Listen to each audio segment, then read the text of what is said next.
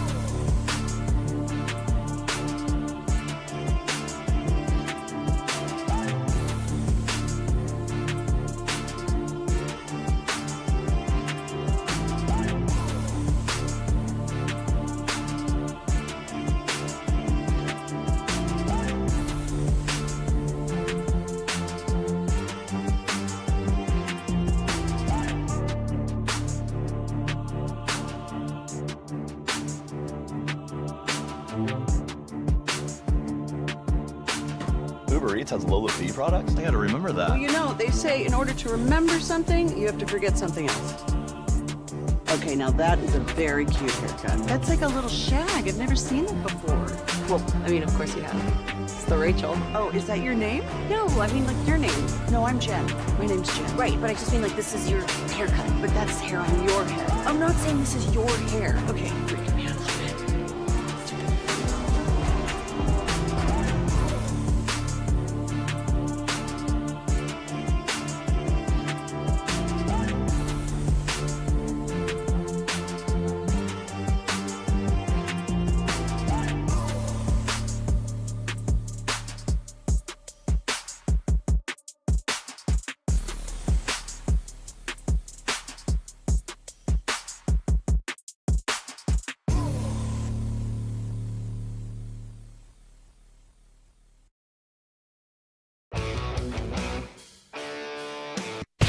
This is the exclusive home of Dallas Cowboys football. KRLD-FM and HD1, Dallas, Fort Worth. Let's go, Cowboys.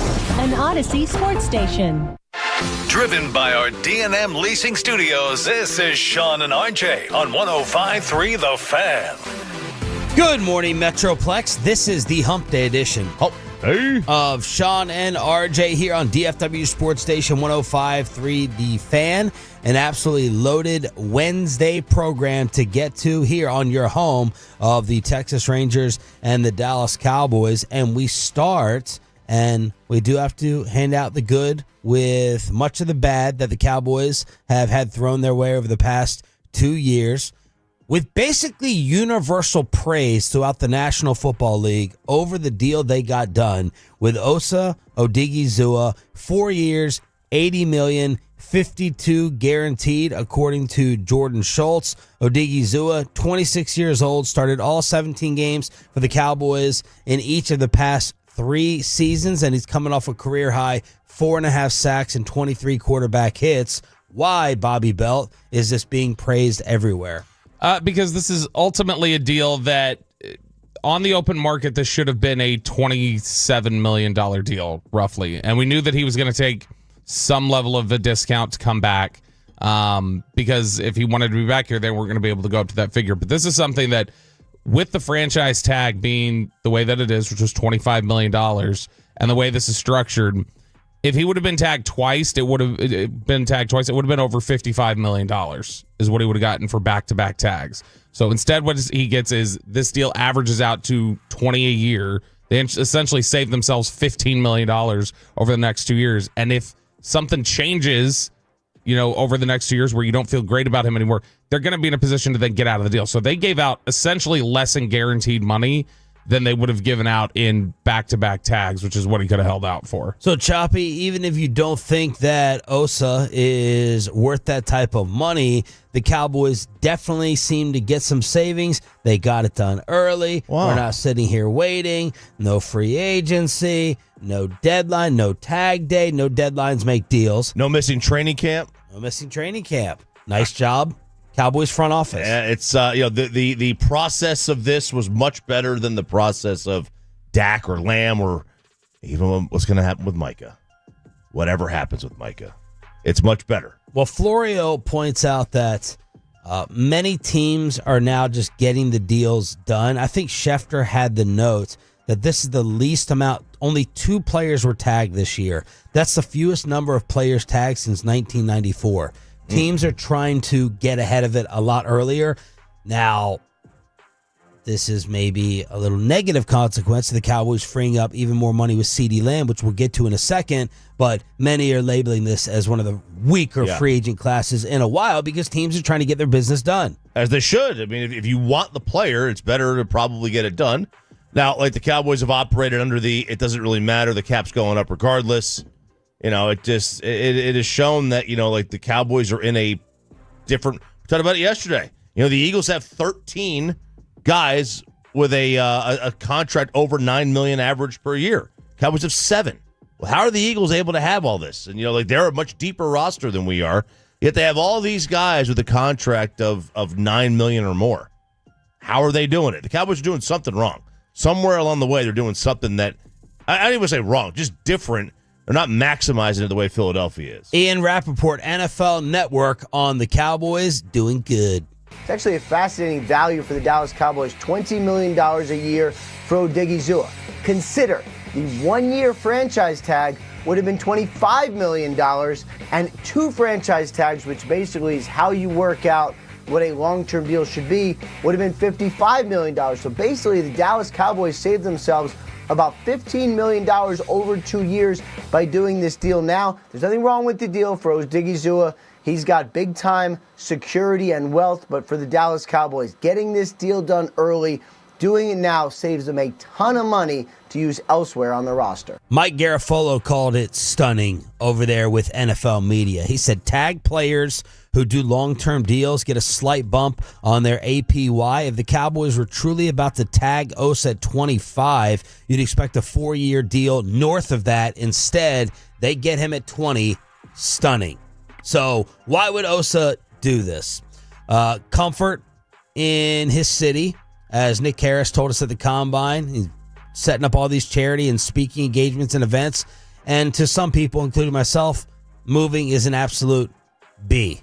Number 2, Cowboy allure. You wear the star on the side of your helmet. You're a bigger name here than you are in Jacksonville.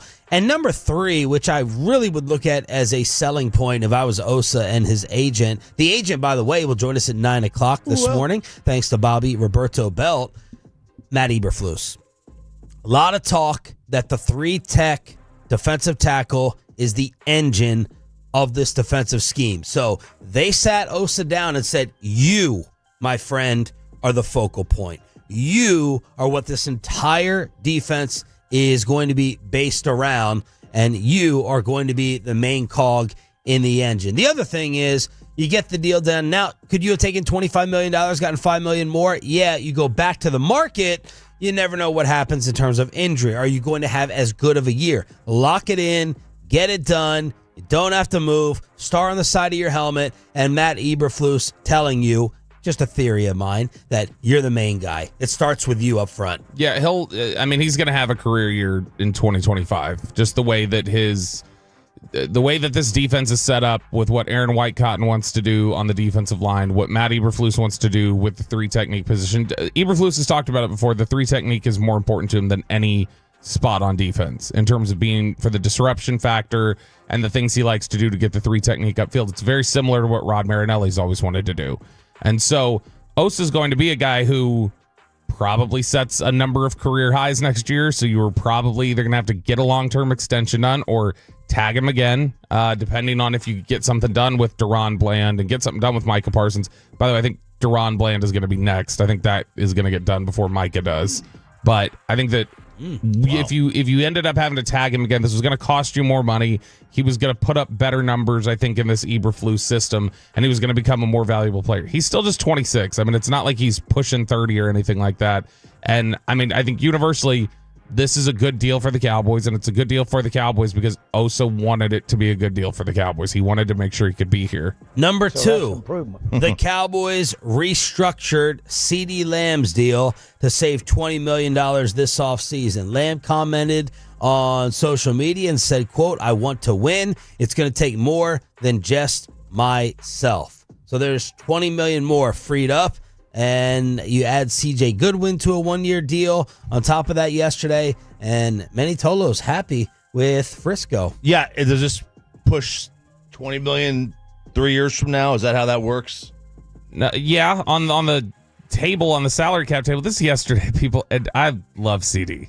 I genuinely think CD is one of the most important players, not only on the field, but in the locker room.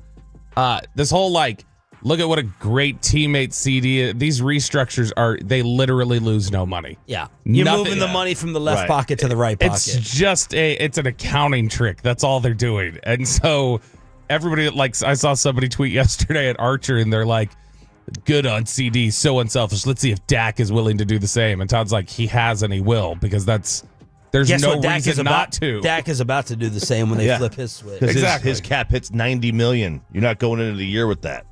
So, yeah, it doesn't. None of this changes anything for the players. It just gives the team cap relief, which they eventually have to pay for. So why did they free up $20 million? I mean, you look at what they did with Osa just now. They were going to have to free up money there on the fact that they were planning on tagging him, and then when they get the deal done, they still need to free up resources to move around. They've got a bunch of contracts going up this year, even on guys who are under contract. So player performance bonuses, guys who made Pro Bowls, different things like that. Deron Bland's contract is going up by $4 million. Jake Ferguson's going to go up by 2 or 3. Jalen Tolbert. Focus more so first on taking care of your own versus going out with a big splash. Yeah, this is just trying to make sure that you haven't maxed out your credit cards. You're just accounting and changing some stuff around. Now, I do think that they'll be doing their typical shopping, but it's going to be their typical shopping, the way that they shop. Selectively aggressive. Yeah. And so, I mean, it may be $5-6 million players or something like that, but they've got to have money available and flexibility to do things that they need to do. And like I said, they're going to have Parsons that they're looking at on a deal. Bland, he's eligible for it. We haven't even talked a bit about Tyler Smith. And I think that's probably because you have so many other pressing needs. I wouldn't imagine he gets done until next year unless he wants to take some massive break or give them some massive cut. But I mean, otherwise they've got a lot of money that they have to shift around to be able to dole these contracts out and to take these hits. All right, as Bobby alluded to in his combine notebook that was emptied Monday during the Expressway, John Machota says the Cowboys are not prioritizing a running back with their 12th pick. Though running back is one of Dallas's biggest needs, it does not sound like they view it as their top priority at number 12. So Bobby referenced it, and now John Machota coming out with that message. I mean, I'm fine with it. I'm fine with it. It's, this year would have been a splashy pick. But I'm fine with it overall. There are... I love the receiver in the first round. I generally love a receiver in the first round. I don't know this year. That's where I would go though. There's places that you can go this year. But if you're not going to take a running back in the first round, I'm not going to freak out about it. If you're not going to take the defensive line, I'm not going to freak out about it. There's two options: your best player available or need. I think when you have a need on the offensive line, that's where you should target, regardless if it's best or not. They have more than enough needs. The best player available will probably be something they need anyway. Yep. And so, however that breaks out, if that's Genty, if that's Tetero McMillan from Arizona, the receiver, if that ends up being Walter Nolan, the defensive tackle from Ole Miss, wherever they end up saying this is our best player, they're probably going to say, well, we needed that anyway, so let's we can move forward. But Genty, I think, is there's this a little bit of a misconception, I think, that because the Cowboys took Zeke at 4 in 2016, that the Cowboys have just always valued running back higher than everybody else. The reality is they made that pick and they paid him, but they viewed him as unique. They don't generally just go like, well, yeah, I would want to pick whoever the best running back is at 8 or anything like that. So I think what they're going through right now is the evaluation process of is Ashton Genty good enough to break rules that we have? Because Zeke is Genty. But that was also kind of before we totally punted on the running back position. Well, the team hadn't, we thought they had already done that because they got rid of DeMarco. They didn't sign him. A lot of the league had already kind of gravitated towards that. But also, that was kind of their Saquon this year with the Eagles. It was a finishing piece to a team that they thought was the same as 2014 because Romo was going to be healthy. And they're like, all right, you know what? We got an aging Romo. Let's go all in here. Yes. It's understandable. I didn't agree with it, but I understood the line of thought. And they thought he was generational. And to be fair, the first year, 3 years, he was. I mean, Zeke was incredible the first 3 years. He broke down. That's what happens with the position, and that's what makes them go, all right, we learned. And now they're asking themselves the same question with Genty. Like, all right, is he somebody who we worry about breaking down with the workload and the physicality? So there's your Inside the Star recap. Today is Zack Martin Day. Bobby will be out there, Ford Center at the Star in Frisco for the Zack Martin retirement press conference. Jerry Jones, we think, is going to speak and explain why he did not talk at the Combine in Indianapolis. And thanks to everyone sending in the messages, we are aware of some type of static issue that has apparently taken place over the speakers. All the Tolos, including TR, J. Ochoa, letting us know. Brian Broadus has texted me this morning. The bosses are about to be made aware with a phone call in the commercial break. But the fallout from the Kyrie injury, it is time to shut everyone down. Luka update from last night. Did he keep it going in LA? And the Dallas Stars on ice. That's all next for the 6 a.m. Club with the Hump Day edition. Bet that sounded good with the static. Next on the Fan.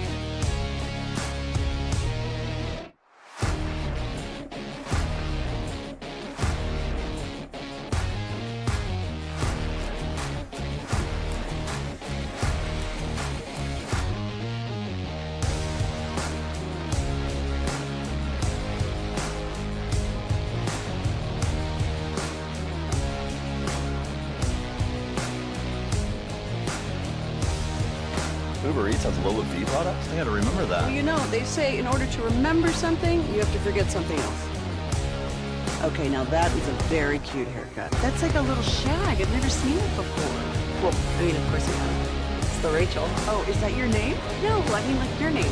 No, I'm Jen. My name's Jen. Right, but I just mean like this is your haircut. But that's hair on your head. I'm not saying this is your hair. Okay.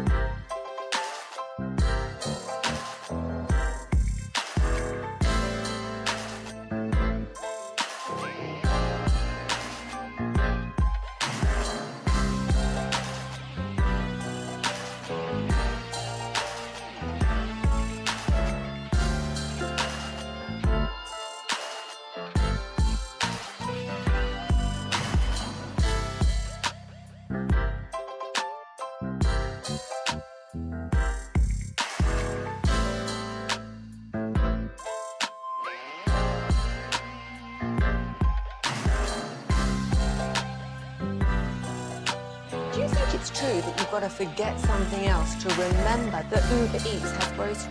No, that's absurd. Hey, remember when you used to be a, what was it, Pepper Lady? Pepper Lady? Wasn't it Cinnamon Sisters? Basil Babes. Saffron Squad? Nutmeg Maidens? Pre-curb? No. Nutmeg I Maidens? just said that. Was it Spice Girls? Doesn't sound right. Was it Saffron Squad?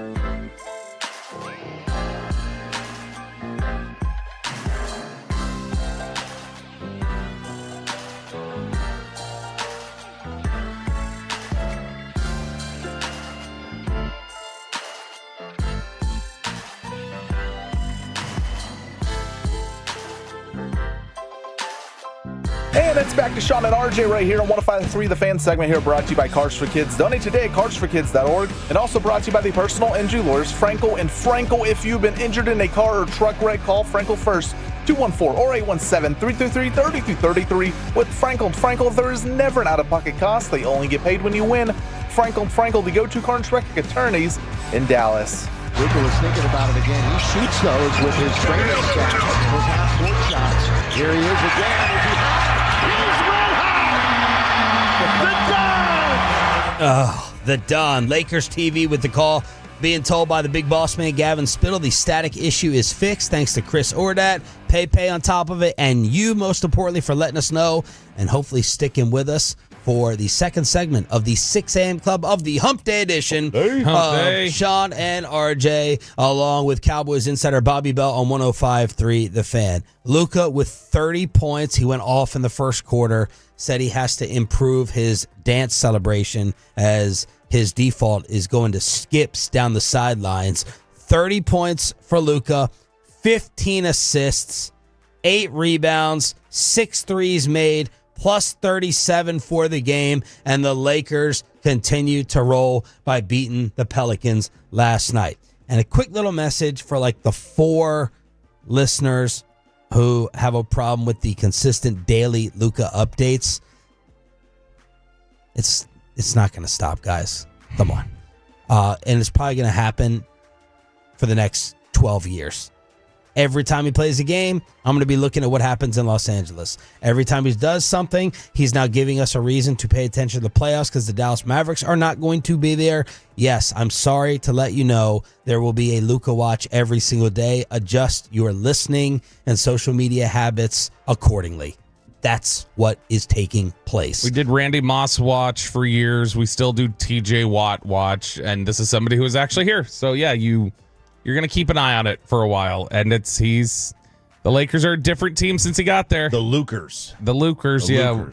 But I'm so pissed that the Don has become this stupid nickname, though. That's the worst part of the Luka era Lakers is just the stupid nickname that I guess LeBron picked up on from the first 3 pages he read of Mario Puzo's The Godfather. What do they call him? Luka Doncic. That's what that's what they call the two. Those two combined for 64, 21, and 16 or whatever last night. The only players in Laker history with 30 or more points, 5 or more rebounds, 10 or more assists, and 5 or more threes in a game: Kobe, Magic, Bron, and now Luka.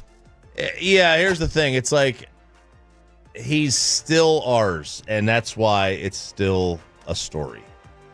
Well, he is ours? Yeah, he is. He is. I still take pride every time he puts up a big number for the Lakers. I still take pride. He was ours first. And it's the girl you didn't want to lose. She left. Extenuating circumstance here. She didn't leave because she wanted to. Something you forced her out. You realized it was a mistake, and you still keep tabs. You know. This is Prince Charles. I don't know what that means. Prince Charles bailing on Diana. What do you mean you don't know what that means? That's your wheelhouse. It is, but the I don't Royals. I don't like Prince Charles. I'm not a fan. I was Queen Elizabeth. Right. The Mavericks are Prince Charles. Nico is Prince Charles, and he just Diana. I'll discard you. You know what? I got Camilla here. That's a great point because the British tabs were still all over Diana, and they loved her. The whole country loved her. And they're like, "What the hell are you doing? Why isn't she in Buckingham Palace?" Right. We're sitting here wondering, why isn't Luka in the AAC? Shams making things even more painful with a Laker Luka update. We were holding out some type of hope. He wouldn't like the flash. He wouldn't like the paparazzi. He wouldn't like Hollywood. No. He wouldn't like all that Laker purple and gold glory. He do. Shams says he do on McAfee. In talking to people on Luka Doncic over the last 72 hours, I was at that Lakers-Clippers game on Sunday. Well, he had no intention ever of leaving Dallas. He had just bought a new home in Dallas, for a lofty price.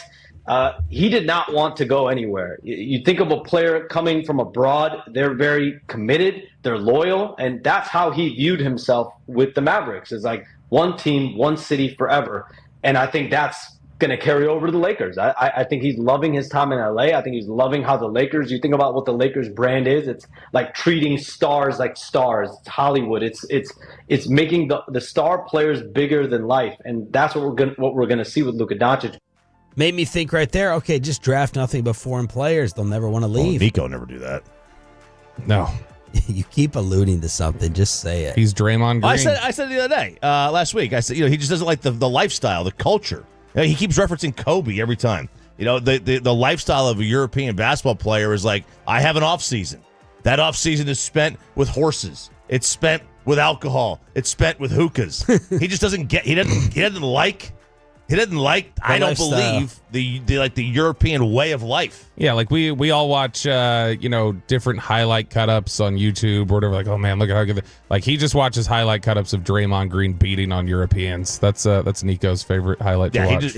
He wants to see he doesn't want to see you in the off season having fun. He wants to see you in an empty gym with only one light on, just one light. All right, I do have a little positive. This is looking for a silver lining here for the rest of the Mavericks season. How high of a draft pick can they get? It's time to shut everyone down. Everyone. Anthony Davis should not see the floor again. PJ Washington, you may have to throw him out there, but Gafford, Lively, keep them all away from the floor and lose out. Lose out, period. Crater for Cooper. Fall for Flag. Oh, you already got the. Oh, whatever. We got to come up with better than that. Gosh, Flag. Nico, Poop for Coop. Poop for Coop. No, God, no, stop. Don't even try to start that one. Cooper Flag's good. It's not going to reset your franchise, I don't think. Bobby, we need a little bit of hope. We don't know. I know you got to add something. We don't know. We need a little bit of hope. By the way, Sham says that is a possibility that we have seen the beginning and the end of Anthony Davis this season. Called it. Shut him down.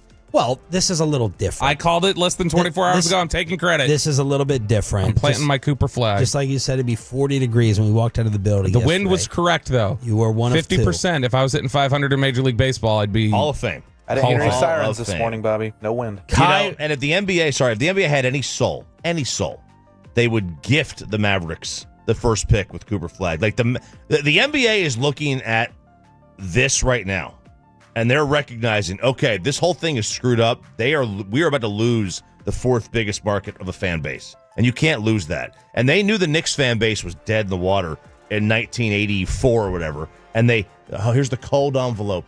Here's the cold envelope for the Knicks. The creased corner. You got to do that.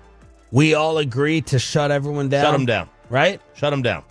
There's no reason anymore to watch the Dallas Mavericks season. Period.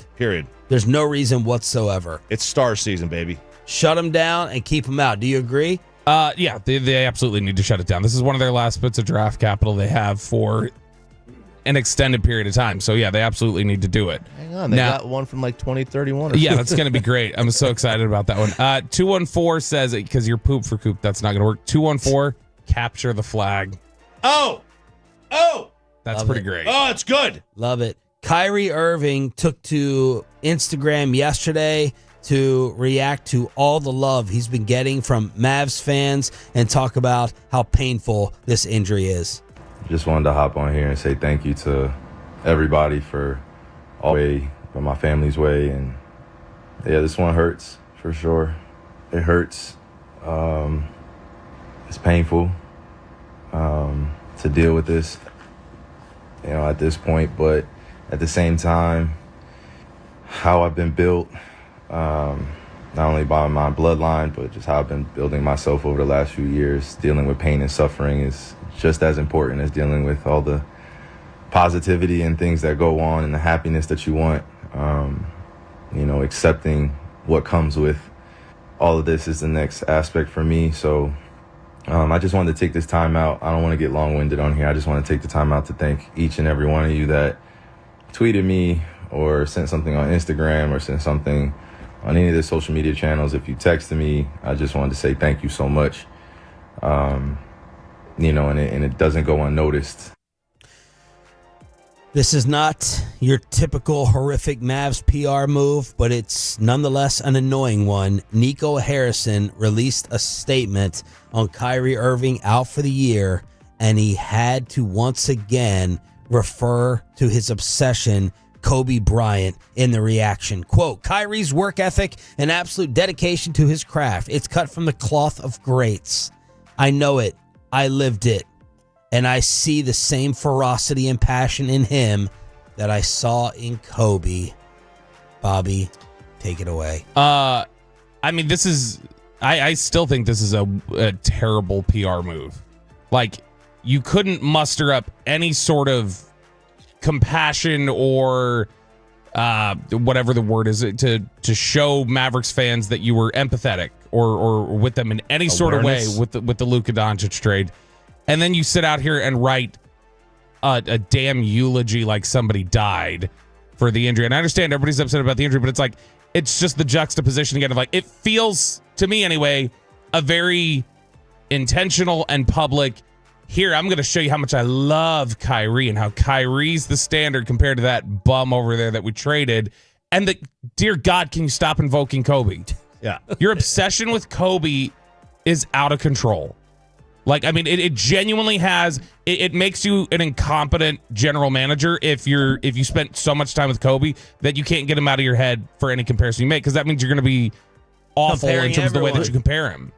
It's a lack of awareness about also like the city and the team. Like, yes. Just say Dirk. Not a Laker. Just say Dirk's name. I'll give you an example. When Lane Kiffin went to Tennessee, he came from Oakland with the Raiders, but he was a USC guy. All right. Now, USC has a larger history than Tennessee does, but it's not like we had nothing. He took down all the photos and posters of Tennessee. Peyton Manning, Reggie White. He put up Reggie Bush and Matt Leinart in the hall, in the athletes' hall. Like, what? Here's OJ. Yeah. What kind of lack of awareness? Like, it's not like. Weren't UConn football. No Texas Rangers authority should be comparing anyone to the Yankees or the Astros. Exactly. But you got Nolan Ryan, you got Pudge. Yes. You got a million players. Like, compared to them, like, you don't just have your own history. This is Nico doesn't understand that. Yeah, that's the nitpicky thing. Like, couldn't this have been a good opportunity, even if it would have been seen as you're trying to pander? Couldn't have been a good opportunity to instead at the end throw just like past legends here in Dallas, like Dirk Nowitzki, Kyrie has embodied blah, blah, blah, blah, blah, where it's like you could have just laid out Dirk's legacy, get like, hey, let's correct what Dumont didn't do, where he screwed up and didn't show Dirk any love. I'll do it in this statement about Kyrie. And we'll say, like, well, that's the guy that needs comparing to Dirk, and we'll get a chance to praise him. No, instead, he again invokes somebody from Los Angeles. Shut it all down and see how high we can get with one of the few draft picks left for the very near future. Sean Sharif, RJ Choppy, and Bobby Belt with you on DFW Sports Station. Did you stay up for the speech last night? Choppy did, and he has some hot takes and thoughts next on the home of the Cowboys and Rangers, 105.3 The Fan.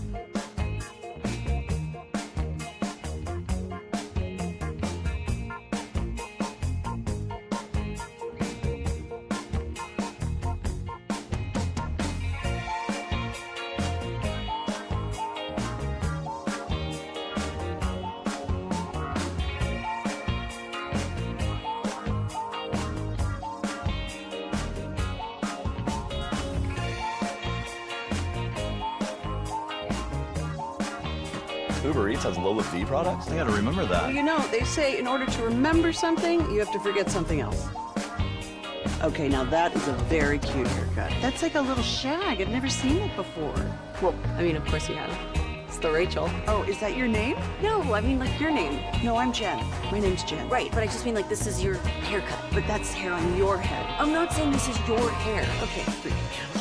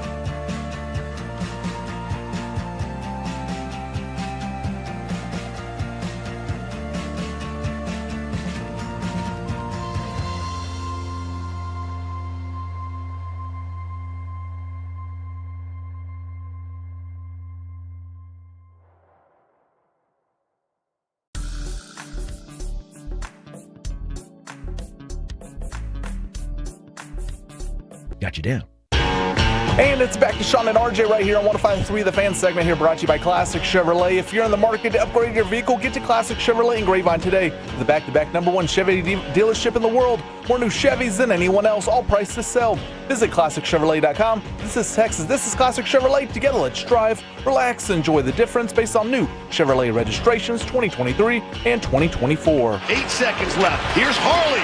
Let's it go!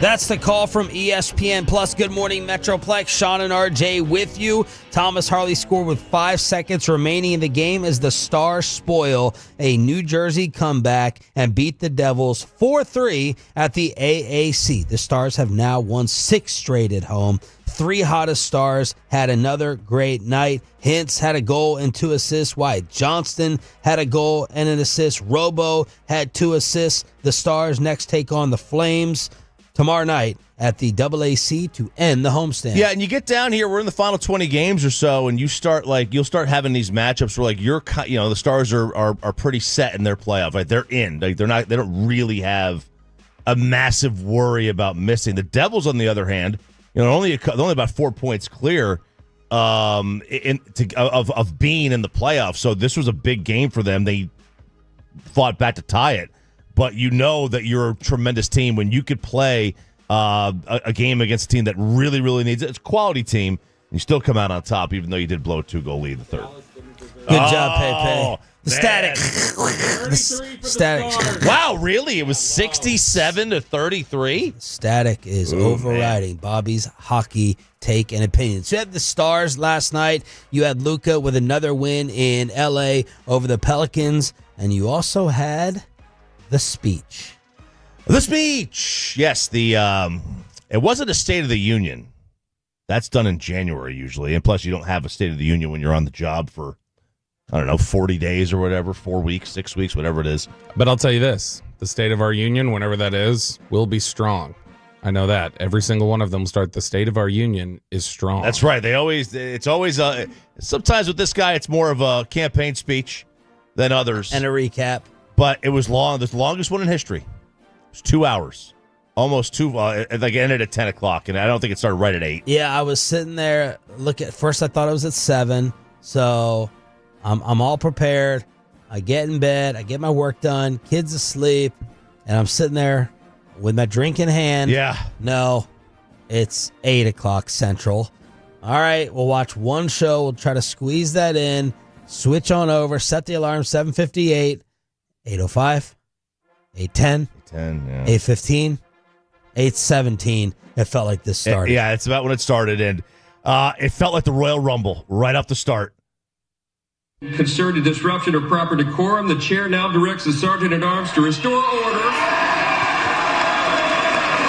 Remove this gentleman from the chamber. Yeah, they threw Al Green out. The Democrat from Texas, Al Green, stands up. He's pointing. He's yelling. He's screaming. And they had to call the bouncers. And they had to call the bouncers. And this is the second year in a row we've seen this. I think it was last year, maybe in the year before. But Marjorie did the same. She called Biden a liar. Remember that? She yells out, "You're a liar." She went and put on her red hat yesterday. Man, and that's like the lack of decorum that we have now. Like Marjorie, that was uncalled for last year. Al, that was uncalled for. You're the House of Commons. You're the House of Representatives. Like, have some... Marjorie, take your stupid hat off. You're in that Congress. Al, sit down. Shut up. Put your cane down. Nancy, stick to singing now. Nancy, wake up. Fetterman, put a suit on. Rosa, you have purple hair. You're in the House of Representatives. Undye your hair. You're not in a My Chemical Romance cover band. Elon, the way you clap, it's freaking me out. You look weird. Stop. Put your signs down. The signs. You're not in a ball game. Yeah, the signs. I'm like, who came up with these signs? Elon steals, lie or something. They're all holding them. Okay, so Donald, stop with the bronzer. Dude, we get it. It is Idiocracy now. It's the movie Idiocracy with President Camacho, where it's a Mike Judge movie that says Luke Wilson goes like 100 or 500 years in the future, and when he gets there, he finds out like basically the Hulk Hogan of his time has been elected president, and they all do. It's this rowdy scene whenever they're delivering State of the Union, and they all. That's what it is today. That's what it's been for years now from both sides. That's what we get now. Can someone on the fan text let me know and give me a little political education on whether they always sit split? But more importantly, they always sit split. Okay, yeah, they always sit. But split. more importantly, have we ever had a speech where one side just never, ever, ever stands up? Like you could feel. Like, I'm sure we've had it. We've had them. Yes, the venom in the room. Yeah, with just one side standing up with applause every 5 seconds, and the other side sitting there trying to stay awake, holding up their signs. Yeah, we've never had stuff like with the signs. I don't think. I mean, they've had it before, like where all the women in the on the Democrat side have all worn white one year. Last year they all wore pink, right? They all kind of color coded. We've seen kind of camaraderie within each party. I don't know that we've seen it like that much where like they refuse to stand up at all. Yeah, I know I saw some stuff on social media. I didn't notice it. That they didn't even stand up for the cancer survivor kid. I didn't see that. I didn't notice Clay that. Travis called that out. I just say maybe he had. I'm at a point right now where it's like I'm gonna broad brush. I'm gonna broad brush you a little bit, and if I find out you are a politician or you have aspirations to be a politician, I don't think I'd like hanging out with you. I don't think I'd like being around you because I think You all didn't of even them watch are. it. That's right, because we're at that point. I'm not saying I'm at that point like last night was, ignore whatever's happened over the last several years. I'm saying in general, that's where it's gotten to where I don't even want to watch the whole theater and the over-the-top pageantry of it all. I recorded the post game. That's all I want to do when I get home. Yeah. I want to see Scott Jennings fight with Axelrod. They were fighting in the pregame. They were. With the build-up. They were. And I want to see the post game. Like, can we stop with you don't have to campaign anymore. We don't need the campaigns. I won by such and such. I know. I dominated. I killed these states. Biden sucks. I'm just like, all right, we know what happened with the recap. We knew inauguration day when you recapped it. I had to recap it again. I do appreciate that he has just gone into a comedy routine. Like now? I always have loved. I love anarchy. I love chaos, as long as it's other people's chaos. Yeah. So I laugh. I laugh during half that. Like, but it's like a sad laugh too. Because it kind of is our chaos. It is kind of our chaos. It is a sad laugh. Every time he says Gulf of America, I'm like, oh my god. You love it. I You do. love I'm the getting a Gulf of hat. America. I've already ordered the hat that says Gulf. But it's just funny. Like, I find that funny. It's so stupid. It's so fifth grade. It's like, I'm just going to change the name because I can. It's like the Texas strip steak. Yeah. I'm just going to change the name because I can. It's so stupid. Dan Patrick wants to rename the New York Strip the Texas Strip because Texas has 12.2 million head of cattle, the most in America. And he asked all the cattle raisers their favorite cut. And, few said New York Strip. So why is it the Texas? Why isn't it the Texas Strip? Like, so there you go. Could a restaurant just not rename it themselves without having a law? Do we need to waste time? Do we need to waste the paper? Like, how long does this take to get through Congress? Like that. It's going to take, how many votes? Yeah. How much money do we have to spend? This whole thing is a bit. All of it's a bit. Any other observations? You stayed up for the whole thing? I stayed up for the whole thing. One more. I would like to have one where there are no applause. I know. Where we just get through it. Yeah. That speech could have been whittled down to about 4 minutes. Yeah. We don't need the 3 words and then a pause and then you're supposed to applaud. You're like, oh, yeah. That will never stop. It will never stop. We need like the reverse studio audience sign saying no applause, like stay seated. Yeah. Stay seated. Because that's what I can't take. No matter who's speaking. Doesn't matter. Just the consistent interruptions. Up, down, up, down, up, down, up, down, applause. But hey. Half these Congress people are 75 years old. They got to get up that many times. It's their cardio. It's what keeps them going. Their joints are probably going. All right, let us know if you watched and your observations. If so, on the Franco LaFranco Injury Attorney text line at 877-881-1053, 877-881-1053. A couple of other Cowboy notes from yesterday. Bobby, Brandon Aubrey, surgery? Yeah, I don't know how you hurt your shoulder bad enough that you need surgery as a kicker. He looked fine when we saw him, but he did have it covered up by that big bounty paper towel jacket. He may have been concealing it. Only thing I can figure is this is what happens when you carry a team on your shoulders for 18 weeks. And that the weight of that just must have done some stress fracture or something along those lines, I think. But he did have shoulder surgery yesterday. So in a busy day of Cowboys news, he'll apparently be ready for offseason programs. I wonder how much that would limit you.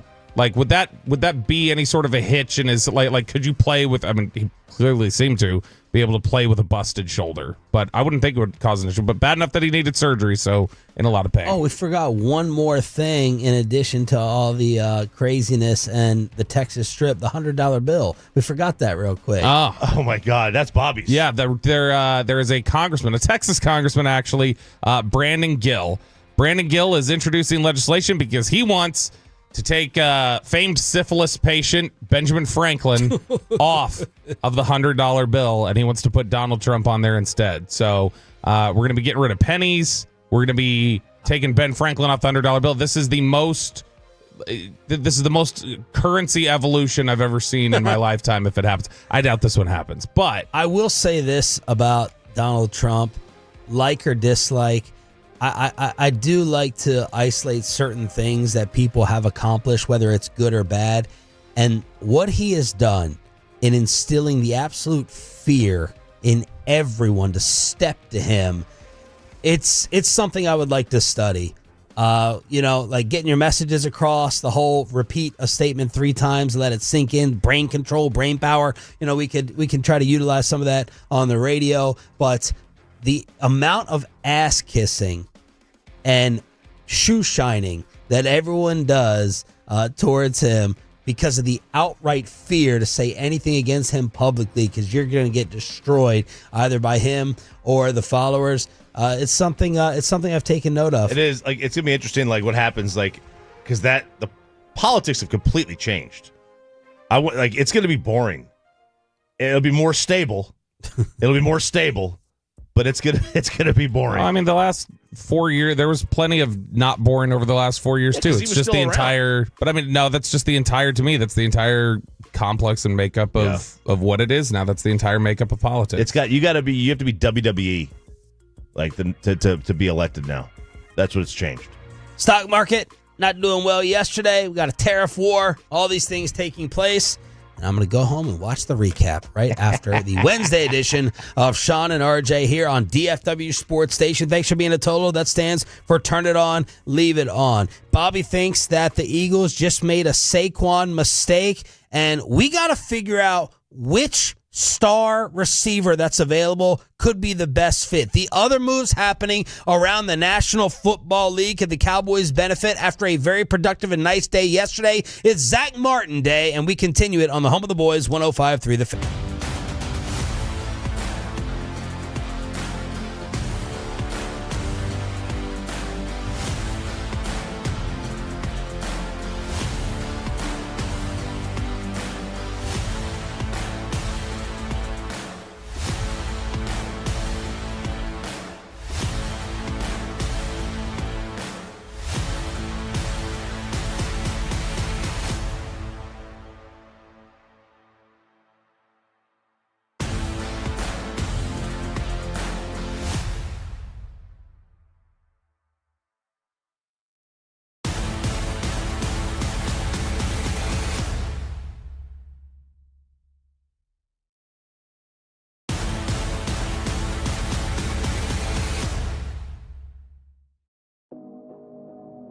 Do you think it's true that you've got to forget something else to remember that Uber Eats has groceries? No, that's absurd.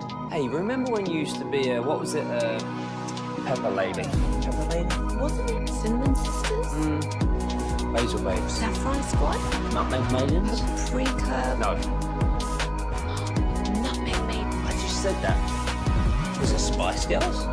Doesn't sound right. Was it Saffron Squad?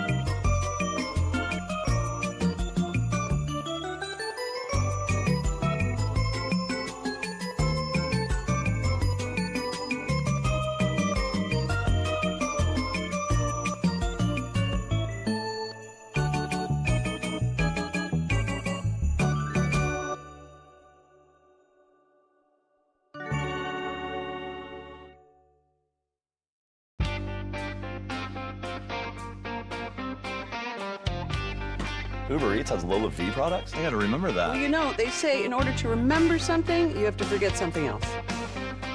Okay, now that is a very cute haircut. That's like a little shag. I've never seen it before. Well, I mean, of course you have. It's the Rachel. Oh, is that your name? No, I mean, like, your name. No, I'm Jen. My name's Jen. Right, but I just mean, like, this is your haircut. But that's hair on your head. I'm not saying this is your hair. Okay.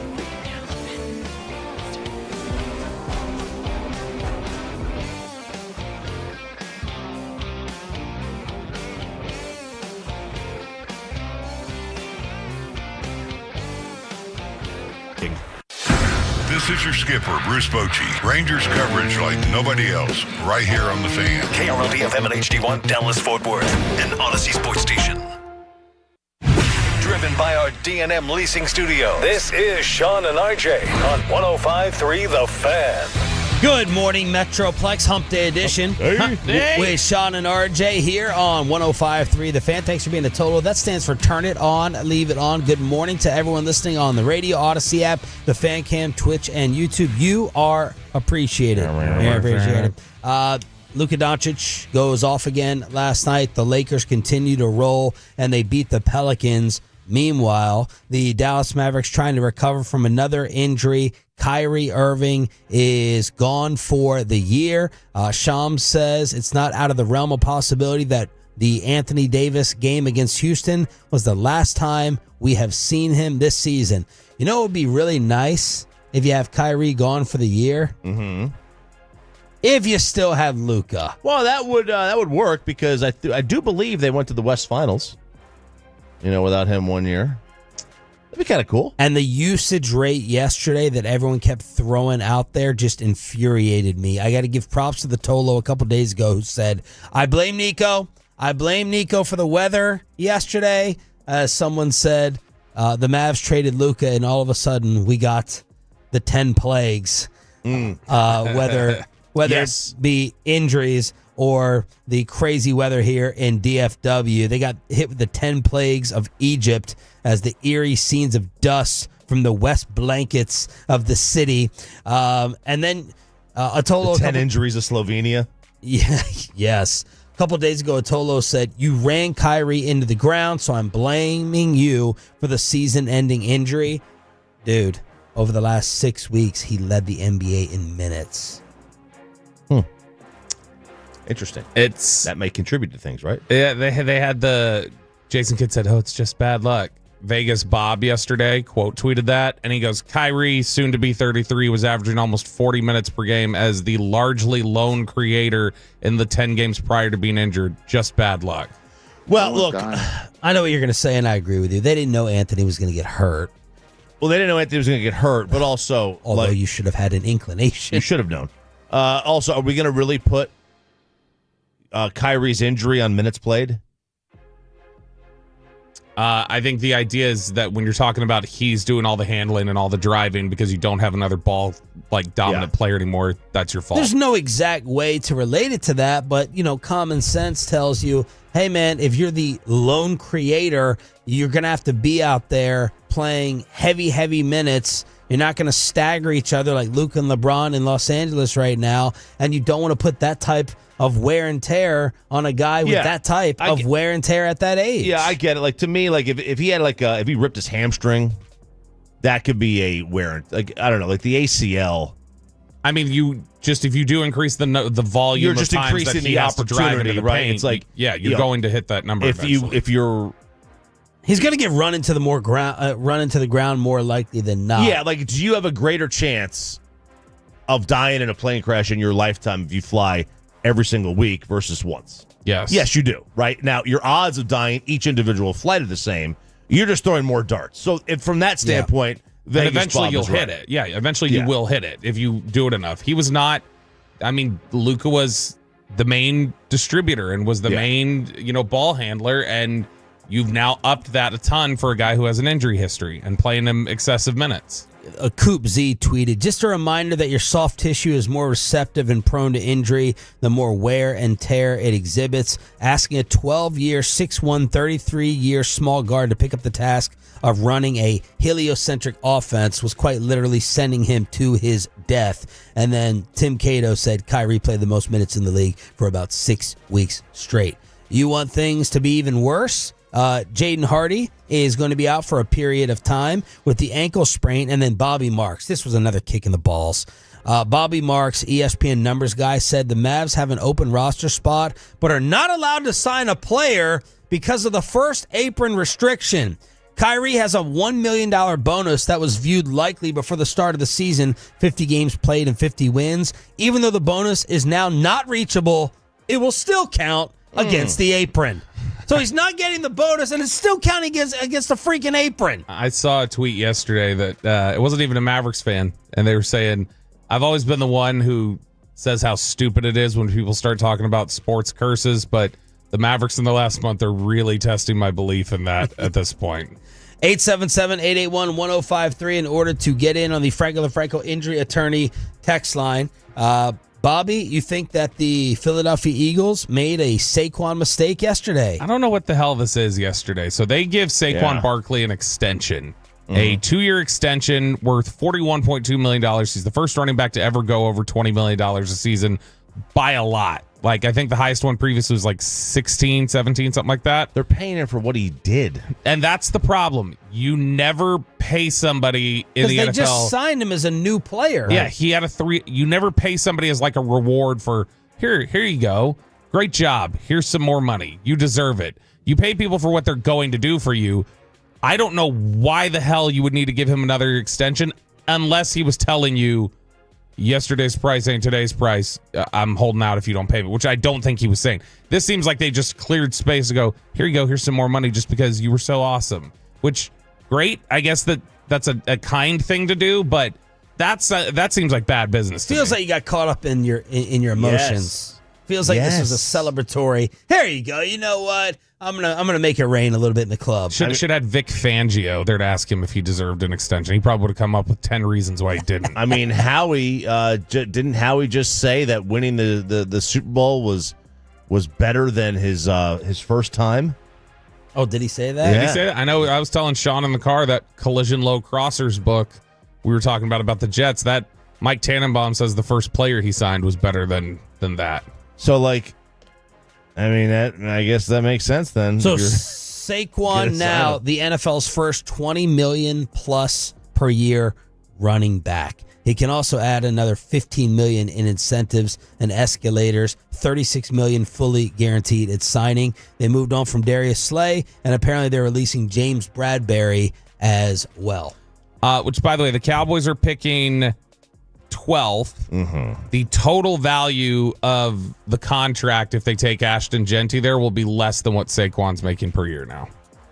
It would be total? The total value of his contract over the 4 years would or be 5 years? $20.1 million over 4 years. And then there would be a 5th-year option that would vary. Yeah. The Jets saved $30 million in salary cap space by releasing Devontae Adams. So we knew no one was going to trade for that contract. There are rumors he wants to play with A-Rod. He wants to play on the West Coast. Well, now people are thinking about the possibility of Devontae in New York with Aaron Rodgers as a Giants bridge to the next quarterback that they draft. But Devontae is out there. He's out there. The Giants are the favorites in Vegas to land Aaron Rodgers. And that, look, it makes sense from his. I mean, he doesn't have to go anywhere. Rents the same. Well, it doesn't make sense if you want to get another title for your legacy. Oh, no, you're right. Yeah, it doesn't. But the teams that are fighting for a title, like who are the teams that are fighting for a title that need a quarterback? Yeah, like what kind of... I mean, Minnesota, right? But I think they're just ready to go to JJ if he's healthy. What's like the obscure psychedelic market like in New York? Is there just like a good setup for him there? Like that's what I would think. I think that's probably more important to him than winning a title. I mean, after Pittsburgh. Pittsburgh. I could not imagine being in New York on psychedelics. I don't know if there's a weirder fit in the history of anything than Aaron Rodgers and the Pittsburgh culture. That'd be weird. Like the only thing that might be weirder than that is like Dion or somebody. Yeah, that doesn't make a whole lot of sense. But I mean, Sean's right. Like from a legacy win a title standpoint, I mean, Pittsburgh is probably the closest team that's a good quality roster that doesn't have a quarterback. Like Seattle is a team that has weapons. Yeah. Is he an upgrade over Geno? I'm not ready to sign up for that. Probably not right now. But this is looking like the end of Aaron Rodgers' legacy as the Titans are the other team that's being mentioned along with the Giants. But I think a very important thing this offseason is going to be deciding and figuring out these veteran receivers that maybe the Cowboys can add as a number 2. Between who's going to end up being right on Debo, Devontae, Kupp, and you could throw Stephon Diggs in this mix as well. These are some nice big names that are out there. DK too. I mean, DK's another one. And maybe DK if he gets dealt. I mean, DK obviously is the one that is, the most primed in prime. Yep. But also the most expensive. Yes. So where are you throwing your dart? Who will end up being the most correct on the veteran receivers? And to the Cowboys, I feel like the Cowboys' way of doing business is, look, we're not going to go get the guy. We're going to throw out the money amount we're willing to pay, and whoever's willing to go ahead and take that, because they just got their Osa injection of front office heroin yesterday because they're like, look at Osa. He took less. Yeah. He wants to be here. So that'll probably set the stage for the entire offseason. Micah, you're up next to take less. Who's the receiver who's going to take our smaller amount? They're just sitting there like, who's next? Come on, give it to me. Who's next? That's probably what they'll do. They'll look for similarly the way they got Brandon Cooks. Somebody give us a deal. This is what we want. Somebody come over here and make me a deal, and I'll meet you there. Now, I wonder what Kupp is going to ask for. I'll take DK out of it, and I'll probably just say, all things equal, next year Devontae has the best season. And he what's his number? I don't know. No idea. Maybe it's less if he plays with Rodgers. I had Devontae in fantasy, and he started to come on a little bit at the end of the year, but a lot of that, the targets were through the roof. They were trying to make their little history and get into the final touchdown and a final connection as teammates. So I do factor that in, but I think Devontae, if I had to bet, will have the best numbers of Diggs, Debo, and Kupp. I'll keep DK out of it. if I tell you with certainty the Cowboys will take a receiver at 12, do you still feel the need that you should have a veteran added? No. Okay, so would you look at it as a luxury or just like don't even bother with that at that point? We got CD and whoever that number 12 pick is. I'd look at it as a luxury. Yeah, I'd rather fill a hole. Yeah. Bet you would. But you usually want to add the third receiver. Third receiver is a tremendous weapon, and I'm fine with that. But the third receiver, to me, I would want a guy who is like past his prime. Because I really think if Tetsuroa McMillan from Arizona is there, I think if that very well could be one of the guys that they're thinking about is like, we need to target him at 12 if he's available because he's a difference maker, and we can mix him up with CD and get a lot of effective use out of both of them. Like Kupp as your 3, I mean, he would put that third corner. He would put him on skates. Yes. Assuming he's healthy. That would be exciting. It would be very exciting. So assuming health, like he would just he would break down that third corner that the guys never see. Because the third corner is obviously not one of your 2 best, but also maybe a young kid. No, nobody's said it at this point. I don't have any like info about this or anything. I just can't shake the feeling like I keep feeling like there's a decent chance Kupp ends up here. It's just it seems to make too much sense to me, and it seems like the kind of guy that they'd buy in on. I'd be excited about it just because I can't get that Jerry Rice season out of my mind if it was at the right money, if it was at the right value. Yesterday at the end of the show, the news came out that Hard Knocks offseason edition with Bill Belichick and the Tar Heels is not taking place. Mike Florio and others with reasons why. NFL owners were mad about this. Yeah, they were mad that they were going to be using NFL films and NFL property to feature a non-NFL brand. Yeah. And they're like, what do we get out of this? Right. What do we get? Exactly. What do we get out of this? Dude, it feels like the league hates Belichick. They're not a fan right now. So what Florio wrote is beyond the specific bridges that Bill has already burned and the more general attacks on pro football that Michael Lombardi was a part of this too. That Lombardi, who's his general manager, but as Florio calls him, his consigliere. But he says, like, Bill is persona non grata as far as the NFL is concerned. Lombardi has torched his reputation with the National Football League owners. Now, I love what Lombardi says because, like, you know, Mark that. Mark Choppy saying that. The Jeez. year of 2025. A new man. Just becoming a Neanderthal. No, you're going opposite. Right, absolutely. You've been a Neanderthal. But, you know, he's right that, like, you know, pro football has changed a lot. And one thing he is, like, spot on about, he goes, teams, the bad teams are just going to draft another wide receiver they don't need instead of drafting an offensive lineman. It is about to be the RJ Choppy Hour. We're going to chop it up at 7:40. We go commercial free with the Expressway. And today, during Zack Martin Day, we have Cowboy overreactions or not for the offseason. This is the most important draft of the Dak Prescott era. They're closer to the worst team in the NFL than the best, and they should blow it up like someone on this morning show suggested. All that next. Hump Day edition, commercial-free Expressway after this. But first, let's talk about Twin Peaks. Twin Peaks...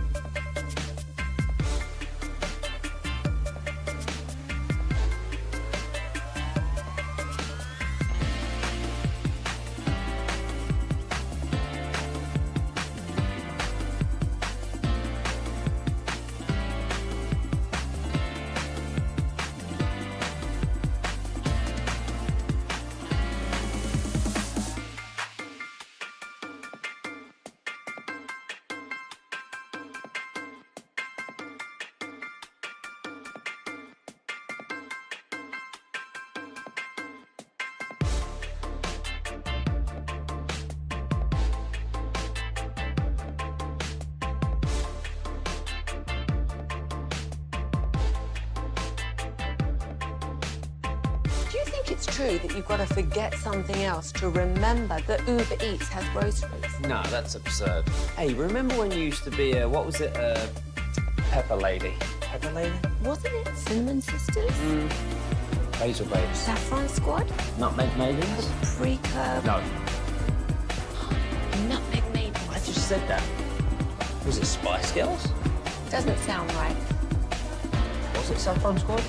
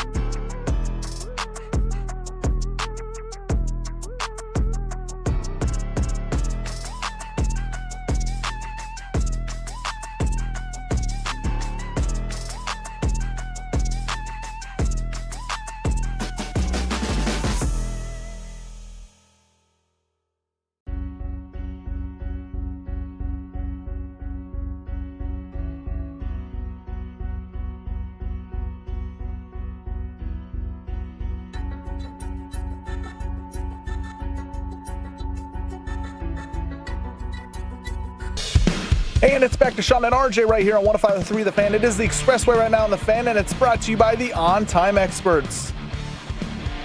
We are commercial free here on Sean and RJ. It's the Hump Day edition. Hey, Hump Day. Say it with us now if you're listening on the radio, Odyssey app, Fancam, Twitch, and YouTube. Thank you for turning it on, leaving it on. That is what Tolo stands for. We're going to chop it up at 7:40. Today is Zack Martin Day, as they will celebrate the future Hall of Famer. And Jerry Jones explaining why he didn't talk at the Combine. What will Jerry's explanation be, Bobby? Busy. We had a lot of meetings, a lot of stuff going on. So every other year of your existence, you're not busy. You saw, we got the OSA deal done. You know, we were working on a lot of different things. I didn't get there till later. There's just a lot more to fit in and a lot less time. Don't tell me what I'm saying. Will he have a little backhanded comment towards the media of, you guys want me to work? You guys want us actually to buckle down? No, I don't think so. I think he'll just say like, it's a busy time. I'm energized. He'll try to float something exciting in the air? No, I think what he'll do is he'll just talk about, I'm sure we'll get some reference to, I feel 15 years younger. So this new staff's got me so just youthful and energetic, and I just felt like I had to put all that energy into. There was all this work we had to do, and I was able to do twice as much as I normally do because I'm so excited about this. Match the energy of the new staff. RJ Choppy, Cowboy offseason, overreactions or not? Overreaction or not, number one, this is the most important draft of the Dak Prescott era, or era, if you prefer. Overreaction. Or the sense of every year, like it's one of those things where every year is going to be more important than the last one. That will always keep leveling up and moving forward. Every year they're further away from a title. So it's when they're 12-5 and they're close, you feel like that's an important draft because, gosh, this is like the one that might be able to push you over the edge if you hit it right. If you're in the position you are now, it's like, well, this is the most important one because it can. You're talking about trying to salvage things, and so. No, I think it's the same pressure and intensity that it always is, which is they are always going to lean on the draft to repopulate their roster. So make the case that it would be. Well, I do think the roster is not as good as it has been, and time is of the essence with Dak. That's where I was going. He's got... Because if they go 7-10, then are they willing? Now, you can't get out of the contract, according to Bobby, for a couple years, but does that, in your mind, say, all right, this is the beginning of the end. We have to get our next quarterback ready? I think you have to plan. Like, if you're the Cowboys, regardless of whether this is true or not, to me, I think you have to plan that you have Dak Prescott for this year and next year, and then you have... Because do we all agree he's in some form of a decline? No. I mean, I don't. Is his body maybe? That's part of it. That's what I don't know yet. Yeah. We'll know this. If he gets hurt again this year, we're talking about, all right, he's injury prone.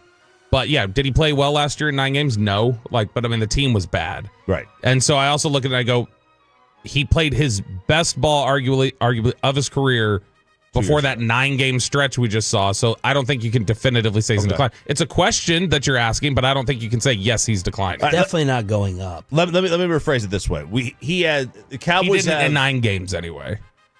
What? He didn't in 9 games anyway, because he just gone up the year before. So I'm saying in 9 games he didn't, yes. But also I think it's a context question of what was last year. And that this year will tell us if that continues to go, okay, yeah, you're in decline. Yeah, how about this? Anything they get, maybe they look at it like anything they get from him after this year or next year, after the next 2 years, is a bonus. Or is that still too low? Well, if I had to pick between buying, selling, I mean, I'm selling and I'm picking that he's declining. But we shall see. It's a tricky question. Is this the most important draft of the Dak? I'll say it's an overreaction, but I get it. Because it's not make or break because they can't get out of the deal. How would you answer it? I think it probably. I think the 2020 draft is about the same as this. They were coming off a non-playoff year, right in 2019, Garrett's last year. They needed CD. They needed that. But I think this one or that one would have been the number one. All right, next one. Overreaction or not? They are closer to the worst team in the NFL than the best. Not an overreaction. And that's not that they're close to the worst team in the NFL, but if you want to just talk about, is the gap, who are we saying consensus right now is the best team in the NFL? Is there a consensus team? Or are we just saying it's something of the Lions, Eagles, Chiefs, something like collection? Yeah, they are further from that than they are the Titans. The draft order says they're further than that from the Titans this year. Right. And I think that's closer to who they are. What do you think? I think he's right. I just, if you were to put them on the same field as Tennessee, I think they'd win the game, obviously. But does any of us think that they would go to Detroit or go to Buffalo and remotely have a chance to win that game? Yeah. I mean, honestly, Tennessee plays Dallas closer than Dallas probably plays Detroit right now. But they can also change that if they go out and make certain acquisitions this offseason, they nail the draft. Well, then it can change in an instant. But as of right now, yeah. Well, the draft order, doesn't that say they're closer to the best team because they're at 12? No, I'm saying because you're talking about the team that ends up finishing the year as the Super Bowl champion. Dallas isn't running through that. I don't count the play. I don't count the however many 14 teams in the playoffs. I don't count them as they're all equal. There's clearly a bigger gap here if you're saying you're finishing in the back end. Dallas hasn't come close to picking 29, 30, 31, 32 without a trade in years. Yeah, 12 says they're closer to the worst. Obviously, you don't have your quarterback, though. I'll say that it's an overreaction. They'll be over 500, so that means technically I'll answer with an RJ Choppy technicality. Okay. They're closer to the best. Very good. Next one. Shoddy is not as good of a coach as McCarthy, but a better fit for this team. Not an overreaction. Nothing on paper tells you that you upgraded at head coach. And the league tells you didn't upgrade a head coach because no one went close to Brian Schottenheimer to lead their organization. But I do believe he could be a better fit. So not an overreaction. It's an overreaction to say Shoddy's not as good as Mike McCarthy. That's just a flat-out overreaction, RJ.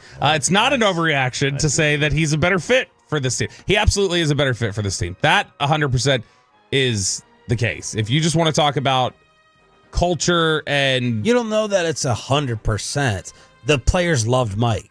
no, but it is 100% set. Like regardless of what ends up happening, the Mike McCarthy style was not what this team needs. Does it work out? Does it do it? No. But like the absolute like, hey, we need toughness and we need this and the things that Schottenheimer's willing to do, that is a better fit. Does it equal better results? Not necessarily. Do they like him more? Not necessarily. But that is more what they need right now. That is a better fit right now.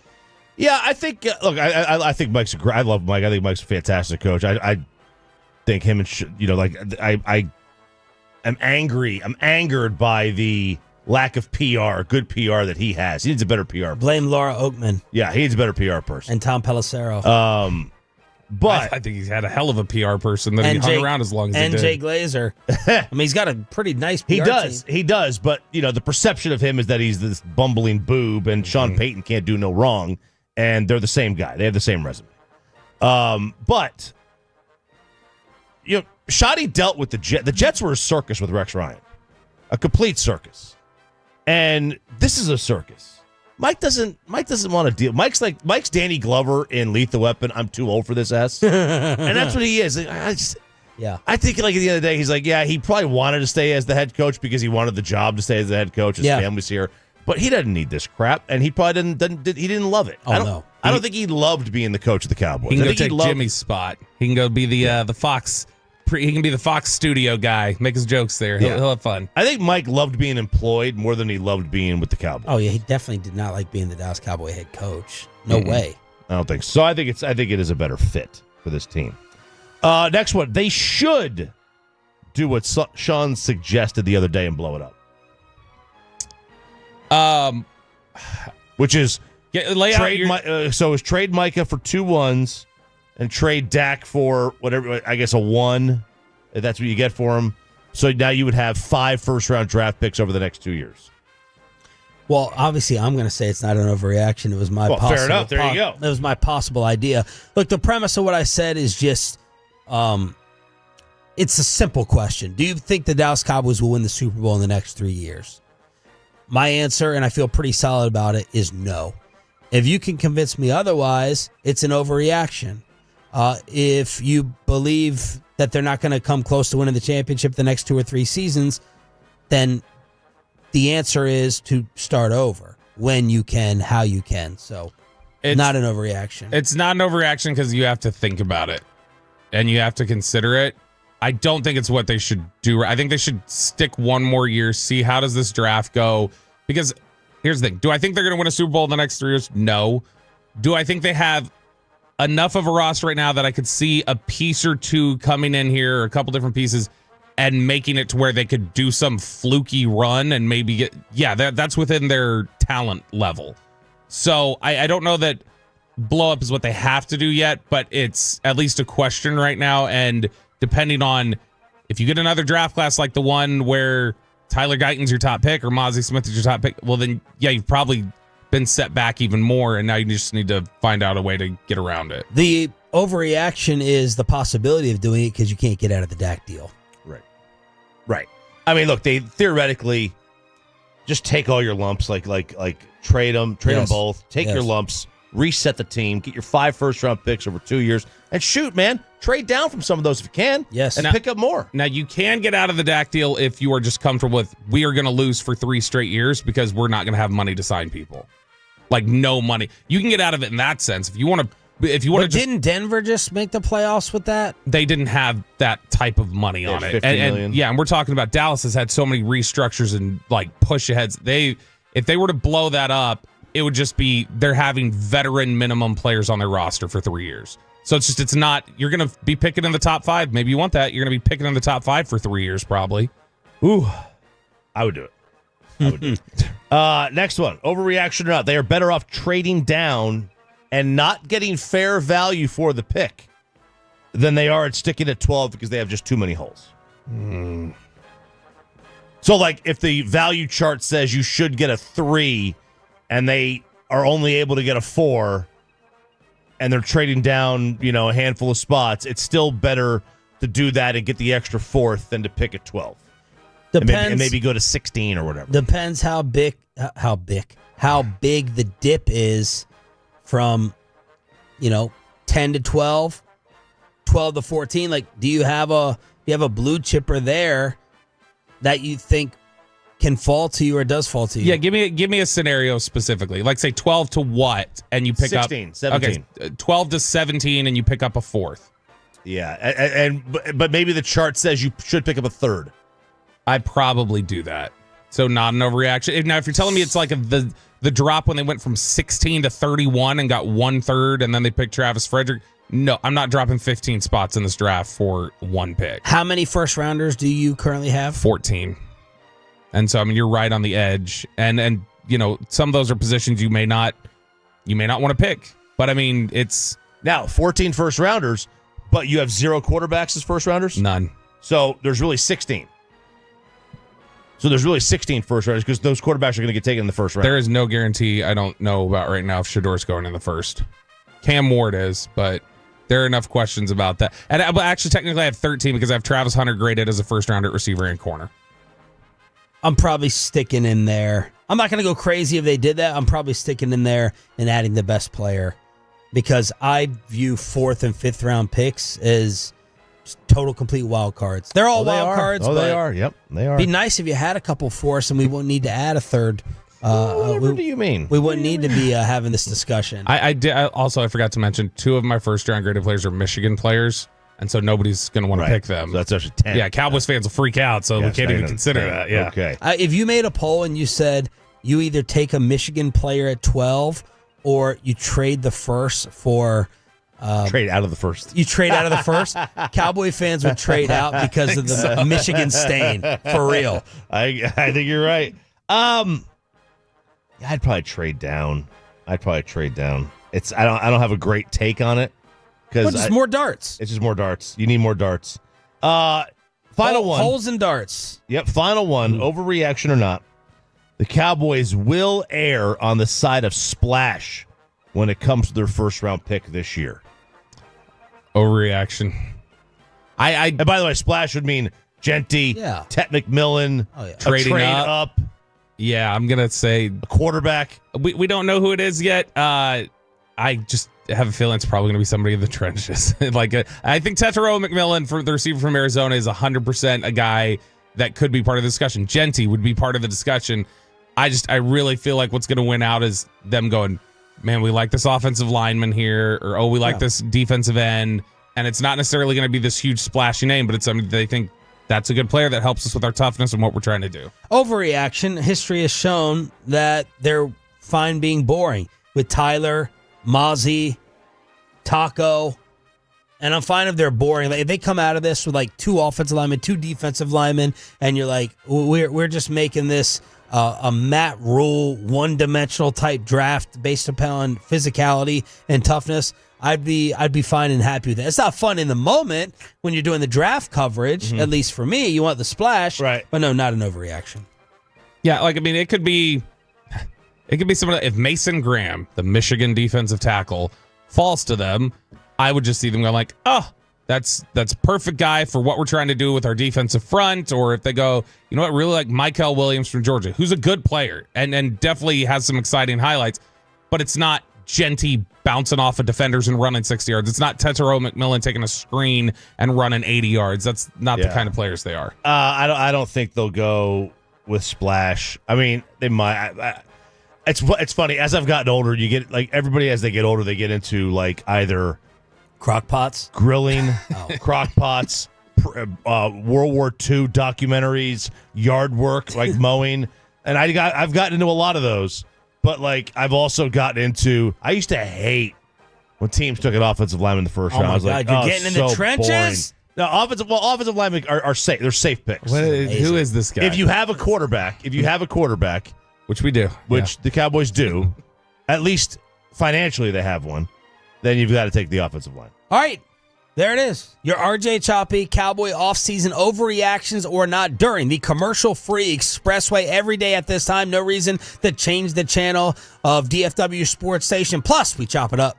All right, here we go, fellas. Let's have a little fun today.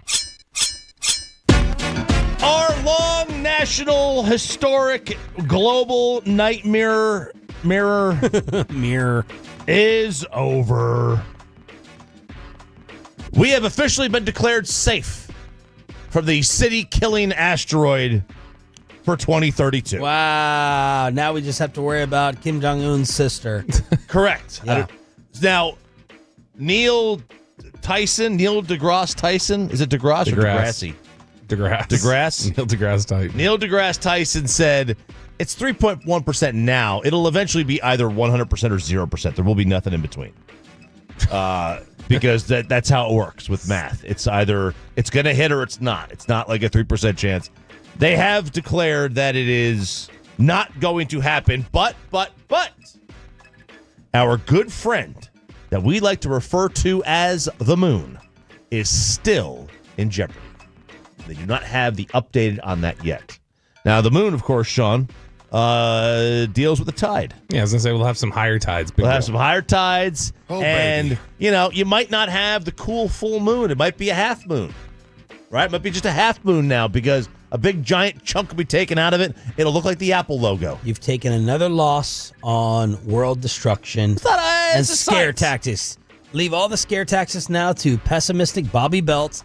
The world's going to end, and we're going to have 50-degree winds everywhere, and we're going to be freezing to death. Hey. And don't go on cruises. You'll get murdered. Two of those three are correct. It wasn't 50 degrees yesterday. Sue me. This is science. This is not me. Okay? I know Venus is in retrograde this year or whatever. Mercury is usually in retrograde, but this year it's Venus, apparently. Sure. And, that's going to affect several people out there. So, if your zodiac sign is an Aries, a Cancer, a Libra, or a Capricorn, you might be affected by the tectonic plates of Venus this year or whatever. So, we are safe. We are marked. Awesome. Safe. I'm none of those astrological signs, so I guess I don't get any interest with that. All right. None of us are any of those, are we? No, I'm a Virgo. Scorpio. Let us go to Isla Mujeres. To what? Isla Mujeres. Now, I went there a couple of years ago. It's off the coast of Cancun. Wow. Right? Isla. It's a what? No, I was just talking to Peyton. Keep going. Isla Mujeres is off the coast of Cancun. Take like a 20-minute ferry ride to get there. That what he told him? I don't know that has anything to do with off the coast of Cancun, but whatever. That's where Fire Festival. I can't stand Bobby's energy today. His eyes. You can see it in his eyes. I already can't stand it. That is where Fire Get Festival. your sickness out now, because I ain't coming in next week. Oh, man. Get your sickness out now. No, I'm the one who actually shows up when I'm sick, and then you'll bitch about it. Firefest 2 is slated to be in Isla Mujeres in the end of May 30th through June 2nd. Did everyone see Fire Fest, whatever the documentary was, Pepe? Are you familiar with anything I'm talking about? No idea. No idea? No idea. Have you seen it? I saw both of them. There were two documentaries, Hulu, right? Yeah, there's one on Hulu and Netflix. Yeah, it was amazing. Reetma, thumbs up. Amazing. It's great. Documentary. Yeah. That guy, he's the one who, when you threw your card, when you ding ding and threw your card when we were in Indy, like the D bag, that was one of his things he wrote for. That was how he got big. This Billy McFarland, he created some metal card so that we toss it like clinks, and so You mean like this? Yeah, you were doing the Billy McFarland. Is that a black card or a fake black card? It's not like you talking about the American Express black? No. This is the American Airlines black. But you wanted people to think it was that. Of course. Of course I did. I think I got it. He throws it. You think I would have ordered this he thing? He throws it it face down every time because it's only the American Express one. I mean, American Airlines. Well, why do you think I ordered it? I ordered it because it was black and metal. Yeah. That's why I ordered the thing. But anyway, Fire Festival 2 is coming to a city near you. Like I said, Isla Mujeres. However, by the way, it's going to have this year water adventures, extreme sports, leisure and wellness, cultural and creative activities. Those are just the daytime activities. This will get all the content creators booking the flight to be able to document it. Yes. That's my prediction. Anyone with half a brain would not sign up for this. No. I don't think, unless it's like a deal you just don't think you can avoid. But all the content creators will go and record. They will absolutely go, and he has had 8 years to prepare this thing since the last one. Because he was in prison, right? Because he was in prison. So there is no doubt that this thing is going to go off seamlessly without any hooks, right? Right. Wrong. The director of tourism, Edgar Gasca, says we have no knowledge of this event happening. Oh! No contract with any person or company about us. For us, this is an event that does not exist. It is not going to happen. There are red flags all over the place. So I hope you did not purchase your Fire Festival 2 tickets. Did you check the pricing? Oh, I did not look at the pricing of this. I can't bring myself to look for the pricing of bread and cheese. Oh, yeah, that's right. Opening. That's your homework. You need to go and watch Fire Festival 1, Pepe. That looked like an Olympic Village lunch package with what they were serving all those poor people. Or the old Washington Commanders press box food. Yes. Mm-hmm. Was it that bad? They literally, on the NFC East championship game thing, they handed out boxed lunches to everybody. That was their press box food. Beware of floodlighting for all you singles out there. Now, floodlighting, I love how they just have a name for everything now. Shout out Tolo Don, the lighting expert. Yes. Oh, yeah. Old Don Harbor.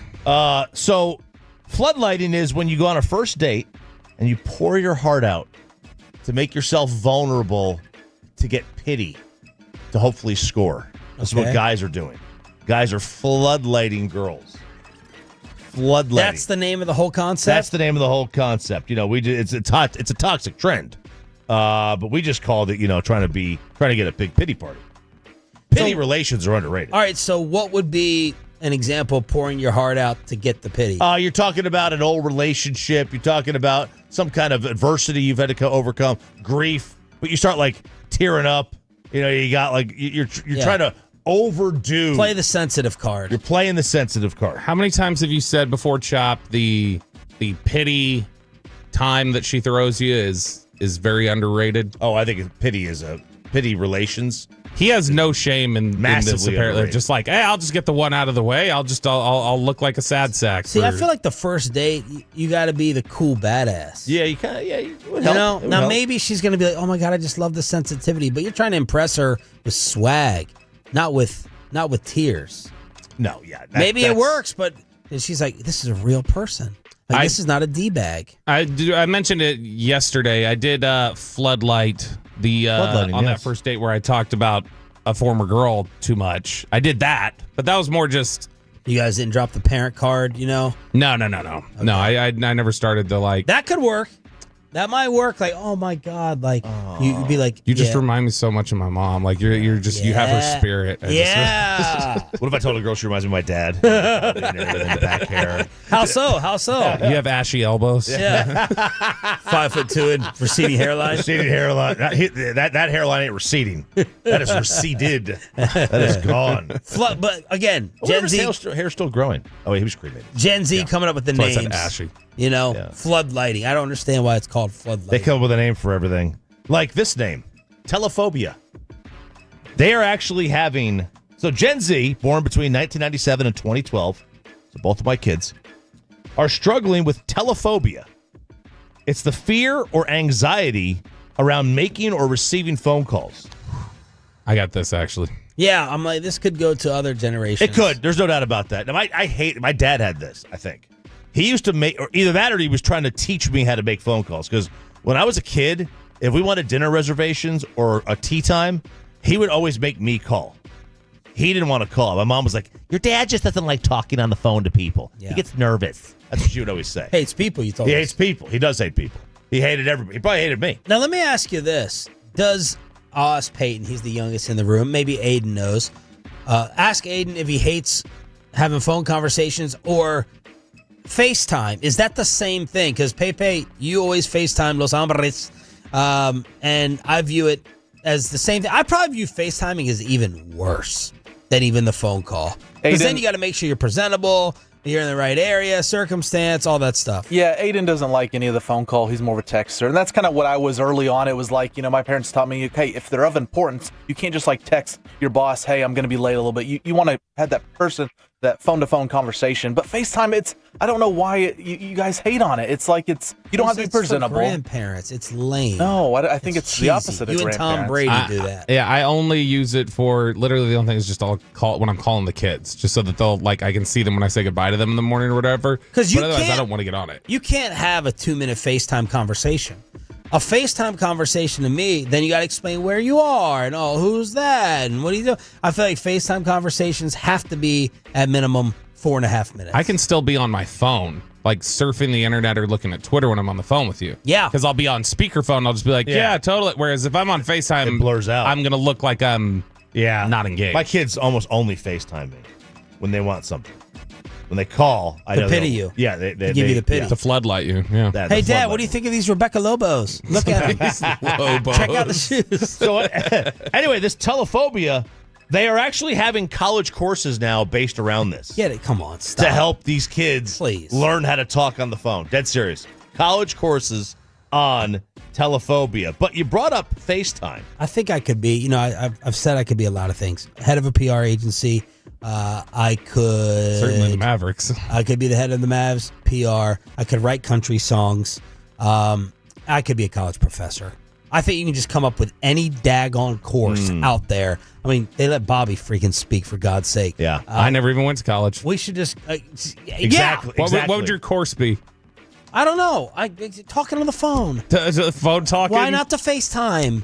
I mean, you can come up with anything, and they're teaching it as college courses. What is stressful and what actually isn't. Yeah, exactly. What is worth losing sleep over and what isn't. So Peyton and Bobby had brought up FaceTime. You brought up FaceTime as well. Remember Skype? Yeah. That the original FaceTime. The original FaceTime. They have announced on a Twitter post, starting in May of 2025, Skype will no longer be available. Over the coming days, you can sign into Microsoft Teams with your Skype account and stay connected. Thank you for being part of Skype. How are you going to talk to your MySpace friends if you don't have Skype? Imagine this, like a company that went through a pandemic, couldn't figure it out. They were the original. Like, they still say, let's Skype you. Original Zoom? They were the original Zoom, and they somehow, the moment we got to a point where we needed Skype, everybody went to Zoom. Yep. Right? There's that sound. How? Is that the Skype sound? That's the Skype sound. Kind of a good beat. Yeah. So is WhatsApp no video? That's a texting app. You can do video over it, I think. You can do video, but it's more of a texting app. It's like if you have so if you're, let's say you have friends in another country. Yeah. Now play your drop. Yeah. Smart ass. Oh, praise. Who screwed up more? Who fumbled the bag even more? Skype or BlackBerry? I mean, how did BlackBerry fumble? They refused. So when the iPhone came out, they were like, "Nah, we don't need to get in on that. We like our platform." BlackBerry's Skype is so much worse. Skype basically was already doing the technology and just refused to change a little. Like Blockbuster. Blockbuster was already doing videos, and Netflix is like, "Hey, do you want to partner on this whole streaming thing?" They're like, "No." Yeah. I'm like, okay, all right. I don't. Bunch of Dunkelmans. Yahoo was the same way. Yahoo. Hey, who's the reference? Brian Dunkelman. One of the Three Stooges. All right. Yeah. Very good. Ring him up. That's a good one. Very nice. I don't even want to. Every day, Bobby goes, "Let's play How Young Is Paying Russell. How Young Is Paying Russell," and I'm like, "What's the point?" Okay. What is the actual? What's the point? By the current. I literally put it in there because the last time we played it without you here, you went, "Why do you guys always play it when I'm not there? You don't want to play it when I'm there." I went, "Fine, I'll put it. I have it ready whenever you want, so I'll just include it in the email." Because to me, it's just like no point. Like, there's no way he'll be able to answer anything. We know he's won money before. Yeah. Have you've played it with him? No, right? I haven't played it. It's fun. Babe Laufenberg texted me the other day, said, "Hey, when's the next time you playing How Young Is Peyton?" Who did? Babe Laufenberg. Maybe we'll do it Friday. Babe said he was 7:40. going to come in here and be his lifeline to answer a question. Friday at 7:40. We'll play. All right, there we go. When I say to you, Sean, Bobby, don't answer this. MH370, what is that? What type of petroleum? It originated in a wet market, right, or something like that. MH370 is the missing. Yeah, it's the Malaysian plane. The Malaysian Air. Remember that one? The plane from 11 years ago that just disappeared. You write about it in every email, like Well, Bobby. How Young Is Peyton Russell? They have started. It's been 4,000 days since that plane disappeared, and they have started a new, like a 6-month search for it. They're going to use this underwater vessel, hopefully better than the one they went to look at the Titanic. But it's 1,200 miles up the coast of Perth, Australia, and they are going to look for this thing. I'm sorry, they've spent 6 weeks searching these hot spots, looking for this airplane that they just have no idea where it went. I don't understand how in this day and age something like that can disappear and they have no clue about what happened. Ask Derek. It's chopping it up. Every hump day. Hump day? Commercial-free Expressway on DFW Sports Station. Nice job, Ralph James. Some people think what the Dallas Mavericks have put you through qualifies as the worst season in NBA history. Where does it stack up after the Kyrie latest news? Next. After we get you over to Platinum Ford in Terrell, it is, of course.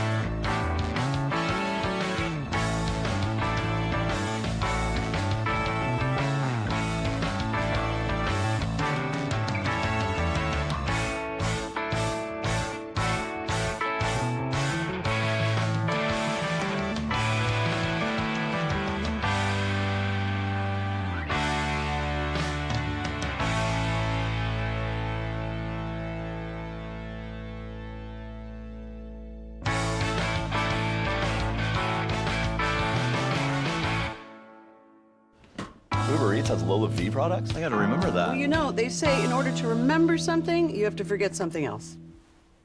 Okay, now that is a very cute haircut. That's like a little shag. I've never seen that before. Well, I mean, of course you have. It's the Rachel. Oh, is that your name? No, I mean like your name. No, I'm Jen. My name's Jen. Right, but I just mean like this is your haircut. But that's hair on your head. I'm not saying this is your hair. Okay.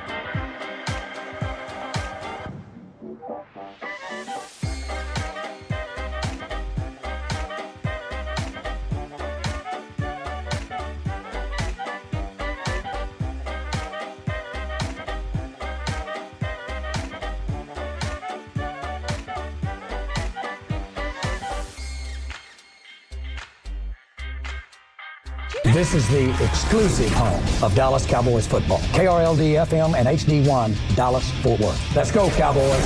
An Odyssey sports station. Driven by our D&M Leasing Studios, this is Sean and RJ on 105.3 The Fan. Luka was thinking about it again. He shoots those with his training shot, his half-court shots. Here he is again. He's red hot. The dog. Luka with 3 threes in a row. He explodes in the first quarter, and the Lakers win again.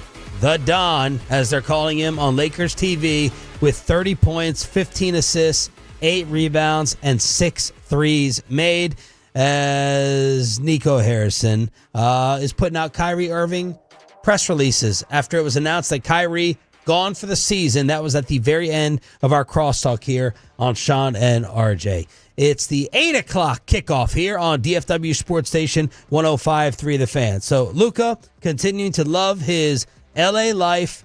Shams was at the LA Clipper game the other day, and he was speaking with Luka people, and he's liking life here. He never wanted to leave Dallas, but just bought a new house, and he did not want to leave. So cross that off the list of viable reasons the Mavs tried to give us. Yeah. They made Tim McMahon look a little foolish by saying he weighs 275. At first glance, we knew that was not true. They told us then him re-signing that Supermax was not a sure thing, and now we all know that to be a lie. It is. It does appear to be the case, and that is the problem that the Mavs have right now, or one of the many that they have right now. Yeah, is that they just are coming across as being non-genuine. Yes, like they're gaslighters. They're gaslighting. I don't even know what gaslighting really means. Gaslighting and floodlighting, I have no idea. But they just come across like you're just cold-blooded liars. You just throwing cold-blooded. Out of touch. You're just throwing stuff against the wall. You're seeing what sticks with us. Like what can we say today that the people will buy? That's it. The Jaylen Brown thing. With the NBA Finals. Yep. Yeah. The team defensively was like I think Coop said they didn't give up 110 points at all in any game. Like, that's not bad defense. Yeah. You know the bad. Well, a lot of bad. A scary possibility moving forward. What if this extends LeBron a couple more years? We could. But LeBron is playing like an MVP right now. He had 34 last night. 34, 8, and 6. What if this extends him another season or two? When many thought next year or next year or this year would be his final one. Yeah, and this is like, that's why you've also still got the people who are like, this is so bad. The conspiracy theory is Nico plans on being the GM to replace Rob Pelinka in LA. Like he was setting himself up for a job with the Lakers because it's such a perfect situation that they handed over to the Lakers. That's like, okay, are they moving to Vegas? Are they trying to angle for a job into the future? They keep talking about Kobe and Shaq and how much they love other Lakers. Well, what is the end game here? But I mean, it's just they have been so inept, but it does feel like at some point it stopped being about being inept and it just became defiant. Like, all right, well, F you. Yep. Like if you're gonna cause headaches for me, I'll dig in even worse. Kyrie took to Instagram yesterday after the season-ending injury news came out and talked about the emotion of it all. I gave it all this season. I was giving it all. Starting in the summertime after we lost in the finals. It's been a lot of change that's happened very quickly over the last month and some change. So I've been dealing with emotions just with that too. And I'll have time to kind of go deeper into those emotions when I have the time. But as of right now, I'm going to take it in stride. I just wanted to tell you guys I love you, and I'll be updating you guys. I don't know when, but I'm not going to get silent or try to run away from the pain or run away from telling you guys the truth of what's going on. You guys are part of my journey and part of my process of recovery now, and I will be back and I will be better.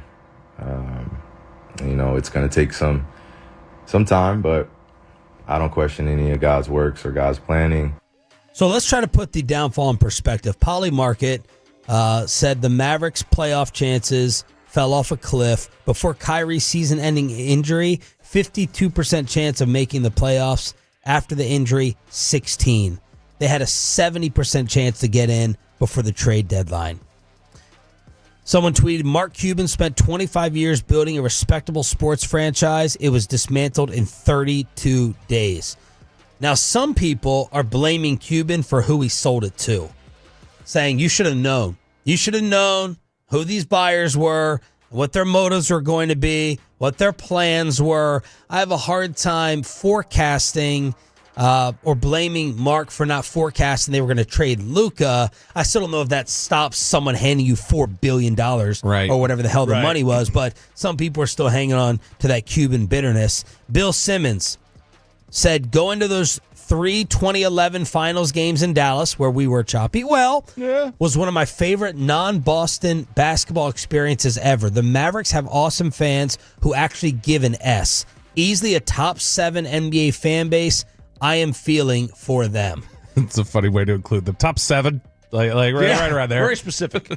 And then that leads to people asking, is this the worst season in NBA history? Yeah, with the Kyrie ACL news and the Luka trade and now the Anthony Davis outlook. Definitely isolate it to 1 month.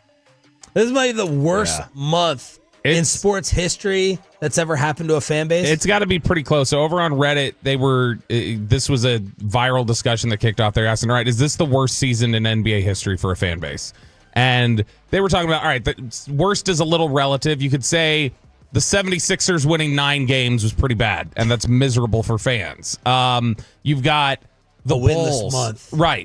The Bulls, 97-98, they go on that 6 titles and 8-year run, and then that next year, it's like a lockout season, and they come back, and it's like Luke Long, like Jordan's gone, but then it's also Pippen, Rodman, Longley, Kurt, like everybody was gone. Phil was gone, and they were awful.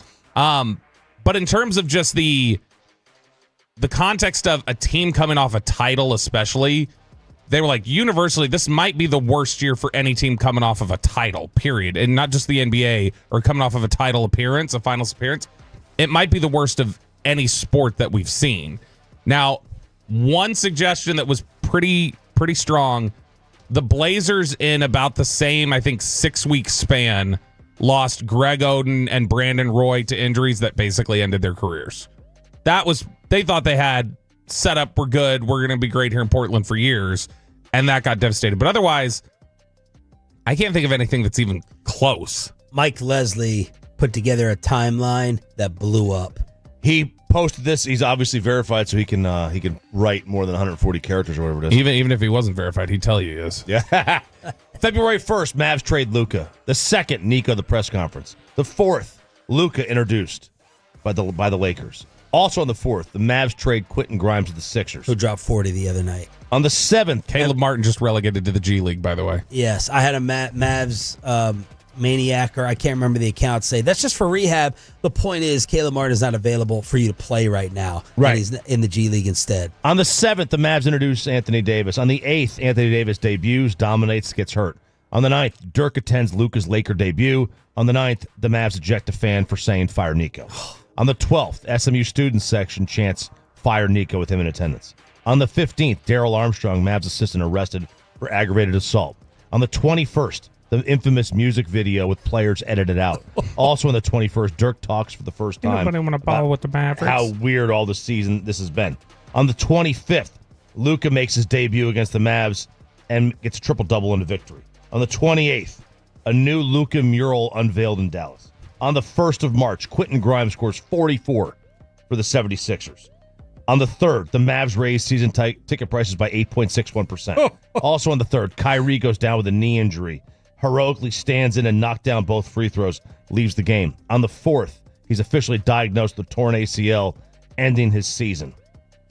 And then last night, Luka Doncic combines for 64, 21 assists, and 16 rebounds. And we didn't even include in there all the if I missed it, but there was no PJ Washington, there was no Lively, there was no all these other injuries that have occurred to them. Bill Simmons will be working on some type of television production of this. As we speak, he's probably putting it together. The name of the 30 for 30 has to be You traded who? With a question mark? Like, that's got to be it. Because that was everybody's reaction. Oh, what about? That was everybody's reaction. No, Bill's own, he's great with coming up with categories. Shams was hacked. Yeah. He said this is its own category of you thought the insider was hacked. You didn't believe it. What about if it's going to Maybe it's hacked, question mark? I don't know. Or if it's telling the whole story, what about Trader? Trader. Oh. What did Nick Wright say about this? And he has been a Luka big-time supporter. Yeah, Nick Wright had said that essentially they went and set the franchise back completely with the Kyrie ACL tear, the trade, everything that's happened here. He said this is the kind of thing that you do that sets your franchise so far back that you can't recover from it into 30 years into the future. I saw this one in that same Reddit thread we were talking about. Somebody summarized this as Nico Harrison took a 10-year window, turned it into a 10-year tank window in 1 month, all because he thought he was smarter than everyone else. So, speaking of tank, hopefully they shut everyone down. We do not see Anthony Davis again this year. We don't see Lively. We don't see Gafford. Put out Klay Thompson and the rest of the bodies. And I'm trying to figure out how high can we get the Mavs pick? Because we don't have many of these. All right? Can we be saved by some type of lottery miracle? They right now are number 13 with 20 games left. From now on, you are Phoenix Suns and Portland Trailblazer fans, along with the Spurs. 2 of the 3 won last night. Kevin Durant shoving his coach off of him. They were down 23. Thankfully, Phoenix won. We want Phoenix to overtake the Mavericks. We want the Portland Trailblazers to overtake the Mavericks. We want the Spurs to overtake them. So right now, the Mavericks are picking 13. There's 20 games left. Give me the Mavericks record the rest of the way. 0-20. I'll say 3-17. Oh God! If they said 4-16 best case scenario. So 36 wins. Let's all brainstorm this and come up with a number. By the way, 20 games left. 4 wins max. I mean, if Bassick was here, he's like, tell me how they're winning 4 games. Kyrie, AD, they're all out. Yeah. And then you gotta like sit the other guys. I mean, 2. Well, they're loose tonight. Who is it tonight? Milwaukee on the road. They have back-to-back games in San Antonio. Mike would at least pick them to win both those. So 2-18 is, I guess, what he would do. But no, I would say 5-15. Okay. That's kind of where I'm at. Like, because I'm just looking over it. There'll be fluky wins on here where you're like, well, they really shouldn't have beat them. And not that it's like just some awesome people, but like you'll steal one or you'll get these gritty. Although I don't know where they're scoring from, so I genuinely don't know. Yeah, so it should be like 3-17. Basically, what I'm trying to say is, where does 35 or 36 wins put you in terms of last year's draft order? Peyton, look that up if you can. Where would 35 or 36 wins put you? Because ahead of you right now, Phoenix has 29 wins, Portland has 28, Atlanta has 28, San Antonio has 26. Chicago has 24. Philly has 21. They shut down Embiid for the year. Brooklyn 21. Toronto 20. You've got to. It's going to be tough. It's going to be tough, even if to get into the top 9. You'll get right around 10. Oh, gosh. Which the odds at 10 right now for top 4 is 11.7%, and number 1 overall is 2.5%. Yeah, I mean, so that's not very promising. It's not, but I mean, look, the top 3 teams only have a 14% chance of being number 1. So, like 2.5%, it's not like you're going against somebody with an 80% chance. Like, you've got a bunch of teams that have everybody has a low chance of getting number 1. Like, all these teams have a low chance of getting number 1. I had to hit. I went on Tankathon. I hit the sim lottery button like about 16 times before I finally got the Mavericks the 4th overall pick. So not even an open path upward to a high big time lottery selection. Nope. Still going to be tough to get Cooper Flag. Probably on the 5th try. I got them to 4. 877-881-1053. Franklin Franco injury attorney text line. Let's lighten things up with some food. It's a Meat Church Wednesday with our boy Matt Pittman cooking crawfish with Dak Prescott again. We hook up with Meat Church right after this. To remember that Uber Eats has groceries. No, that's absurd. Hey, remember when you used to be pepper lady? Pepper lady? Wasn't it Cinnamon Sisters? Basil babes. Saffron squad? Nutmeg maidens? Paprika? No. Nutmeg maiden. I just said that. Was it Spice Girls? Doesn't sound right. Was it Saffron Squad?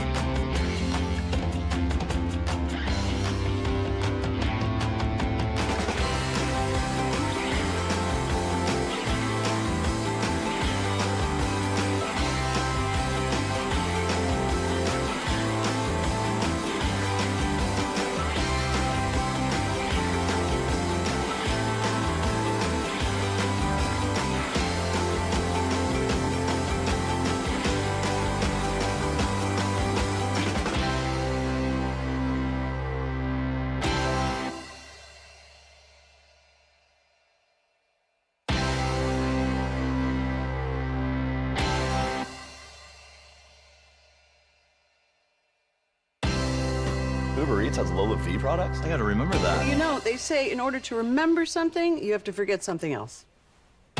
Okay, now that is a very cute haircut. That's like a little shag. I've never seen it before. Well, I mean, of course you have. It's the Rachel. Oh, is that your name? No, I mean, like, your name. No, I'm Jen. My name's Jen. Right, but I just mean, like, this is your haircut. But that's hair on your head. I'm not saying this is your hair. Okay, freaking me out a little bit.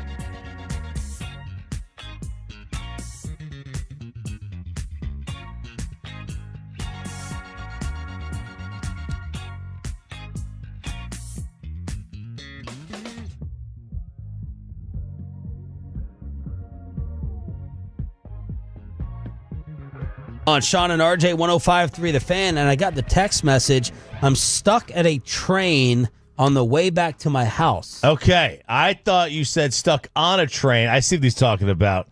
He lives out there where you got to cross the tracks. Well, I see. Is that what it is, Pittman? Are you on a train or stuck at a train? No, I'm not on a train. I was stuck at a train. That's the live in Waxahachie by the train tracks, man. It'll change your life. But anyway, I'm through it now. How long is the train stop? 118 cars. I swear they go. I swear when they see me, they put it in park. I don't know. I mean, it's way longer than it should be. I'll tell you that. It's daily for me. The trains, I got to cross the tracks every day to get to my house. Really? And it's touch and go. Like sometimes it's slow. And they say the trains were here before the road. They ain't moving the tracks. Okay. Sucks. Well, you can be like Michael Jordan's kid and just park on there. Park on the tracks. There you go. That's true. Pittman, more crawfish at Dak Prescott's house? Yeah, man. I say the Cajun quarterback, he loves his crawfish. So we did it up this past Friday. It's one of the most rewarding things to do, because when you get a guy and his buddies that are from Louisiana, you're not faking that. It's like you're either good or you're not. And his dad is a crawfish guy. Obviously he's in the we did for YouTube channel last year for Father's Day. And he's so complimentary of it. And I tried him as old school. He gave me some tips last year for some new things that I could include in the boil that they've always done growing up. And so, we did that again. But I'd cooked for one of the Cowboys trainers, Britt, for a week. Hang on, let's reset it. Let's reset the connection there a little bit with Matt once he gets set up in front of his bourbon bar, possibly, or the outdoor setup. I know this may surprise you. I've never eaten crawfish. Yeah, never. Why am I not surprised? Not even one time. What's it supposed to taste like? Is it supposed to be like all about the season, or is it going to taste fishy? I feel like it's more about the seasoning. Matt, do we have you back? Are you good with us? No, we don't. I don't find it fishy. I don't think it's fishy. Would you say it's like a mini shrimp taste? Yeah, because I don't think shrimp tastes fishy either. Okay. I know Bobby does. But we were all proud of you eating the shrimp in Indianapolis at St. Elmo's. The side of shrimp with the glop of cocktail sauce. And you do like spice, and you did eat gumbo in New Orleans. So putting all those things together, I think there is a possibility. But picking through it, you would view as too much of a pain in the rear end. Pittman, let's try it one more time. You good to go? Is it still breaking up? I'm on my computer now. Perfect. There you go. Describe crawfish for Roberto. Man, all right. So crawfish, the thing is, I mean, they're obviously small meat inside the tails, but when cooked properly and seasoned properly, it's totally worth it, because, you're getting the salty Cajun flavors deep in it. I think the thing that happens here in Texas a lot is you get people that just don't know how to cook them. So they bring them to a boil and there's no flavor. And so then people have these crawfish boils and they're like, man, it's not worth the effort. They're like, it's, you've got to crack this little tail open and all that effort. Because first off, they probably don't know how to open them and what I say, shell them properly. And then they're like, that was a ton of effort to get that little bitty meat out, and it's kind of bland. It'd be like almost like eating a shrimp with no flavor, but a shrimp would have more flavor than a crawfish that's not boiled properly. So the trick is to try to get them cooked, but also get a lot of flavor into them, which is why I use a new method where after I boil them real quick, I move the crawfish over to a really super seasoned pot, and the crawfish soak in there for like 45 minutes or an hour. So that's kind of what we did this past week. But the standing around the table with a dozen people eating them, the communal aspect of it, and having beer is the best. And Brian Broadus is an absolute beat. I don't know how someone could flavor it better than Broadus. Maybe we'll have a crawfish party back at the house. He scarred me because he offered. He goes, I'll throw all the crawfish in my truck. And I was like, no, put it in my trash can. That was the biggest mistake I made at my last house in East Dallas. I never got rid of it. It was a terrible. I should have let him take it in his truck, but it's a fun party. What's the point of the corn and the potatoes and everything else? Are you eating those separately, or are those supposed to somehow mix in with the flavor? I'm asking. That's what I'm asking, Chop. I assume they're called Don't sides. talk to me, Jersey, Maybe about they're crawfish. not. I don't want to hear from Jersey about proper crawfish. I'm asking Pittman. I mean, you want it all in there, and it's a really important aspect. And I'll walk through the different areas of it. So when you're doing a crawfish boil, you've got to throw your potatoes in first because they take longer to cook. So I use red potatoes. I use really small ones. If you end up getting bigger ones, you want to kind of quarter those up so they'll cook through. So I will boil those for about 10 minutes in the seasoned pot before I dump in the crawfish, because the crawfish really only have to come back to a boil and boil for a couple minutes, and then they're done. So then I actually throw the corn in at the end.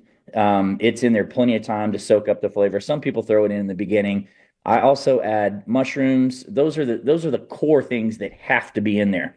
And there's all sorts of other things you can add. So we're always adding some greens like Brussels sprouts because they soak up the heat. I'll throw in a bunch of asparagus to throw on the top.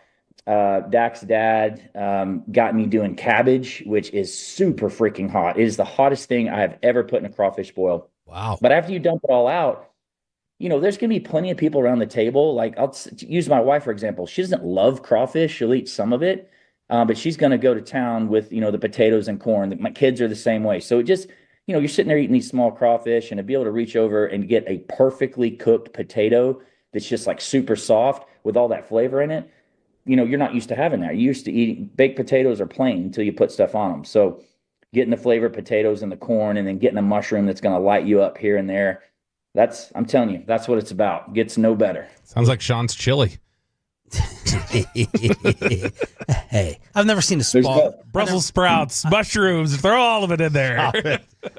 Sorry, you bolognese Texas chili eaters. You just meat When sauce. we skipped over. You got to have sausage. The tradition is andouille sausage, but this past week we put a bunch of venison sausage in it, like jalapeno cheddar from deer that we had shot. My youngest son, who's 12, was there with us. He shot it and had all of that in the boil. And that's probably, I don't know, besides the crawfish, I'd say the sausage is probably the most popular option. I tell people my crawfish is better than my barbecue. I've been cooking crawfish longer than I've been doing barbecue.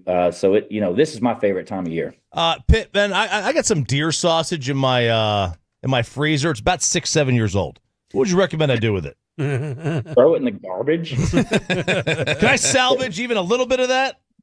Probably not. I don't. It's got about 8 rolls. 8 rolls of deer sausage. I mean, look at it. I'm sure it's freezer burned. If it's freezer burned, you're not going to want it. Your good friend Matt can replace it with some fresh stuff if you promise to eat it like this. There we go. All right, if it wasn't freezer burnt, what would you do with it?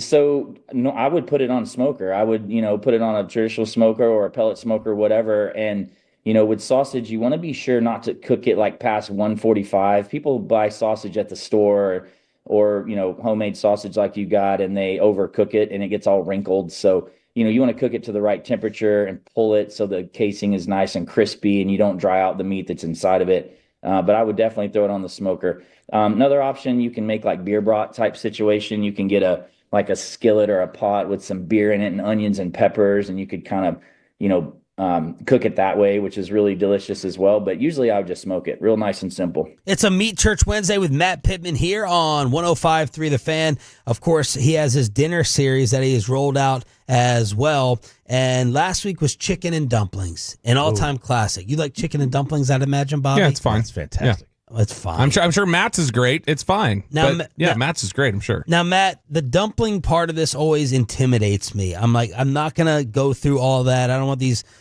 dense blocks mixed up with whatever chicken I have. So take us through chicken and dumplings. Before we do that, should we start like a GoFundMe or something for Bobby's? Like, it's his life of food has been terrible to this point. Like, hey, I did great while we were in Indianapolis. By the way, we're at TSA, and the TSA agent saw my Meat Church hoodie and said something about it. I was at Billy Bob's the week before. I got told about the Meat Church hoodie a bunch. I'm just gonna wear that thing out because it's a nice chance for me to network with people. Someone came up to Bobby in Indy at the combine and goes, "Should I ask?" Oh no, that was the security guy. TSA guy. Should I ask what a Meat Church is? So this meat you got stopped and recognized twice. We're in a Costco and they wanted to know what it was, and then somebody at a doctor's office, they go, "What is Meat Church?" And I told her, and she was like, "I've got to go now. My husband's gonna love it." But to his credit, Matt, he ate the shrimp cocktail at St. Elmo's and he handled it the best. And then he tried this overrated Todd Archer suggested deli, and he tried pastrami for the first time, but he did end up saying it tasted like bologna. It did. Wow. Yeah. Okay, well, I'll put that on my challenge list. Next time I feed you guys, I'll bring my brisket pastrami, and we'll see if we can convert it. I bet it's much better. This was a little dry. It was a little dry, no doubt. Chicken and dumplings. Well, okay, so Sean, you asked a great question. We've not really pivoted. We've just branched out and started sharing easy meals that anyone can cook. And so, to your point, chicken and dumplings was last week's video, and in it, I said, both of my grandmothers made this nonstop, but they used canned biscuits. Now, I'll go buy canned biscuits any day of the week, especially on the weekends when you're looking for something easy. But there's something about you can't get rid of the taste of a canned biscuit. And so in this recipe on meatchurch.com, I show you how to make what's known as drop dumplings. It's super simple. It's like flour and baking soda and water, and I season it up a little. It couldn't be easier. It's not intimidating at all. Just kind of dollop them in the chicken dumplings while it's cooking. They cook for about 10 minutes, cover it to kind of steam it. They come out nice and fluffy.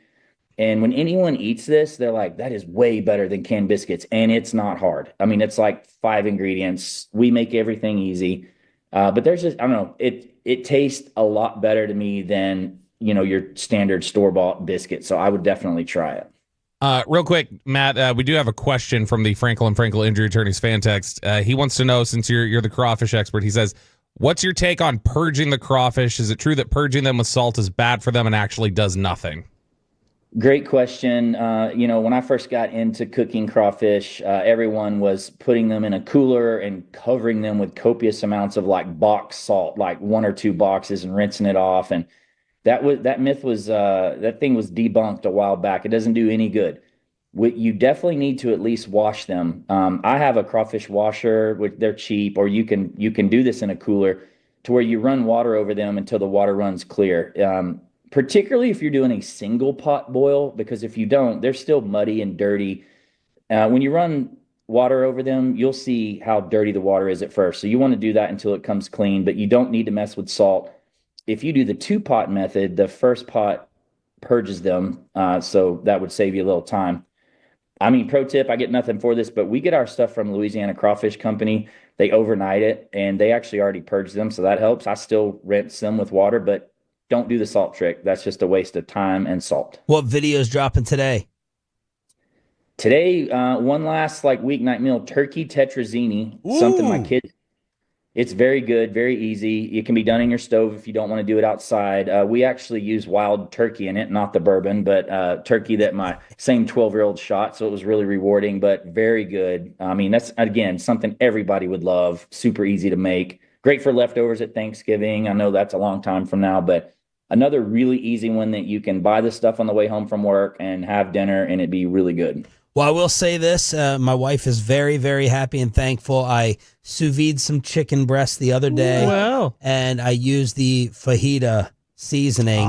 That's good. We're terrified. We're like, okay, is this going to have a little spice? Because my spice-o-meter is off because I try to eat fire through the roof. Mm-hmm. And my daughter is just crushing chicken breast at 9 months. Damn. With the Meat Church fajita seasoning. So sweatshirts, feeding babies, chicken and dumplings, all over the place from Matt Pittman. Thank you, brother. Missed you. Thank you, guys. See ya. It's a Meat Church Wednesday, meatchurch.com. You can check out all the YouTube videos as well here every other hump day on DFW Sports Station. Why one hire from the Saints might have Cowboy fans thankful for Brian Schottenheimer next in Below the Belt.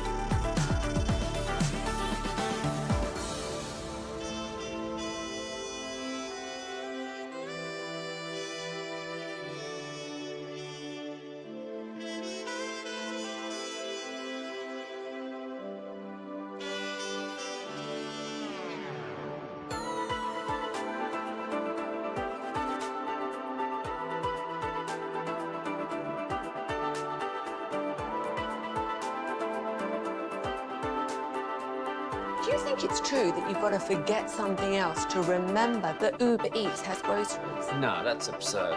Hey, remember when you used to be a, what was it, Pepper Lady? Pepper Lady? Wasn't it Cinnamon Sisters?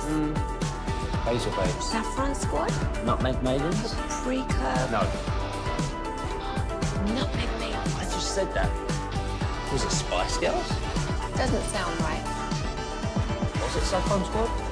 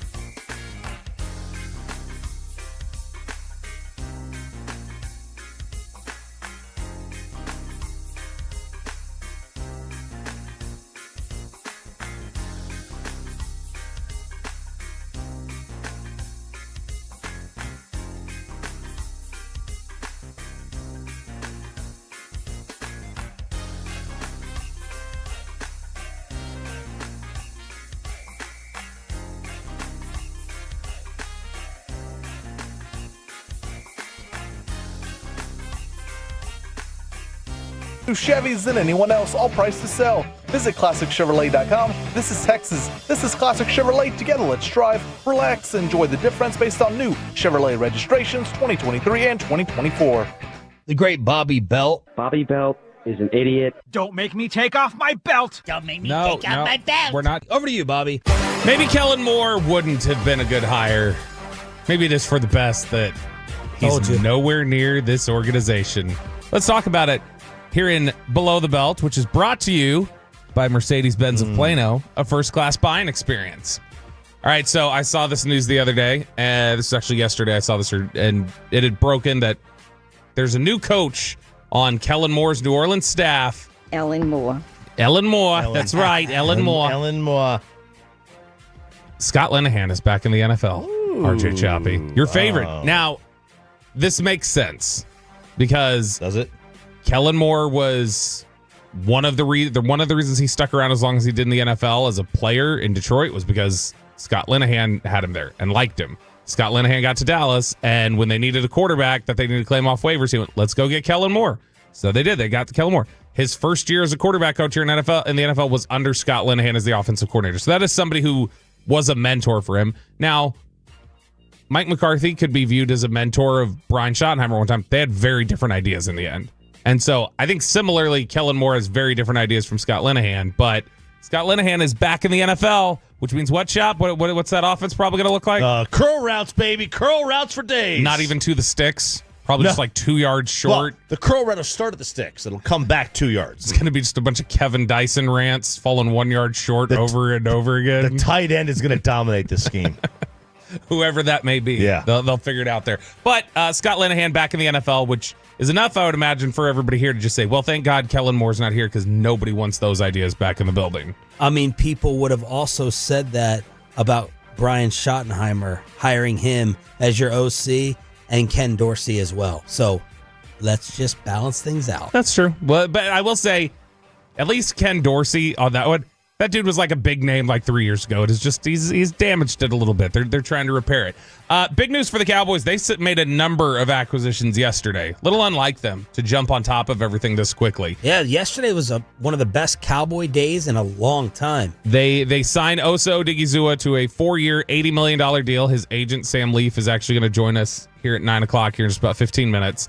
But they signed Osa Odighizuwa to that deal, and Florio, by the way, has the deal if you want the breakdown. Yeah.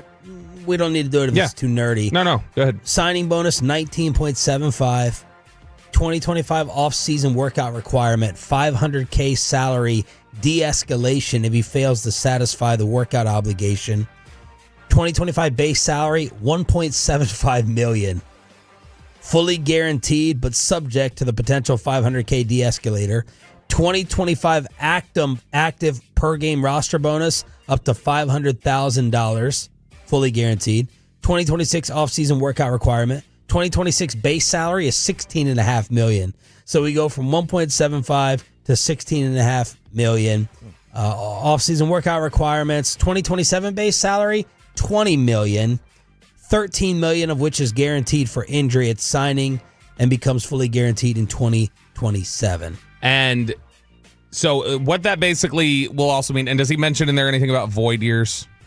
I'm sure there are void years on it. So the void years are accounting tricks that basically just say, we got 2 years on the end of this thing that we're just using to spread bonus money to. And whenever that is up, then it'll all accelerate on our cap. We'll have to take it. But basically you have void years as pretend years on a contract that aren't actually going to ever be seen.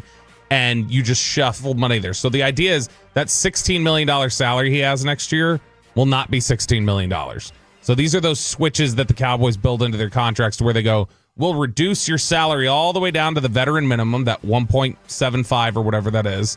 And then we take the rest of that money, convert it to a signing bonus, and then we get to spread it out. We get to evenly distribute it over the cap. So do the other teams use the void years to the level that the Cowboys do? Yeah, it's become really common.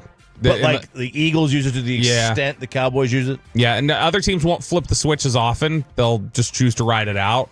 But everybody uses them now as an accounting trick. Cowboys can exit the deal after 2 years. So he's getting $39 million for a 2-year commitment in lieu of $25 million this year and either $30 million next year or a shot at the open market. So the Cowboys are being universally praised and even sending some shock to NFL insiders like Mike Garafolo over saving $15 million.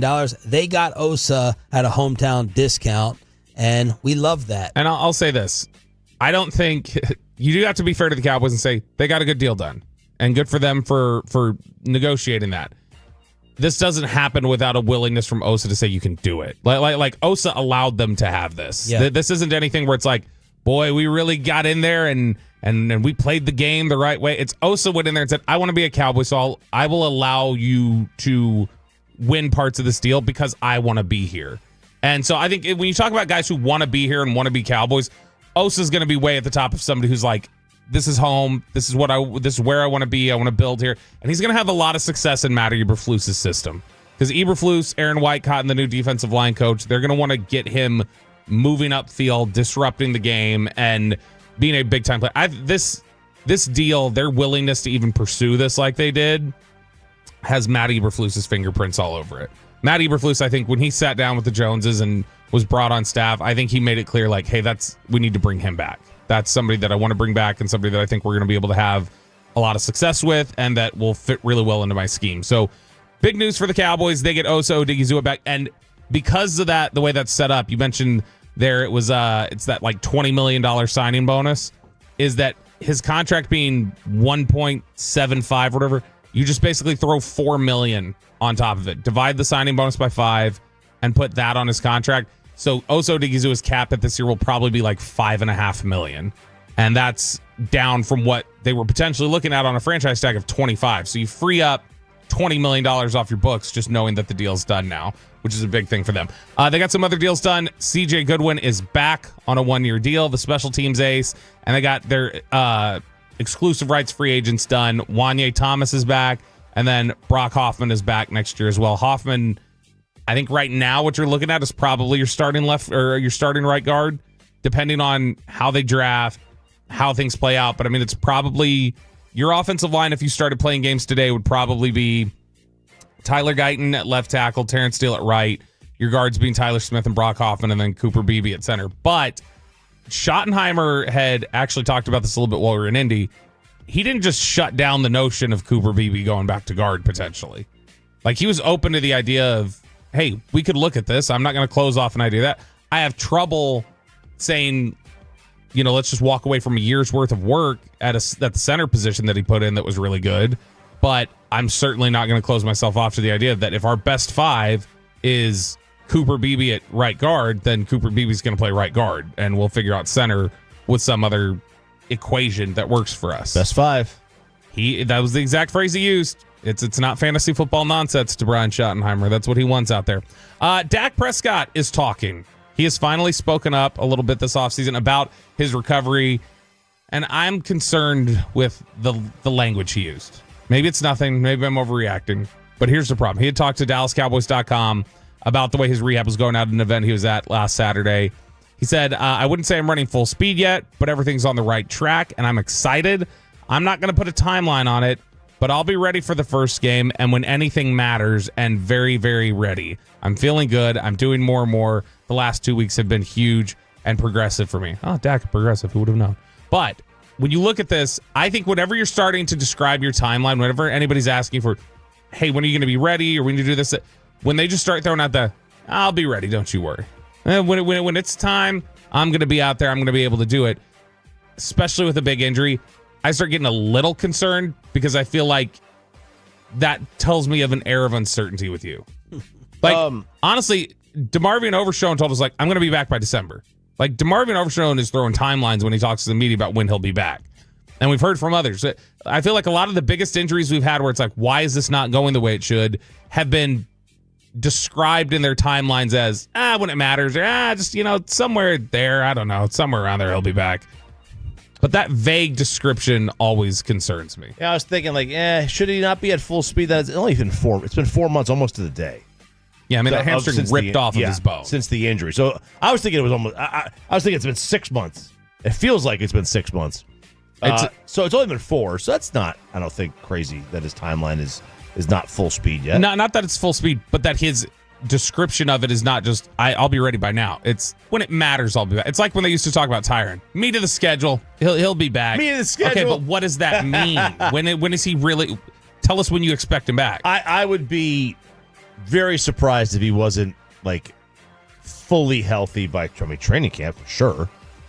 I would hope so, but I mean, he did not say training camp was for sure. He did say by the first game he thinks he'll be ready, but he just said when it matters, I'll be very, very ready. So that's just a little bit of a concern in terms of the way that you describe that. We have new odds for the number 1 pick in the NFL draft coming out of the combine. And it is an overwhelming favorite, or at least I think it is. Chop, you're going to have to explain betting odds to me. Yeah, I'll try. Cam Ward, minus 295 is the favorite right now, according to BetMGM. And the number 2 is Abdul Carter at plus 200. That's a pretty sizable favorite, isn't it? Yeah. Oh, for sure. So Cam, you got to bet 295 to win 100. So and with Abdul, you bet 100, you win 200. So this swing now has, and this is actually widened in the last couple days. Travis Hunter was at like plus 800. He's now back to plus 1600. And then it is a smaller drop to plus 2000 for Shador Sanders. And then it just bottoms out. You can't find good odds for anybody else on here. But here's what I think is interesting. Minus 295, that's a 75% implied odds. It's pretty, so they expect either the Titans are going to take Cam Ward or the Titans are trading out of there so that somebody can come get Cam Ward. Now, here's what's fascinating to me about how Las Vegas works, and Chop is going to love this, is that when you take somebody who's a slam dunk top 10 player in this draft, Jalen Walker from Georgia, the edge rusher linebacker, somebody who a lot of people like right now, not slam dunk, but in terms of a top talent, people love Ashton Genty. You take these guys who are top of the line players, none of them are even close to being number 5 on this list for the best odds for the first overall pick. In fact, number 5 on this list for the best overall odds to go in number 1 overall is somebody no one is talking about going in the first round right now. It's Jackson Dart, the quarterback, because they're just leaning on you're a quarterback. Yep. So Jackson Dart, you have better odds of somebody we're not even talking about the first round. You have better odds of somebody falling in love with you and shooting up the list than anybody, the top offensive lineman. Quinn Ewers is 7th on this list. I like Jackson Dart. I mean, he's not going to go number 1. But I like him. People are falling in love. So if you want some good value, Will Campbell's not a bad value. Plus 15,000. I mean, it's not going to happen. But if you want to talk about offensive linemen, people still draft that all the time. So you get the top offensive lineman. That would be better odds than Jackson Dart, I would think. Below the belt on the home of the Cowboys Hump Day edition. Here with Sean and RJ.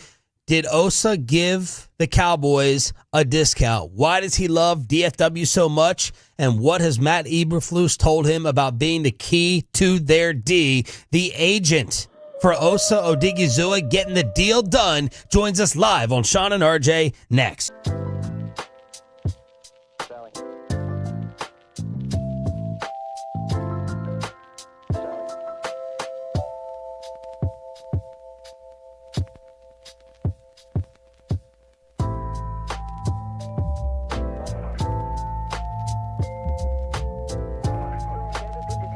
Uber Eats has Lola V products? I gotta remember that. Well, you know, they say in order to remember something, you have to forget something else.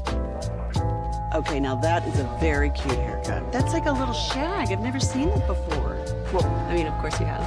It's the Rachel. Oh, is that your name? No, I mean, like, your name. No, I'm Jen. My name's Jen. Right, but I just mean, like, this is your haircut. But that's hair on your head. I'm not saying this is your hair. Okay, freaking me out a little bit.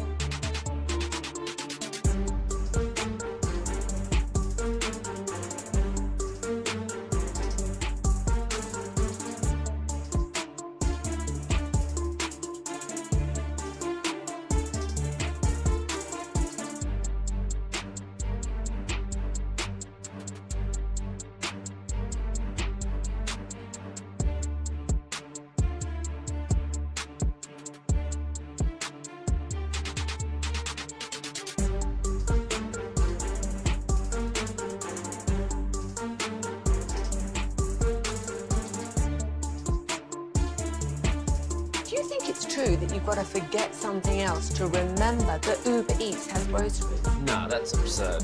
Hey, remember when you used to be pepper lady? Pepper lady? Wasn't it Cinnamon Sisters? Basil babes. Saffron Squad? Nutmeg maidens? Paprika? No. Nutmeg Maidens? I just said that. Was it Spice Girls? Doesn't sound right.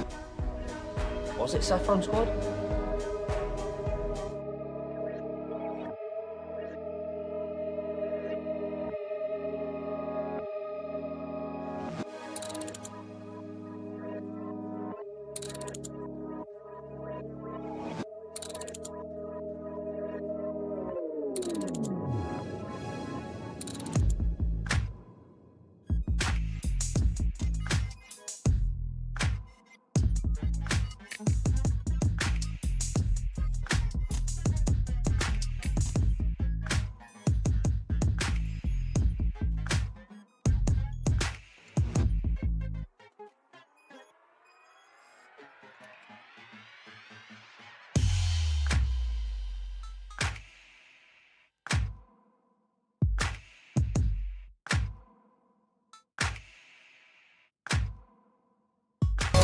Driven by our D&M Leasing Studios, this is Sean and RJ on 105.3 The Fan.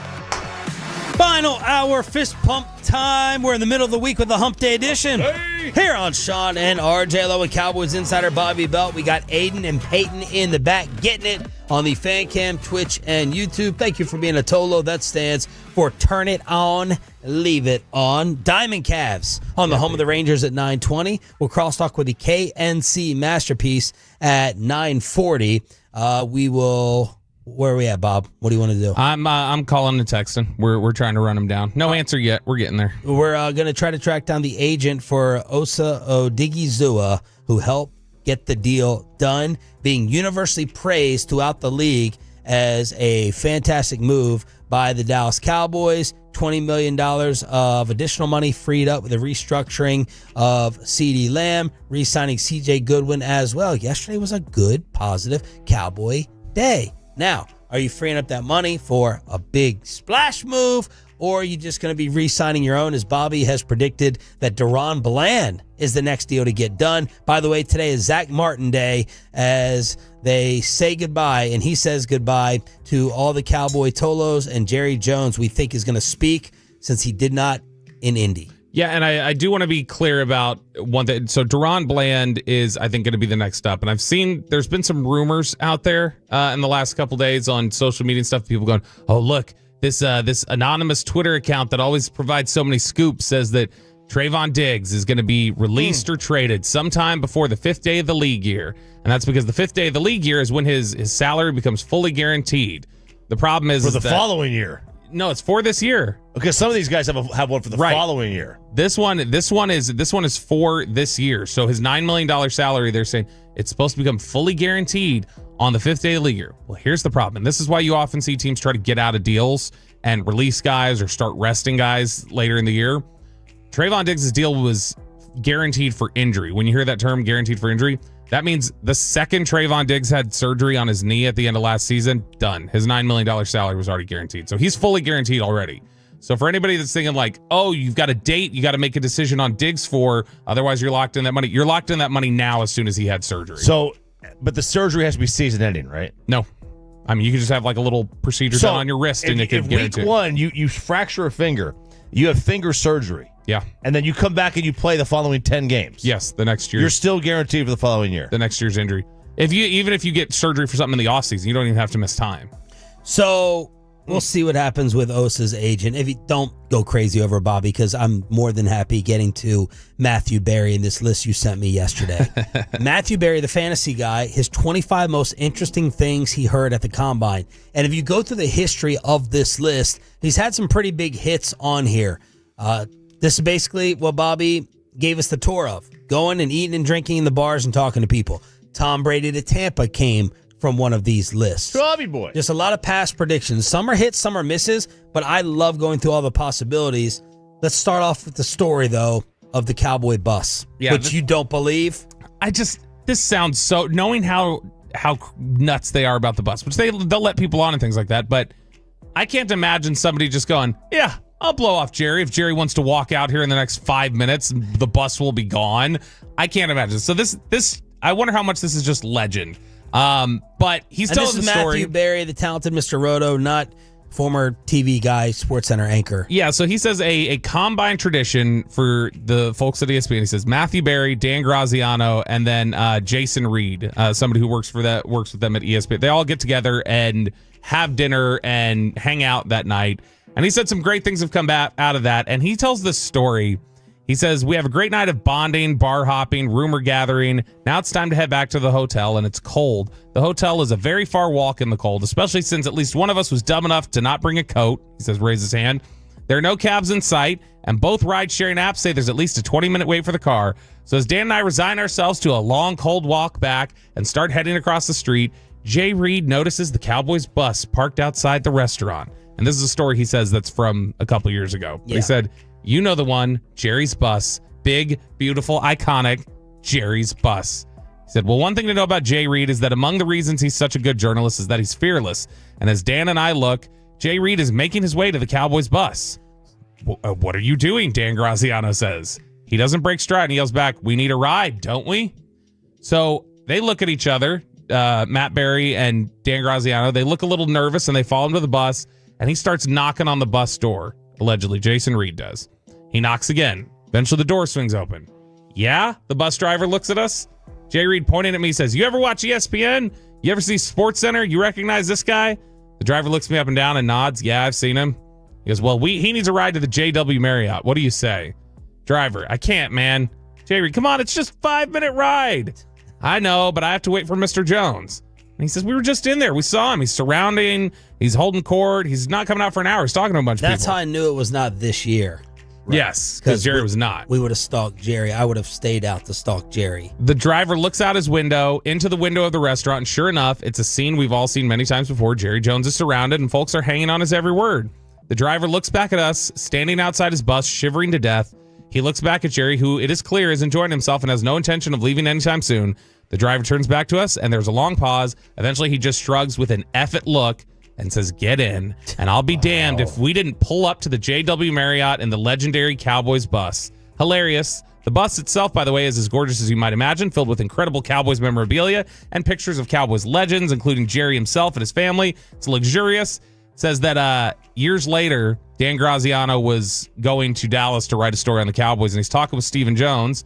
And as they're talking, they say, you ever seen the Cowboys bus? You ever been on the bus? Stephen tries to get him on, and Dan says, funny story about that, and tells him the story of them bumming a ride, which he said Stephen thought was hilarious. But I'm not totally buying this story. You think it's legit? Yes. Why would you make that up? You can't make this up. I mean, I guess you could. No one would ever be able to the driver not corroborate it, but we've seen, how many times have we seen, like, I mean, maybe he's a big fan of, maybe Dan Graziano gave him the stare. Yeah, that's true. He locked eyes into him, and he's like, oh my God, you're on ESPN. This is cool. I don't know. I look at, the way I look at that is like, we've seen so frequently how quickly they can just go, let's go to the bus. It's crowded in here. And they'll just walk out, and not that they want to leave. They just want to go do it on the bus. That's a risk, a big risk that I don't know a driver would just be like, yeah, screw it. I don't care. All right, let's get to real quick. He could always say, the police made me move. I had to get, there was a fire, fire truck, ambulance. I had to move around. I had to make a loop. Better call Chop. Yep. All right, one of the main things I want to focus on here from Matthew Berry's rumors at the Combine is the Shador stuff. So Bobby, on Monday, unloading the Combine notebook, said that some teams left with a very negative Shador Sanders taste in their mouth. And Bobby, I don't remember if you said this on or off the air, but just recap what you said so I don't... Oh, yeah. There were teams that wanted to wait around, talk to him, and were told no. Like, I mean, just wanted to have basic conversations with him, and he would walk by and go, nope, you got a quarterback, I'm not talking, and would just blow them off. Would not even have an introduction, nothing. Well, Josina Anderson, longtime NFL reporter, has taken great issue with this. She posted on Twitter, X, whatever you want to call it, that the unnamed quarterback coach's evaluation of Sanders at the NFL Combine is, I quote, disappointing. Because someone else has said this. Other people have said this too. She goes, I am disappointed to hear that a quarterback coach from a team drafted in the top 7 referred to him coming off as brash and arrogant in his team's interview and making an assessment known to a number of people. I'm not naming the team as to not directly call the team out. I'm just sharing this coach's personal assessment is the direct opposite from how he came across to many reporters in his press conference with the media at the Combine. He went out of his way to acknowledge members of the media, regardless of if they were recognizable or not. He seemed cordial, polite, witty, thoughtful, confident. Alternately, these observations were directly different from how other quarterback prospects came off to some in the media last year in Indy. Now, that all may be very, very true. What was the conversation we had a couple of weeks ago where there was a back and forth and we just didn't like how they presented it? Oh, the tush push, right? I didn't care for how the Packers tried to argue for the tush push. You did a bad job of presenting your case. And I think this is the same from Josina here. Like, it doesn't matter. Like, yes, two people can have completely different views on how somebody was. What she has to realize, I would assume, is that you could be how you are in the public is not necessarily how you are in private. Who you are, not just in the public, how you are at a podium. Yeah. Roped off from everybody. How he was behind closed doors has nothing to do. And you cannot say, well, he was super nice to me in the podium. Well, that doesn't have a hill of beans a difference or a meaning when it comes to how you are in a meeting. You could be completely arrogant behind the scenes, but in public, you're like, oh man, I'm the nicest guy in the world. We've seen this happen a million times. That doesn't mean that Shador is that. It just means that her argument has no blades. Look, Josina Anderson, in my opinion, and I like a lot of Josina's work, she comes across as an absolute shill here. She's a Dion shill. She wants access. This is just my opinion. She wants Shador access. She wants that story throughout his career. She wants Dion access. She wants Dion information. She may even get Travis Hunter ties and connections because of this. Just because Josina heard something does not mean that the other accounts are incorrect or false. But she's coming out here as this Shador spokesperson, and to me, she's overstepped the line. These same coaches interviewed Travis Hunter, and they have come away glowingly. And she talked about in this comment, about how a lot of the coaches don't like that these kids are coming in rich and they feel like they've already got a sense of entitlement. I mean, Travis Hunter is as rich as anybody coming into the, he had great NIL stuff. Well, he's not as rich as he's not as rich as Shador, kids. Yeah. but I mean, that's not Shador's money. So here's Matthew Berry to break the tie. Okay, people love Cam Ward. I spoke with multiple teams that interviewed him and all said the same thing. When you watch the tape on Ward, along with his meetings, he came across as really impressive and the clear number 1 quarterback in the class. A few folks said to me it was a much closer consideration and discussion with Shador versus Jackson Dart than Cam Ward versus Shador. Hear that, Will? I would be beyond shocked if Ward is not the first quarterback drafted. I got the exact opposite read on Shador Sanders. I want to be careful here, because I spoke with 2 people on 2 different teams that met with him, and completely independently of each, they had the exact same thing to say. They both said it was a bad meeting. He came across as unprofessional and disinterested. Both also said that after the meeting, they had a lesser opinion of him than prior. These same people both met with Cam, and both said they loved Ward. It was a great meeting. I'm not trying to kill Shador. I want to give a bunch of caveats. It was just 2 people. Maybe other people in the meeting had a different read. Maybe these were teams Shador doesn't want to go to, so maybe he purposely tanked the meeting. Maybe he just had a bad day. But when talking about the top 2 quarterback projected picks, every team I spoke to loves Ward, and I didn't hear a ton of positive about Sanders. The one team I heard that did like him was Cleveland. They like Ward as well, but they would be good with either. Yeah, I mean, look, and then the thing that you hear is... And here's the whole say it out loud theory. Does it sound crazy that the kid of Deion Sanders, who we watch flash watches in college and have his own production team, would be a little bit brash? Does that sound crazy saying it out loud? Of course it doesn't. We watched Shador in college. There's a reason that Colorado was a polarizing ratings football team, because you loved or you hated. It became a race thing. It became a swag thing. So, my God, it sounds crazy that Shador Sanders Shador may have just been turned off Like Dion. Dion came out and told teams when he was interviewing, you ain't got no chance of me.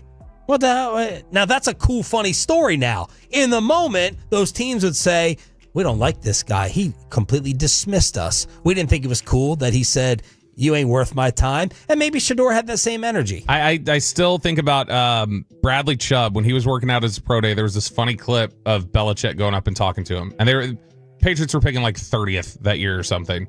And Bill Belichick walks up to him and he goes, hey, Bradley, Bill Belichick here. And he introduces him to, I think, Matt Patricia or somebody. And he goes, hell of a workout. You're going to be picked way far ahead of where we are. We have no effing shot at you, but that was a hell of a workout and you're awesome. And then he just walked up. He knew it. He knew he wasn't getting him, but it's just like, wanted to go up, shake his hand, get the information. Because as somebody else pointed out, I remember Darren Lee had an awful interview. The Ohio State linebacker had an awful interview with the Cowboys one year. And he even talked about it publicly after. He's like, I was just sitting there thinking like, y'all aren't drafting me. Y'all are picking 4th. Y'all aren't going to pick me. So what do I care? Blah, blah.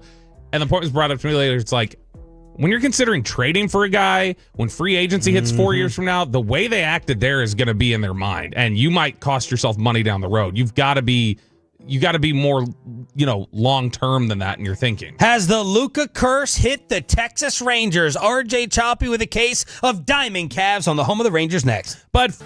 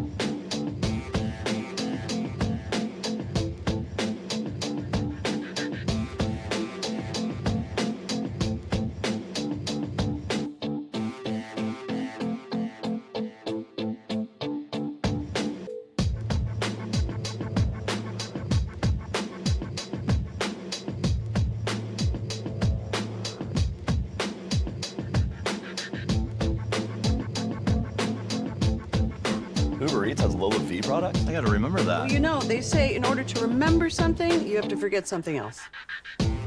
Okay, now that is a very cute haircut. That's like a little shag. I've never seen it before. Well, I mean, of course you have. It's the Rachel. Oh, is that your name? No, I mean like your name. No, I'm Jen. My name's Jen. Right, but I just mean like this is your haircut. But that's hair on your head. I'm not saying this is your hair. Okay, freaking me out a little bit.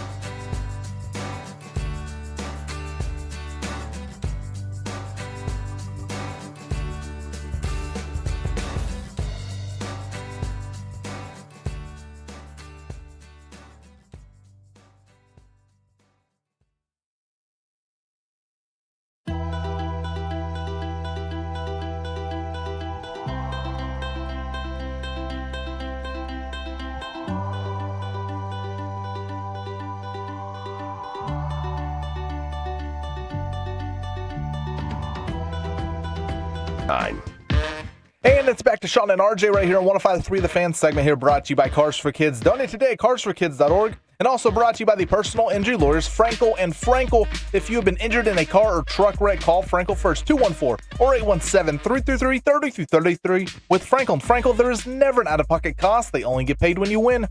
Frankel and Frankel, the go-to car and wreck attorneys in Dallas. Good morning, Metroplex. This is your home of the Dallas Cowboys and the Texas Rangers with Sean and RJ. We got our Cowboys insider, Bobby Belt. We'll crosstalk with a KNC masterpiece coming up at 9:40. But RJ Choppy continues to get you set for Rangers baseball with some Diamond Calves. Diamond Calves. And you know what? The curse of Luka Doncic has hit the Texas Rangers.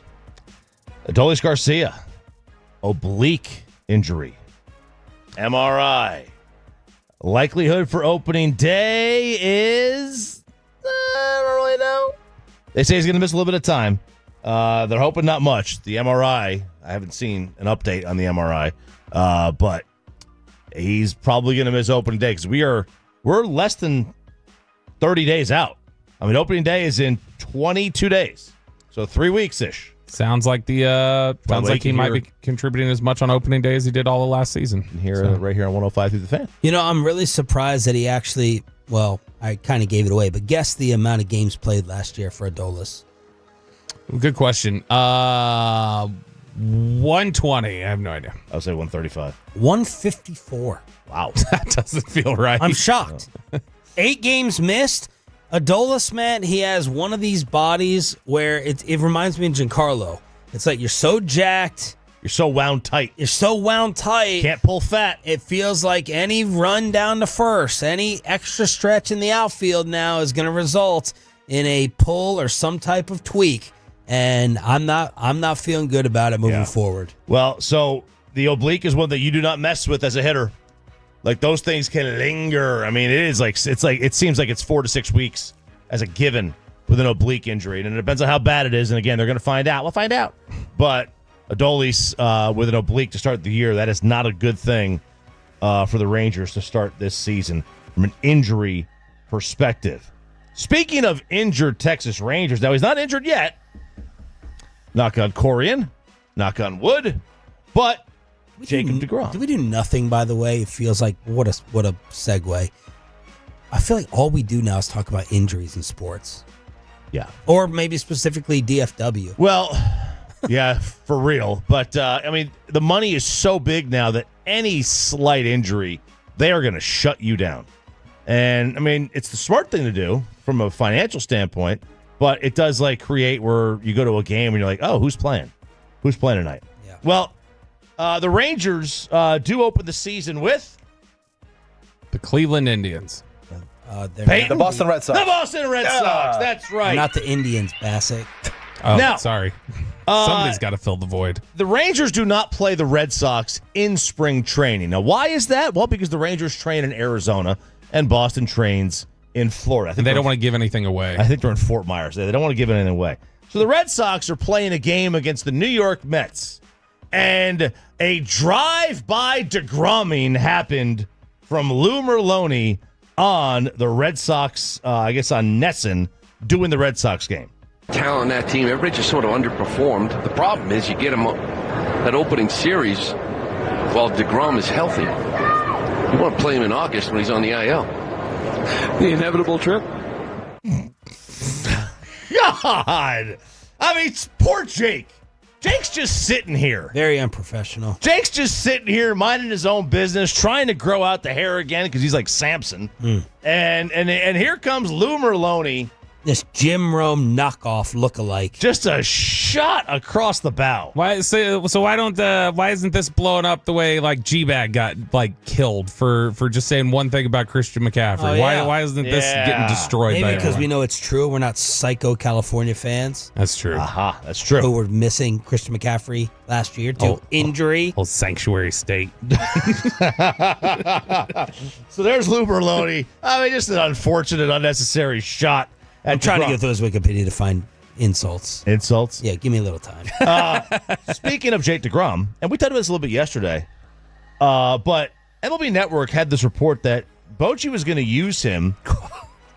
Sorry, Steroid education controversy. I just saw what this guy looks like. Yeah. That is a goatee fit for beer 30. That's what that is. I told you. Fat Jim Rome. Yeah.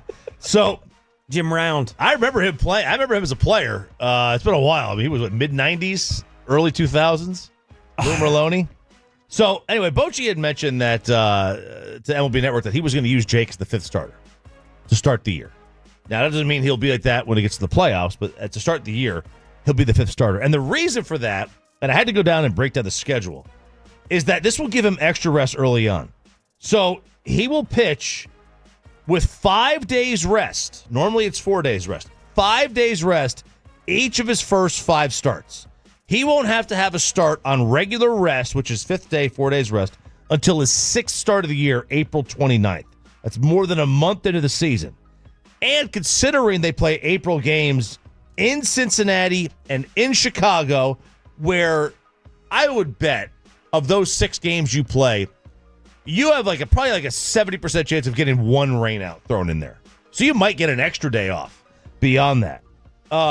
Meanwhile, if they made him their ace and he started game 1, he would have to start game 6 initially right away. He would have no days off. He would have a regular 4 days rest, 5th day start if they just put him as the 1 right off the bat. I love this move by Bochy. It's smart. You've got to protect him. It's good. I mean, look, anything you can do to, I guess, maximize him. But there is also the thought of, like, you're paying him. Like, if he's gonna break down, is the extra day gonna be like, well, that's what saved him?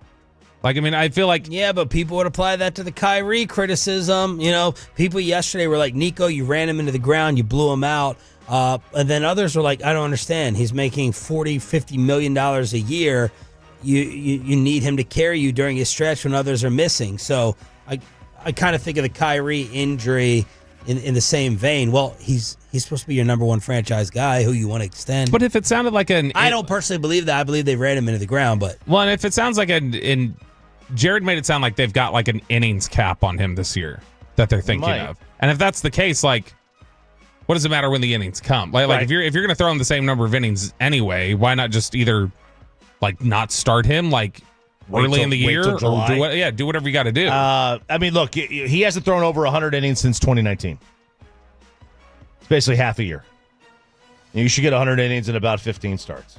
How many starts has he made for the Texas Rangers in his 3 years or 2 years, whatever it is? Do you know what the number is? 11? I believe it's 9 because he made 6. What? He made 6, I think, his first year, and then he did 3 last year. 9? I think he's only made 9 starts. I'm trying to pull up the... It is 9. Yeah, 9. Because it felt like he pitched a little longer than that in 2023. I didn't remember it only being 6 starts. I thought we got like 2 months into the year. Last year felt like 1 and more in 2023. Yeah. Diamond Cavs on the home of the Rangers with RJ Choppy. Final offseason grades from ESPN. Let's just say they are not a fan of the Texas Rangers offseason. They lost baseball, so what do they know? They did. I thought I would have given this team their offseason grade probably in the B? a B. At worst, a C plus. At worst, they go with a C minus. Oh, payroll's down $4 million, but that's marginal. Here's the write-up. It was always going to be a relatively modest offseason. They'll depend on their lineup returning intact. They traded away Lowe, traded for Berger, which is probably a small downturn in value, Peyton. More power, but less on-base percentage and worse defense. Bringing back Eovaldi was a nice move. The rotation will simply hope for a healthy DeGrom and a healthy Malley and a breakout from Rocker. But the top 3 relievers from last year are gone. Robertson remains unsigned, leaving potential issues in the bullpen. The offense will need to figure out what happened to the 200 missing runs between 23 and 24. As befitting a team that went from 90 wins and a World Series title in 1 year to 78, the range of outcomes here is wide. I would argue that who cares they lost their top 3 relievers? I think the bullpen's better. I was about to say, like, here's the other thing. As much as I've kind of discounted the idea of, well, if they just stay healthy, like, they're going to be so much better than last year. It's like, okay, well, can you really bank on that's a slam dunk? I will say, and this is Schoenfield. Works on the Schoenfield note. Like he's a national guy. It works on the flip side too, where when he goes like, well, where are those runs going to come from? It's like, well, they're not expecting everybody to be out the whole year. Like, right. is probably where a lot of it is. It's not like it's impossible to envision if they stay healthy that they would have runs. Like it's extremes on both ends. We expect they're going to stay completely healthy, so we think they're going to win 93 games. And then to this side, Schoenfield, where he's like, well, I just assume everybody's going to be hurt like they were last year, so where's anybody going to score from? This article, if Rob Manfred wanted to like point to like, this is why we don't want to be associated with ESPN anymore, it's this art. Like, even the national baseball guys, like, if it's not about like the Yankees or the Dodgers, they just don't follow it closely enough. But he's not a dummy. But he's not a dummy. That's the thing. He understand. knows. He knows they improved the bullpen. He knows about the injuries last year. I mean, he's a baseball lifer. He's like Jim Capel, rest in peace. Right? Just a baseball lifer. Did we lose Jim Capel? I didn't even know that. I think we lost Jim Capel. I hope we did after what I just said. We did, yeah. Okay. All right, you hope we did? I don't want to put somebody in the ground that's not already there. My gosh, my dad's there now. By the way, we got the headstone finally, the thing. Looks very nice. I don't know why my mom opted for the middle initial, though. Man, did I get in some family drama this past weekend. Uh-oh. My dad put us through it. I'm sitting there in Indianapolis, and he's like, oh, I'm going to pick out my funeral stuff today. And I was like, what? He's like, yeah, who else is going to do it? You guys going to do it? I was like, well, I thought, it was kind of like our job. I thought it was kind of like my job. You know, I'm the oldest son, oldest child. He's like, no, like, why would you want to deal with it? So he's saying I don't want you doing it, while also guilting me at the same time for not doing it. And he's like, you know how morbid this is, and how I said, you really don't have to do it. I'll just deal with it when that time comes. We don't like having these morbid discussions. My brother didn't even know he was doing it. My brother's in the same state. That's why you're the favorite. My mom, I guess she was like, yeah, if you want me to go, I'll go. But she was kind of like nonchalant about it. And then on the way back, I land from Indy, DFW airport, driving home. I get this dramatic text from my dad, like to the whole family. I just went through something I never thought I'd have to do in my entire life. And never did I ever think. And you can't really attack him and go back because you're like talking about his death. And I'm like, okay, how does it work? Does everyone go and pick out their own headstone and coffin? I thought the family dealt with it after. Man, I'll tell you this. I remember my grandparents took me to their headstone. They said, this is where we're going to be buried. And they had bought it. They were like in their 60s. They had like 30 years left to live. Yeah. And they bought it. And hey, this is where we're going to get buried. Just so you know how to get here. Yeah. So I didn't know you went and shopped for your own setup beforehand. A lot of people do. Nowadays, like cremation is like the in thing, I guess. Yeah. I was like, write down 3 things you want and we'll handle it. Yeah. But no, he wanted to do it just in part to be able to guilt us over it. Does he like the? I was gonna say, does he like have the emotional upper hand like that? When I became financially independent, that was one of the worst days of his life. Oh gosh, one of the worst days of his life that he could not hold the financial hand over my head anymore. My dad's still waiting for me to buy him that first meal. That's right. All right. The Dallas Stars keep it going. Let's crosstalk with a KNC masterpiece next. After we get you.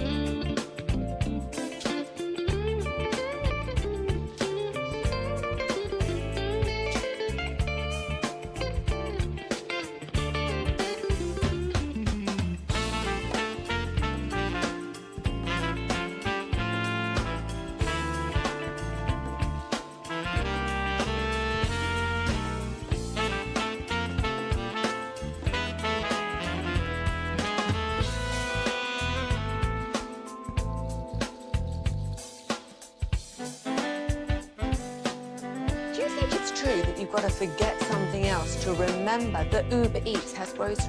No, that's absurd. Hey, remember when you used to be Pepper Lady? Pepper Lady? Wasn't it Cinnamon Sisters? Basil Babes. Saffron Squad? Nutmeg Maidens? Paprika? No.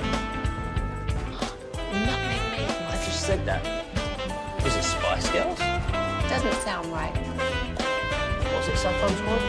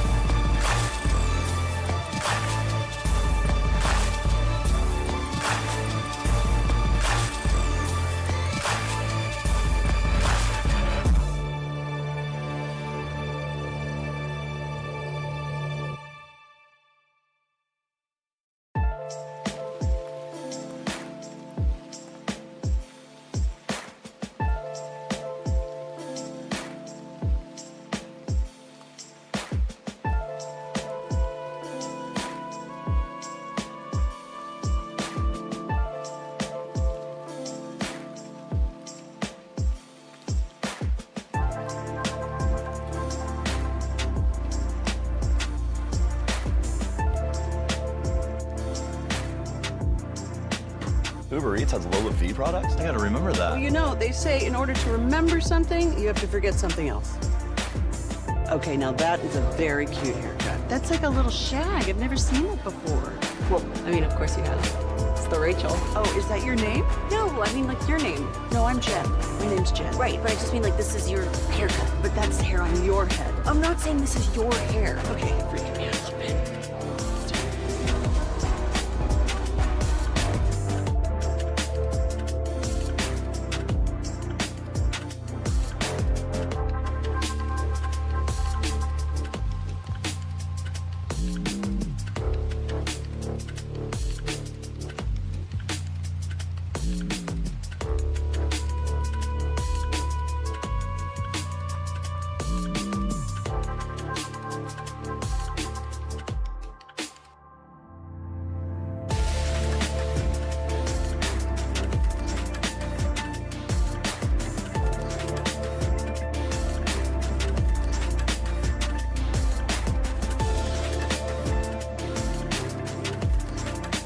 Three the fan segment here brought to you by Classic Chevrolet. If you're in the market to upgrade your vehicle, get to Classic Chevrolet in Grapevine today. The back-to-back #1 Chevy dealership in the world. More new Chevys than anyone else, all priced to sell. Visit ClassicChevrolet.com. This is Texas. This is Classic Chevrolet. Together, let's drive, relax, enjoy the difference based on new Chevrolet registrations 2023 and 2024. 8 seconds left. Here's Harley. Let's it go!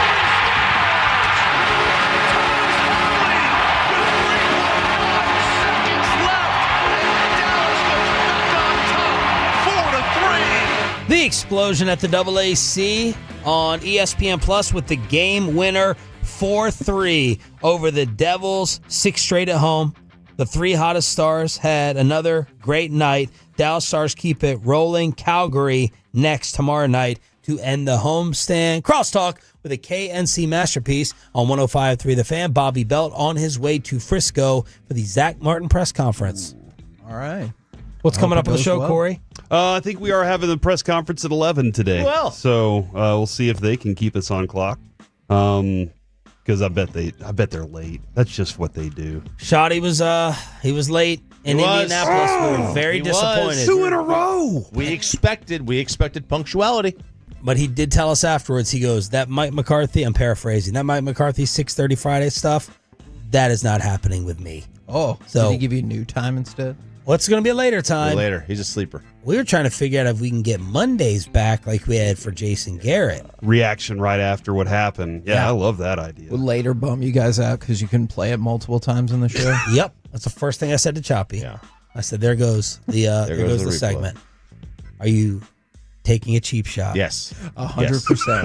I felt it. 100%. But I'll again, admit it. Family can take cheap shots. I'll That's admit how it. we And do. you would do the same thing? No. Oh. Never. Well. Yeah, I would. I would be like, yeah, let's run it 3 times. Yeah. Exactly. I'll run it 4 times. All Let's right. do it earlier. Let me see what I can pick apart with your program today. I'll put you on the AM dial for that. We do have My Buddy's an Idiot coming up at 10:40. Puck around and find out right out of the gate at 10 o'clock. Were you worried I spelled it with an F? Well, it's punk, and so I was like, oh no! But I thought it was wrestling. C Block today, 1 o'clock, long time from now. But we do have a dinner with the boss, or a late lunch with the boss. So we will do top questions not to ask your boss at late lunch. What song do you think he's going to play for you? What song? Hold on. What do you mean? Not the boss. Oh yeah, I got that. I was going to say dancing in the dark. Yeah, You're talking about the big boss, Brian Purdy? Yeah.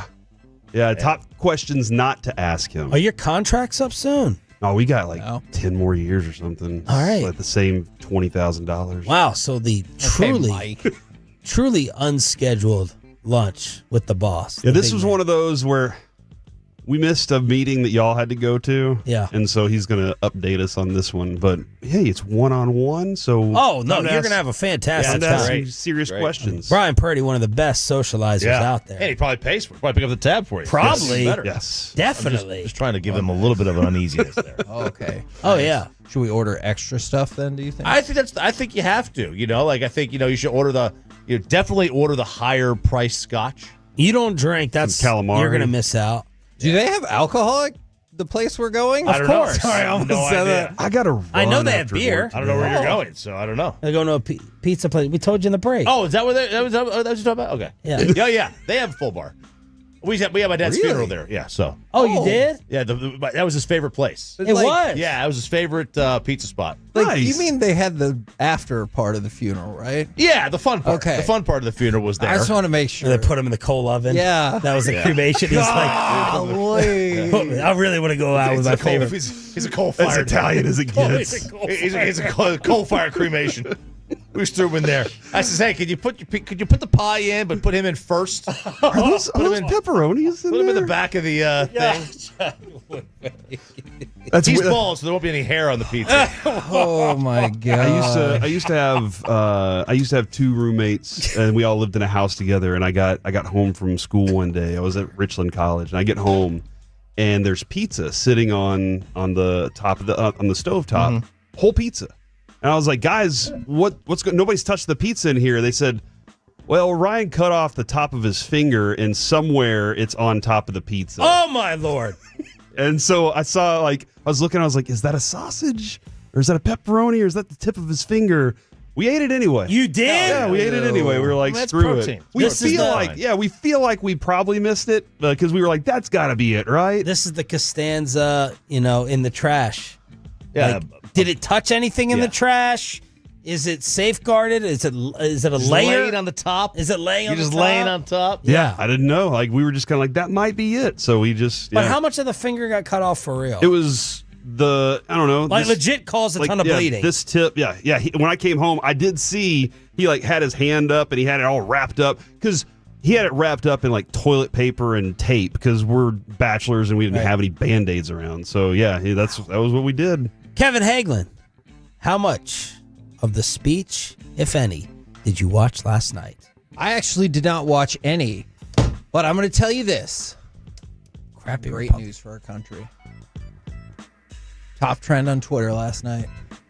Disgusting. However, it was used equally by both sides. Yes, everybody agrees. The right thought things were disgusting. The left thought other opposite things were disgusting. So see, we're not as divided as we think. We have the same dictionary. Yeah, we all use the same word to describe actions. So and what whatnot. was the left calling disgusting? I think the use of I can't remember his name. I'm sorry. The 13-year-old boy who DJ. overcame. I think it was DJ. Okay, right? I think that is right. Who overcame brain cancer. I know that was a flashpoint for a lot of That people. they made him the honorary police officer? Not that they're saying he has cut medical and cancer research funding at the same time. He's honoring that kid. At least that's the talking point. I didn't dive into last night to the medical bill funds or anything like that. So I know that's one of the things that came up. I love chaos.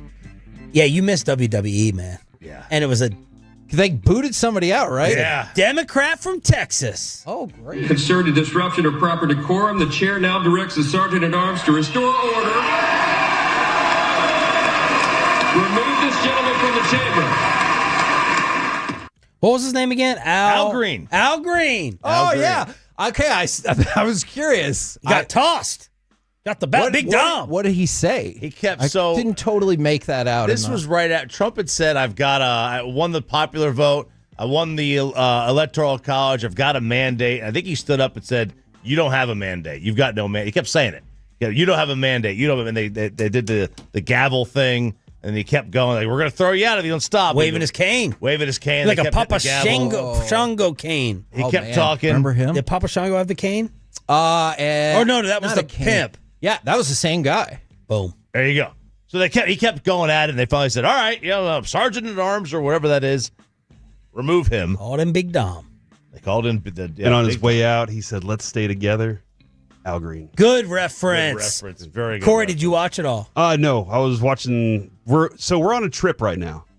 Kevin, What are you every single day, Kevin will give you one, maybe two college basketball games to watch. Oh, so it's not Ivy games. So we are, and then last night I was also watching the Stars. So I'm watching the college basketball games. Last night it was Texas, Mississippi State, and then it was A&M and Auburn. And so tonight at 12:40ish, Kevin's going to be giving us another college basketball game to watch for this evening. We are getting you ready for 2 weeks from now. I'll be watching it. No, that wasn't going to be the one I suggested. That is a good Top one. Top 25. You have a damn good team. We do. Might be a 1 seed. All right, this gets in line for one right now. I was excited, then I was not excited. Hold on, whoa. Do you have thoughts about the speech? Did you watch it? Oh, yeah. Do I get to get your breakdown? Choppy took over with the main points. I can't do every year. Try to rehash that if you like. Every year we say the same thing. All the interruptions. I can't deal with it. Do you think, depending on which side gets to do the speech every 4 years or obviously every year, do you think everyone decides going in, like if it's the opposite party, I don't care what that person says, I'm not standing up for nothing? Or do you think if it's your party, you're like, I don't care if I even believe in what they're saying. Well, I will stand up when everybody stands up. That was the most surreal thing, and I don't know. I'm not educated enough politically with the history of it to know if the one side just never stands up. But it's not never. They were holding up little signs yesterday, like Elon steals, something false maybe. But I'm like, oh, they got like these PTI signs made up. Yeah, they do like the headlines, yeah. And so watching the one side erupt and then the other side be dead silent, falling asleep, and Trump say, I could cure cancer, I could do anything, and they wouldn't praise me. I can't get a smile out of these people. That was really weird in the moment. I have a lot of takes on this. It's just, Al, Marjorie last year, I think it was last year, Marjorie's calling Biden a liar. Like, shut up. You're in Congress. Did you see what happened in Serbia? What? Smoke bombs being thrown in Parliament I did and everything, see that. dude. Yeah, but we're not in the House of Commons. We're in the House of Representatives. There's a decorum. House of Commons is crazy. House of Commons is crazy. Marjorie, sit down. Stop. Al, put your cane down. Shut up. Marjorie, by the way, take your stupid hat off. Oh, yeah, she brought up You're in Congress. Would you just ask Al what he thinks? Fetterman, put a suit on. Yeah. Who's the girl, Rosa? Wait, is Fetterman the Bobby guy? Yeah. The chick, Rosa from Connecticut. You got purple hair. You're not. She looks like she's in a My Chemical Romance cover band. So you would have worn a suit to this? Absolutely. Okay, if good. I was in Congress. Yeah. Elon, you're freaking me out. Like I'm weirded out by Elon. And then Trump, put the bronzer down. We don't need the bronzer. We probably don't need the Gulf of America. There is a back patio at the Oval Office. Just go step out there, get some sun, get some real sun. Put your signs down. We're not at a ball game. There you go. You happy? Act normal. Yeah. Happy with that recap? I'm just always curious if people listen to this and they're like, okay, I feel like they took both sides to task. What do you think? Or I think it feels more What do you likely think their that, reaction is? Well, how do you like blah, blah, blah? And I'm like, I don't know. I don't. The whole thing is now just it's a comedy act. Politics has become a comedy act. Do you have a political joke for us? I don't. It seems like he's just doing bits. He'll show you the glass he was watching it with last night. You'll love it. Okay. All right. Zack Martin. Excited about that. Jerry Jones. Will he explain the mystery combine disappearance? I'm sorry. I'm trying to get you out on time. I know. I'm sorry. Seriously. Really, For once. Really quick. Are you going to be disappointed if either Jerry Jones doesn't talk or he doesn't take questions and he's like, I'm just here to talk about how great Zack Martin is? I'll be a little disappointed. I don't expect him. I think, he shouldn't sit up there and answer indie questions. Like, maybe talk after. Okay. Do a walk-off after. Let Zach have his day in his moment. Gotcha. What do you think is going to happen? That's because I don't think he's going to get a barrage of questions or he's going to deflect any question that's not about Zack Martin. All right. Find out what happens. 11 o'clock airing right here with the KNC Masterpiece next on The Fan. Thanks to Comerica.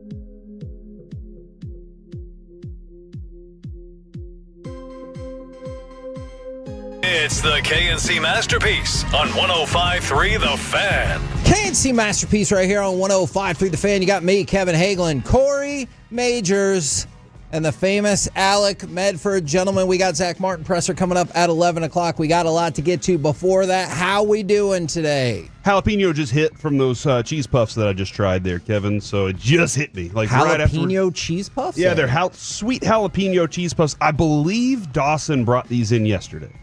But the rule is, if anything's sitting around here, you can have it, right? Like that seems like the rule. So these are HEB. Remember I said the dill pickle HEB ones were phenomenal? HEB, y'all did it again, baby. This is great work. I'm very proud of you. So, yeah, man. I do like this question from the 601, Kevin.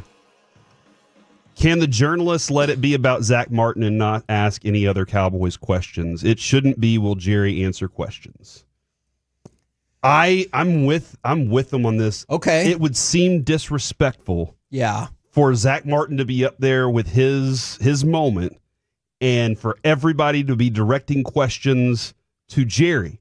I would say either have something separate or Jerry say something off to the side. That's just my opinion on this. I agree. I wonder how many journalists, just because you and I did this for so long, how many journalists are like, hey, I can write a feel-good story about Zack Martin that some people will read, or I can run this story about what's next in the pursuit of whoever. One quote from Jerry Jones gets me national. And it really sucks. Like, if you've ever heard the old expression, if it bleeds, it leads. Yep. So, like, we would get breakdowns of all of our stories at the newspaper, and you could have the most heartwarming story in the world, and you're like, that just renewed my faith in humanity. 1,200 reads. Yeah. And then you'd be like, oh, somebody smash and grabbed at this place or 400,000 reads exactly in the and first so 20 minutes. I'm with you on that.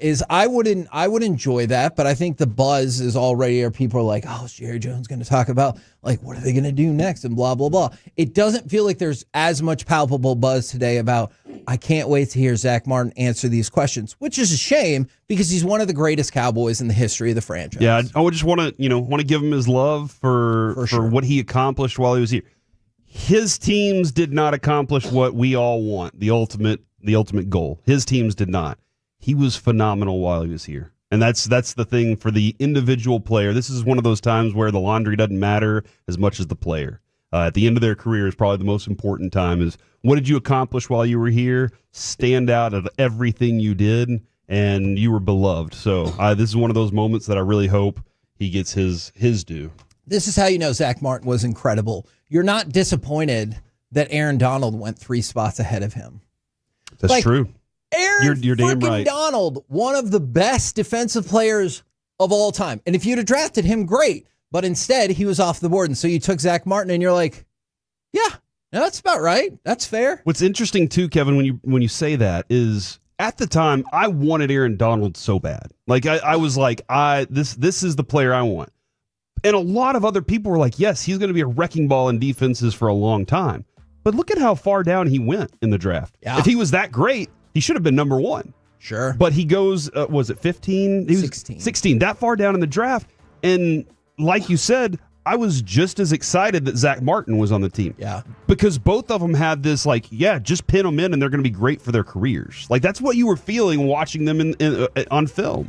Just a reminder that Blake Bortles went 3rd and Sammy Watkins went 4th in that draft. Jackson Dart is having the Blake Bortles run right now, where a lot of people didn't really know, and he's making this run. I think he's better than Bortles was, but just watching what Jackson Dart is like, he's rocketing up right now. I guess Bortles did have the most mainstream success with the show what was that show that Johnny Manziel had the most mainstream success out of that draft. Thank you. You got a really good point there. The Good Place. When that dude would go Bortles and throw Molotov cocktails. Yeah. If you've never seen The Good Place, you definitely should watch it. And there's a stunning reveal in that show as you go along. It's good. I like that show. Absolutely. You know what was just as good as The Good Place, especially the season finale of season 1? Cut number 2, because what was about to feel like a potentially disappointing result turned in a second.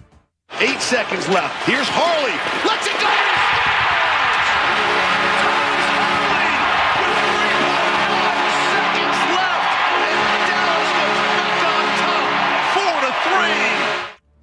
They were able to hold on to that lead for the last 5 seconds. Good for them. I know that. I hope so. Hey, but you saw that third period. There were times, especially in the back, 8 minutes, that it maybe looked like even 5 seconds might be too long to hold the lead. I'm really glad that the Stars won against a solid New Jersey Devils team. But I like that you say that real quick because I love beating the Devils. Because of the 2000 Stanley Cup Finals. I'm with you. Is that weird? No. That's 24 years ago. That I'm still like, nah, I love beating that team. I think it's fine. I think you should be fired up about that. And look, you continue to make a march towards Winnipeg. Winnipeg is the weirdest team in the NHL. I know they're only on a 3-game losing streak right now, but think about this. Only on a 3-game. I know, but the Stars don't lose 3 in a row. That's weird. That is true. I'm not saying it's never happened for anybody who's about to text us, but you think about it. Winnipeg gets off to the hottest start in the history of the NHL. Then for the next, month and a half, 2 months, they sputter along in mediocrity. Then on either end of Four Nations, Hellebuck, he can't stop Canada, but he sure as hell can stop everybody else. And they go on an insane winning streak again, and it looks like no one will ever catch up in the Central Division. And now they've lost 3 more in a row, while the Stars have been on a tear as of late. And consider this. The Stars are 6 points back of Winnipeg, and they have a game in hand. So obviously you hope you win that game, and you're only 4 games back. I think the Stars have the 3rd best record in all of hockey right now. It's just unfortunate that the team with the best record is also in your division. But if you can get up to C1, you have an opportunity to get a wild card matchup, though I wouldn't mind playing Minnesota in the first round of the playoffs either. But the Dallas Stars have been playing phenomenally. I'm glad they got that last goal, because otherwise that third period was really disappointing. It's unfortunate that Dodonov fell If you go back and watch the game tying goal, Donov falls and he hops back up and he's out of position trying to get in front of where he thinks the shot's going to go. But directly behind him, he has a teammate already blocking that post. Right. And goalie, he needed to be 2 steps to the right because that was the only lane that shot could have gone into. So when he stands back up, he was like, oh, I'm going to block this shot, but his body's in the wrong spot. I felt like Wyatt Johnson almost had another hat trick last night with all the breakaways. It felt like he had everything last night, and this is what I'm really liking about what I'm seeing from the Stars lately. The puck's hitting a lot of sticks whenever they're in power play. Yeah. It's hitting a lot of sticks before it goes into the net. But then on top of that, it feels like everything's going through the net as opposed to sitting in front of the net and shooting at it. It felt like last night, watch a lot of the goals, the skaters as they're going through are passing the net as they're going by, which means the offense was flowing forward. And that's what when the Stars are at their best, they're flowing forward and they're leaving shots right on the backside of their hip. And I really loved what I was seeing from them last night. Even Lyubushkin, who shouldn't be a goal scorer, hit a dart last night. You were just like, what's he doing back there trying to look like a forward up on the ice? That was nice. By the way, for the person who texted in that Hellebuck is a damn good goalie, he absolutely is. In fact, he's so good, they've taken the Vezina betting odds off the board. Oh, really? Because they're like, it's over. Wow. There's 20 games to go, and they're like, it's done. He's already won it. I know he gave up 3 last night, but give Casey DeSmith some love for some of those goals that he stopped last night were beautiful. Okay, let's talk about that for just a second. Because I've fallen into this trap. We can all fall into this trap when looking at hockey and being like, you gave up this many goals. I'm not pleased. Yeah. And for a lot of people, sometimes it pivots off of, did you give up more than 2 goals? Which is that's a really low number. Obviously, you're going to win a whole lot of games like that.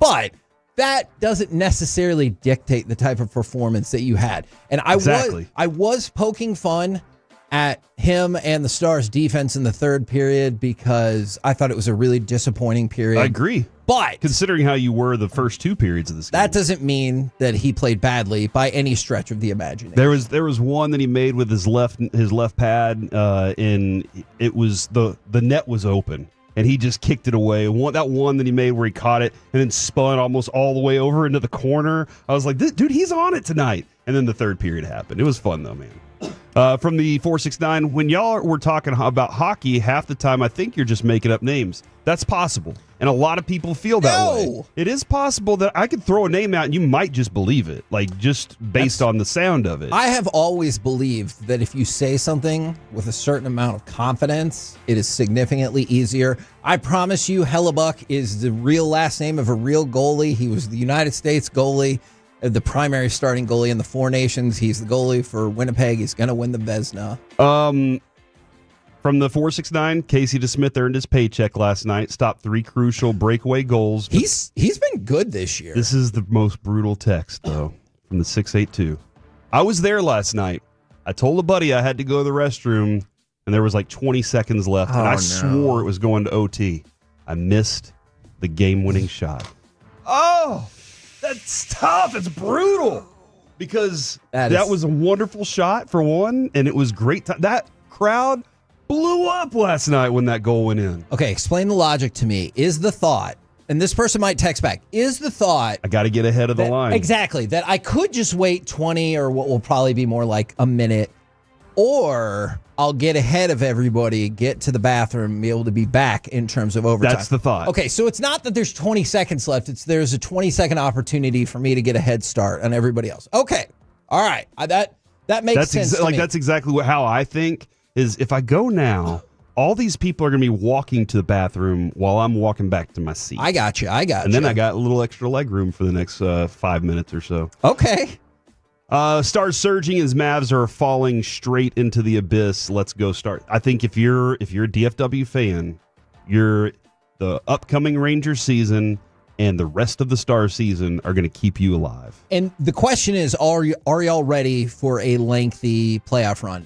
I don't want to be this person, and if people are going to be mad at me, I think anything short of being in the Stanley Cup final is a disappointment. Like, if they make it to the Western Conference Finals and they lose, I will think that is a disappointment. That's how good this Stars team is. And I know that is a lot of expectation, but this is a damn good Stars team. And I think they are primed to not only make it to the cup, but lift the cup. 8:06. Casey needs to stop playing goalie and go back and get the Mavs healthy. No, that's Casey Smith. I don't know. Not Casey Smith. I bet Casey Smith could do the same. Well, Like, you they know what? need to Right work now, out or something. Doesn't it feel like Casey Smith should be playing for the Mavericks? Yes. Or he should have a management role with the Mavericks. Like, he's on a 2-way contract. Yes. And I don't want to besmirch the name of our backup goaltender because Smith has been very good. Yeah. But DUH Smith feels like he could be in a management role for the Mavericks right now or on the training staff because it's been disastrous. All right. I want to talk about one more thing real quick. Alec, you know I'm right about that. Who was the player that we were excited that came back last night? Bischel. Was Alex supposed to answer that? It was. My bad. Thanks, Corey. Okay, so next time.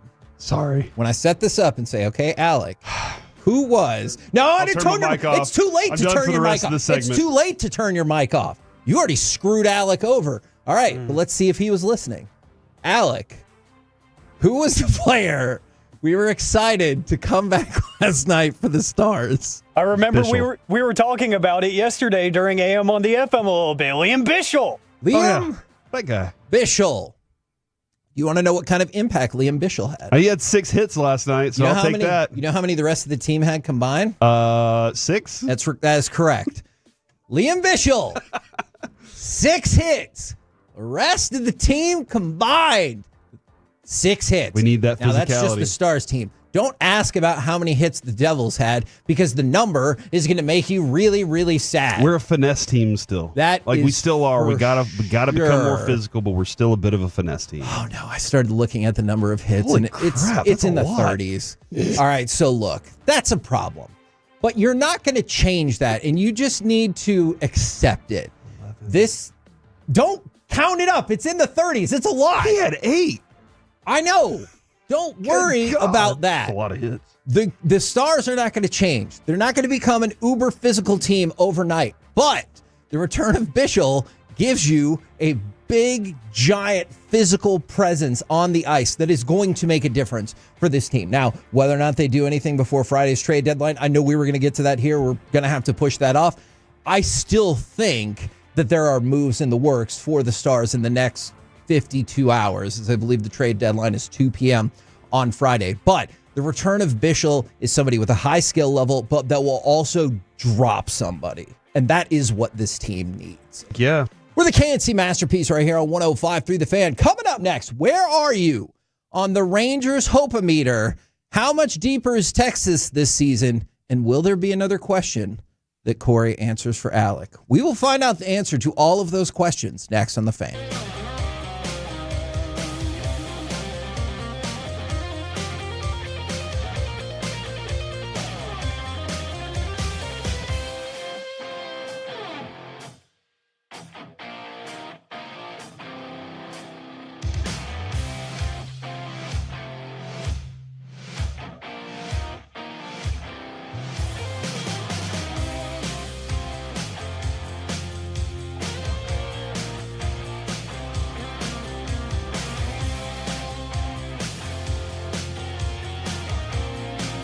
Do you think it's true that you've got to forget something else to remember that Uber Eats has groceries? No, that's absurd. Hey, remember when you used to be a, what was it, Pepper Lady? Pepper Lady? Wasn't it Cinnamon Sisters? Basil Babes. Saffron Squad? Nutmeg Maidens? Freaker? No, Nutmeg Maidens. I just said that. Was it Spice Girls? Doesn't sound right. Was it Saffron Squad?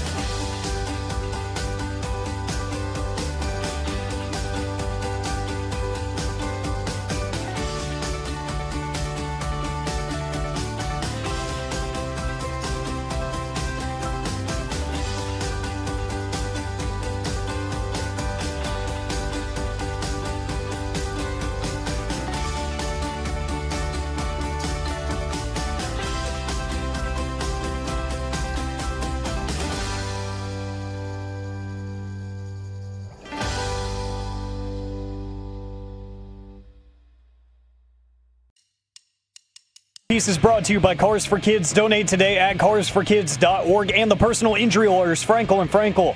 If you've been injured in a car or truck wreck, call Frankel first, 214 or 817-333-3333. With Frankel and Frankel, there's never an out-of-pocket cost. They only get paid when you win. Frankel and Frankel, the go-to car and truck wreck attorneys in Dallas. With the pitch, and this one is hit high and deep out into left field. Florial going back at the wall, nothing he can do. It's into the people. Home run for Adolis Garcia, his 10th of the year, and the Rangers lead 4-0.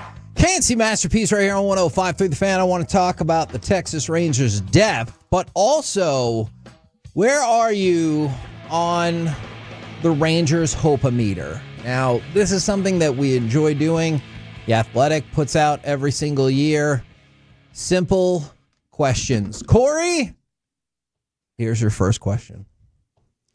Which team in Major League Baseball do you primarily root for? Which team in Major League Baseball do you primarily root for? My first question, I think I got that one right. No, what is your answer to said question? I root for the Rangers, ladies and gentlemen. Now, Surprise. Now this one's for Alec. We just got back from Surprise. That's true. Alec, dig deep.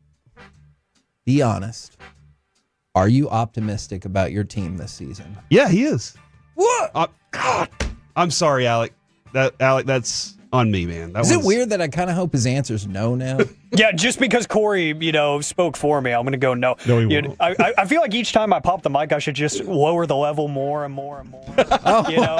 And just until it's completely gone, and then Corey can totally answer for me. But yes, I actually am optimistic for the Rangers this year.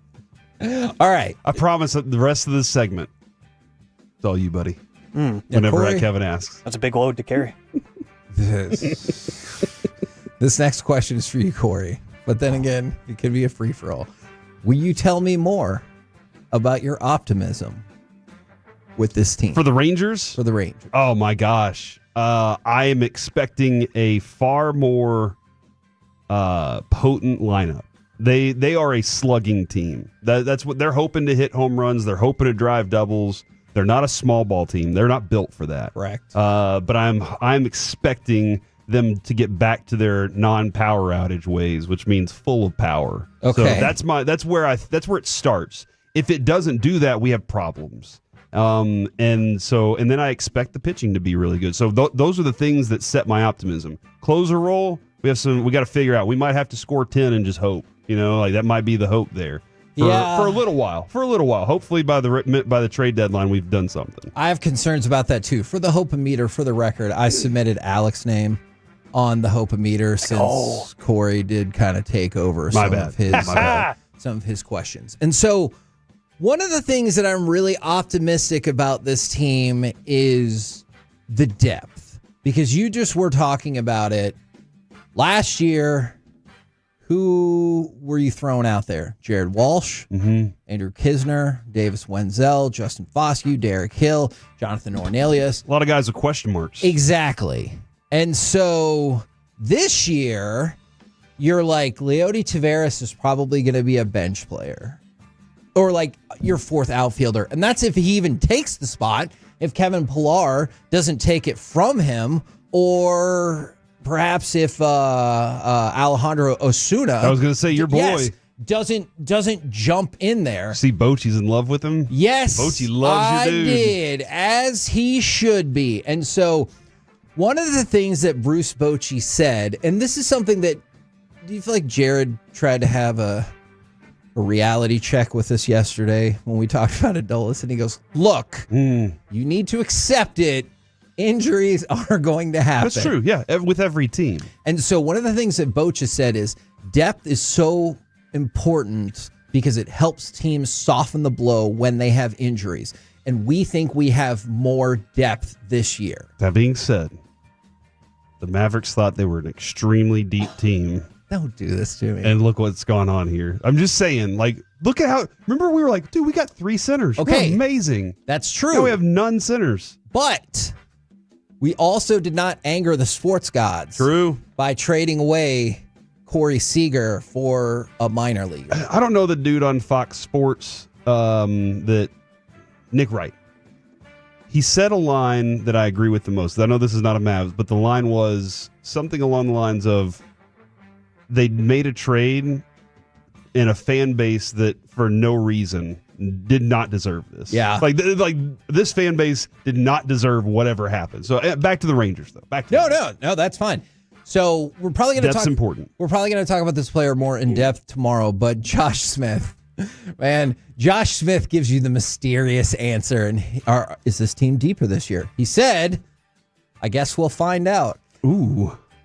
And then Dawson said, "I'll see you in Oxnard, sir." It was the whole thing. It was this whole thing. There you go. So when he goes, Dawson with the backhand. I don't know. You really don't know yet. I know if everybody stays healthy, it should be a fun year. And I will admit, I'm getting a little nervous about even minor tweaks in spring training because you're what, like 3 weeks away from the start of the season, and like in his specific swing and what he's doing. Yes. Or the team. Okay, gotcha. And well, because Wyatt Langford, oblique. Adolis Garcia, oblique. Gotcha. And it's just, those are two of the players. And I realize DeGrom is in this mix to a certain extent, Nathan Eovaldi, but you worry about injuries hampering those people because Wyatt Langford, what you saw from him in September, you can't help but let your mind run wild with what an entire season or a close enough entire season could be like that. Adolis Garcia, he said one of his goals is to hit 50 home runs. I'm more like, could we just get a consistent non-Tim Hardaway Jr. type season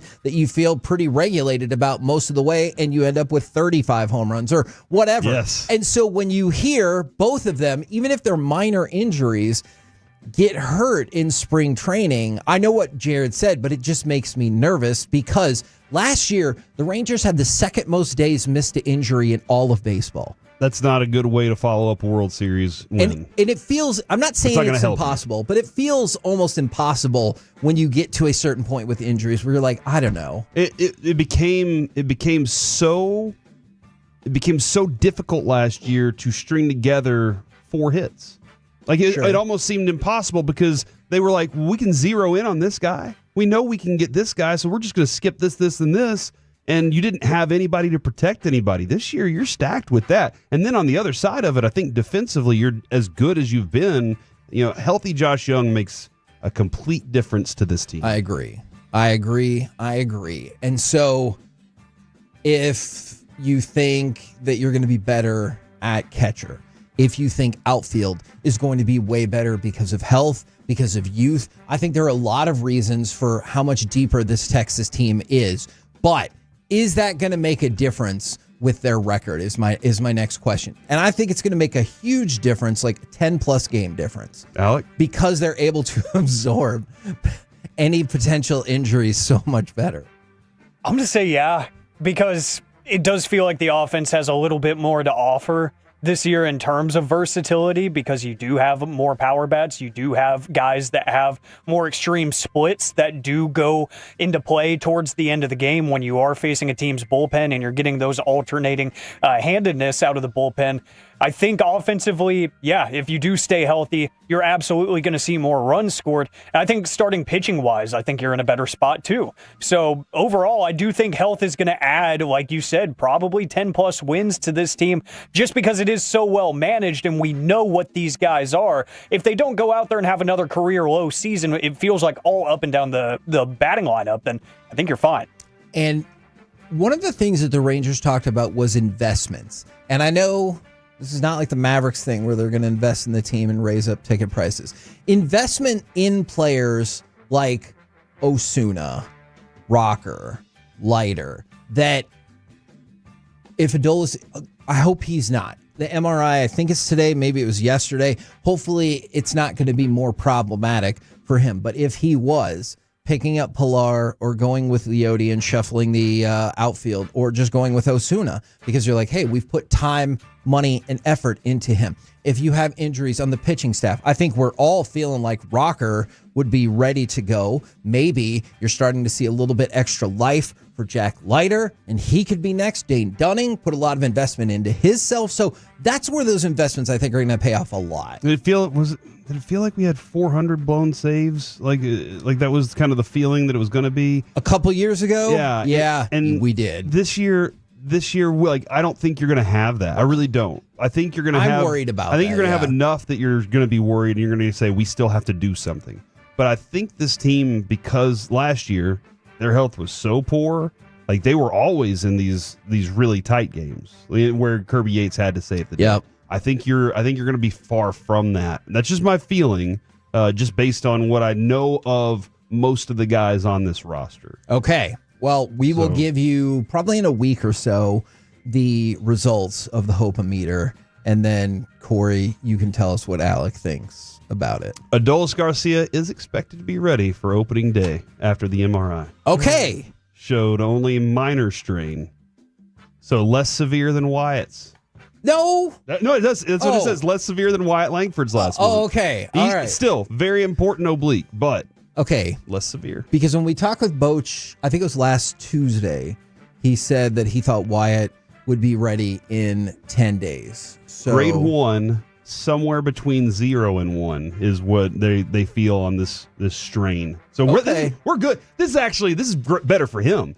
Get some more rest before the season starts, and then start the season strong. I like this. Okay, and I do. If I needed an injury, I do like the idea that he's going to be ready for opening day. But isn't there a part of you that's like, hey, opening day is 22 days away? Isn't there a little part of you that's like, he'll be ready in 2 weeks? Yes. And you're like, okay, that makes me feel a little bit better instead of, hey, that thing we're doing 3 weeks from tomorrow, he'll be ready for that. See, this is the other thing too. It's a side thing. When it comes to baseball guys running your team, don't you feel comfortable that Chris Young is like, okay, I know he needs a little rest because I've experienced this before, and at this point in the season or this point in the spring training, that oblique strain right there might be a little fatigue. Yeah. So I'm perfectly comfortable giving him the rest, not rushing him on anything, because I know he's going to do the work. I do feel very strongly that Chris Young and Bochy, being the baseball guys they are, have a really good understanding of when to push guys back and when to let them roll.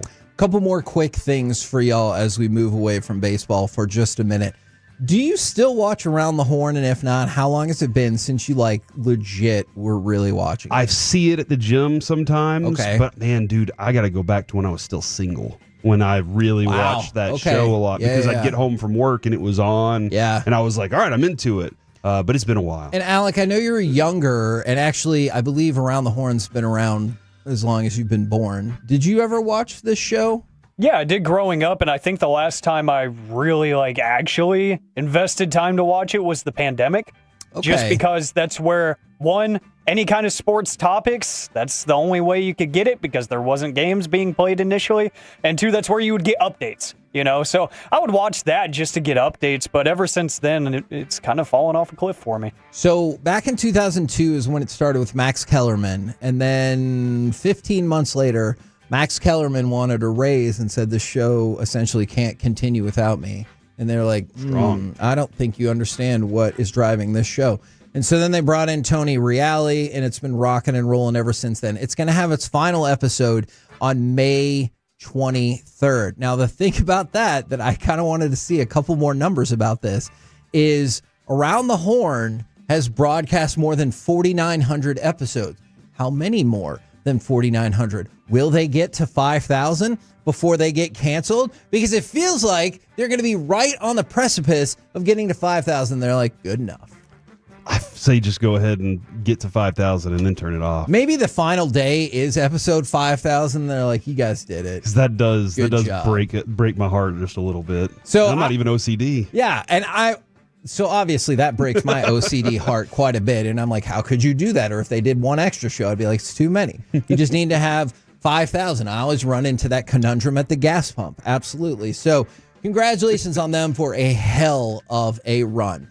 We're the KNC Masterpiece right here on 105.3 The Fan. Coming up next, it's time for My Buddy's an Idiot. Do your friend have a terrible sports or pop culture opinion? Or did their soccer team lose 7-1 in an elimination round game? We'll do that next right here on The Fan. Coming up in the next G-Bag Nation, a Zack Martin retirement Wednesday. The prep.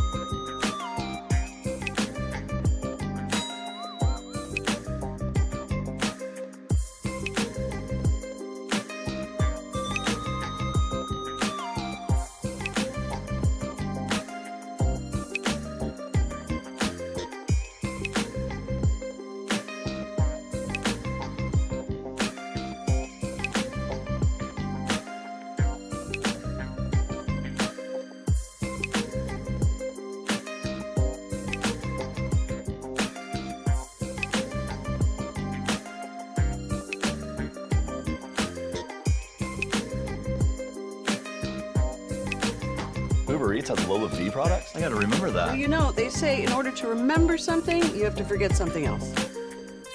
Okay, now that is a very cute haircut. That's like a little shag. I've never seen it before. Well, I mean, of course you have. It's the Rachel. Oh, is that your name? No, I mean, like, your name. No, I'm Jen. My name's Jen. Right, but I just mean, like, this is your haircut. But that's hair on your head. I'm not saying this is your hair. Okay, freaking me out a little bit.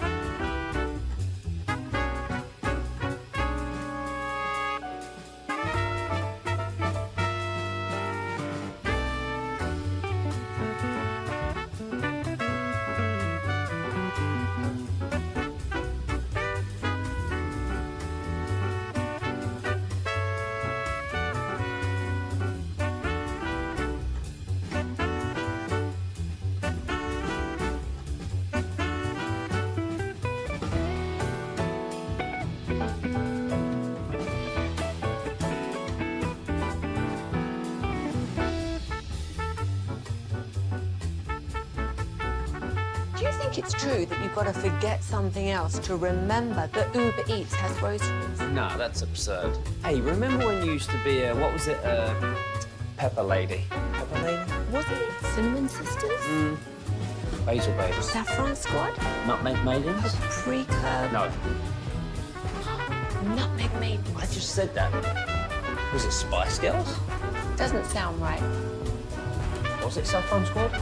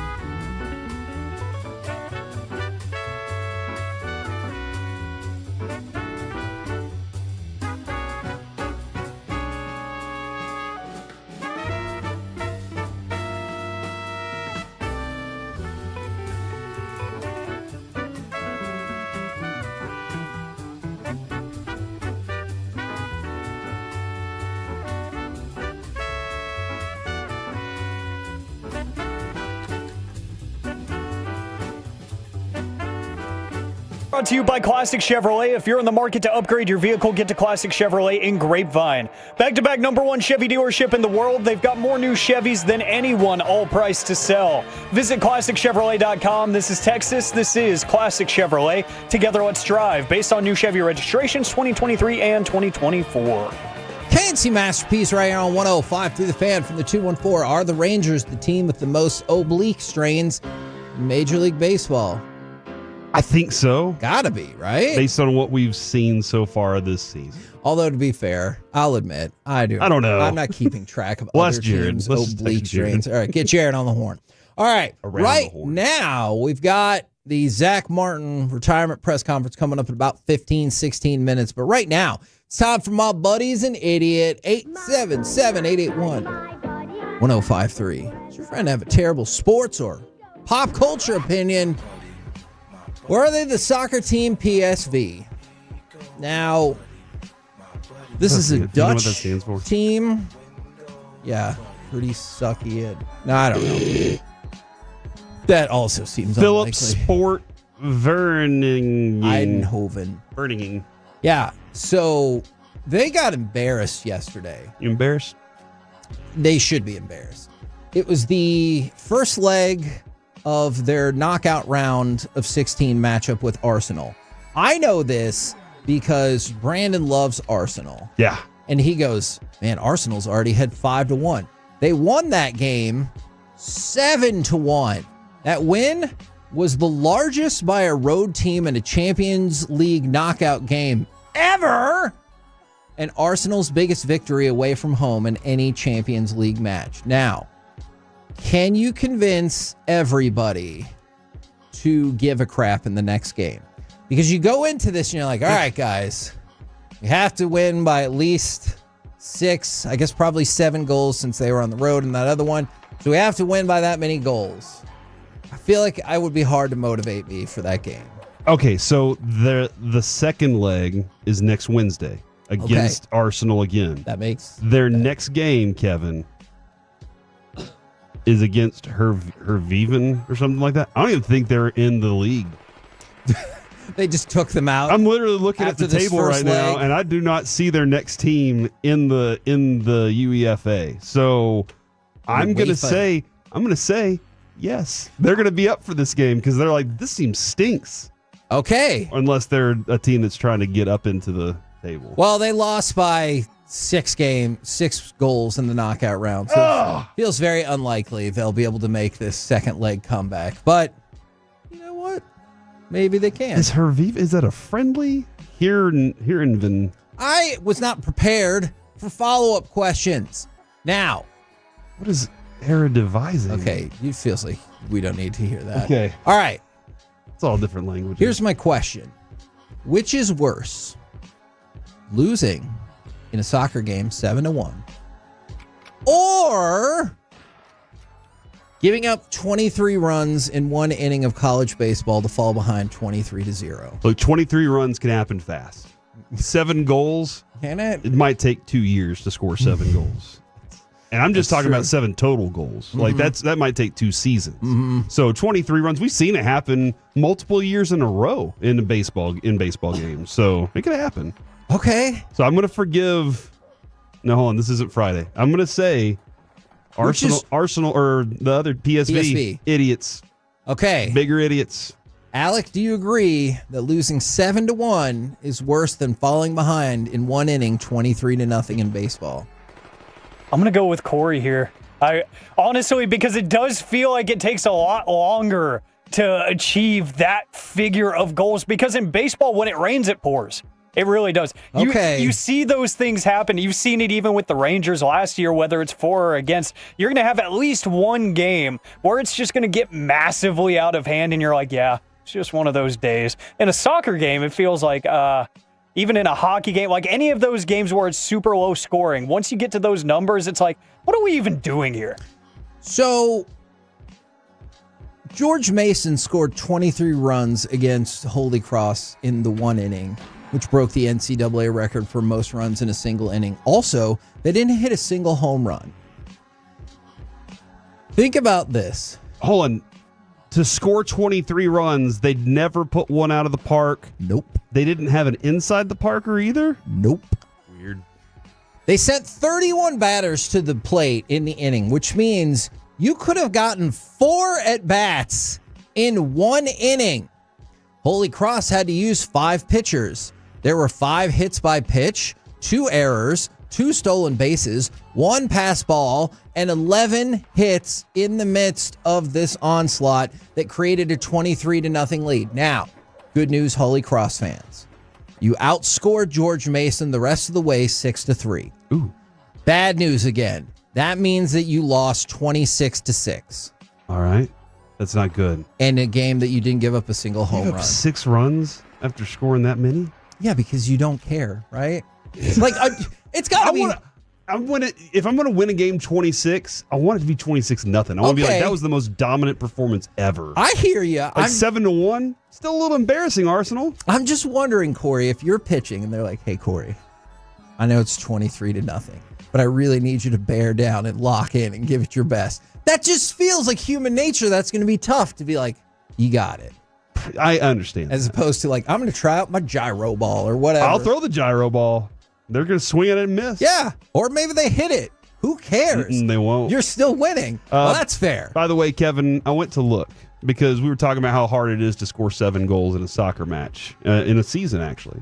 Sporting CP has the most ever goals scored in one game in UEFA, is what you called it. UEFA. 16-1. Jeez. In 1963. So, like, it's been 400 years almost since anybody scored that many goals. 100 years almost? 60, 80 years? What year was it? Where are we right? It's 1963. That's 62 years. Yeah. I'm concerned at how far off your math was. It's been a long time. From the 214, I hope this person follows up. Maybe gives me their friend's contact information because I want to know more about this. My buddy's an idiot. He thinks they use magnetic basketballs to make it in the hoop. He thinks all superstars are chosen and the ball just goes right in with no effort. All right. I've seen a show about like putting a metal magnet on the ball on the strip, you know? Wouldn't it just get attracted to the rim? Yes, but then you turn it off as it gets to the rim. And so then it just falls through. So you're just that trying to get a lot to of the work rim. for a jump shot. I know. I'm just saying. I've seen this before on a TV show. Okay. I don't remember which one it was. It could have been a cartoon. I want to know more about all of this. So if you want to follow up and tell us more about your buddy, I'm really confused by that. The 425, 23 runs in one inning is less common than 7 goals. I'm comfortable saying this with no research to back it up. I mean, I did just tell you it was the NCAA record, whereas Corey told us an indeterminate amount of years ago that record was smashed by a more than 2-1 margin. Mm-hmm, that is true. From the 214, guys, I'm an idiot. This person is so baked right now, they got in the wrong card leaving Walmart. Same color, but different make and model. Now, the question is twofold. I've never done this. First of all, you should not be driving if you're doing that. Can we agree? Don't do that. All right. Secondly, I will agree with you on that. Is this person the idiot, or is it the person who clearly left their car unlocked? Because that's what I was going to say. I've never actually gotten all the way into a car, but I have... I want that as a drop. What does that even mean? I don't know what that means either. No, that wasn't mine. My apologies. Okay. But I have gone up and grabbed the handle and tried to open and it was locked and I was like, oh, this isn't my car. That's definitely happened before. Okay. So I think it's on the person who left their car unlocked. What are you doing? We know better than that. It's not Arizona. Remember, Mike was telling us in Arizona, he was like, look, it's Arizona. I'm not locking the door. Like, what do I... Yeah, because we had the windows down multiple times, and he goes, it's fine, it's Arizona. Which, I mean, maybe Arizona has a historically low crime rate. I have to admit, I'm not familiar with those statistics. I didn't know either. I just trusted him on that one. So, that I don't know. From the 806, is my buddy an idiot? Or as some people want this segment to be called, is my buddy a Nico? Just mean-spirited. He played his 32-year-old point guard the most minutes in the NBA, and then he blew out his knee. Look, if you're Nico and the Mavericks right now, just don't say anything. They put too much don't say anything. They put too much on Kai's body. I agree. Plain and simple. By You always had the option to go back to Luka if Kai was out, and now you don't even have that. Nico's going to take it for a long time, man. He really is. And I saw even last night, or maybe it was the night before, when he was putting out a nice, compassionate sentiment about Kyrie and what he means to the team and everything, people were like, bro, the only thing I want to hear from you is your resignation letter. So he's in a no-win situation. Absolutely. Man, follow-up. I also saw a few videos about that magnet in the ball, and even sometimes if you watch it, the players are like, what? It's a kid's movie. There was also a kid that like he could shoot threes, but nobody knew, and he was like, you got to feel it from your legs, and it goes all the way up. And that I remember this movie now. Thank you. Somebody just said rich kids were fixing the game, and so Ryder Strong, I believe, was in it. Is that the kid from Boy Meets World? Yeah, he was in it. Heck yeah! I got to go find out what the name of that movie though. I'll be back. And by the way, is Rick Pitino an idiot? Not for those other things. But he said on an interview that he was overpaid.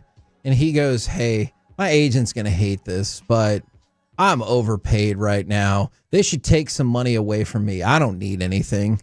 And then he goes, my agent's going to kill me for saying that, because he's always like, you're not even in the top 5 of Big East coaches. And he's like, I'm overpaid. Clearly, St. John's is having an incredible, historic season. But maybe don't go on the air and say I make too much money. Don't say that. Definitely not. But, at least he had a good sense of humor about it. He's like, oh, my agent's going to be mad. We're the KNC Masterpiece right here on 105.3 The Fan. Coming up next, it is time for the Zack Martin retirement press conference live on your home of the Cowboys, 105.3 The Fan. The North Texas Baseball Show of Record.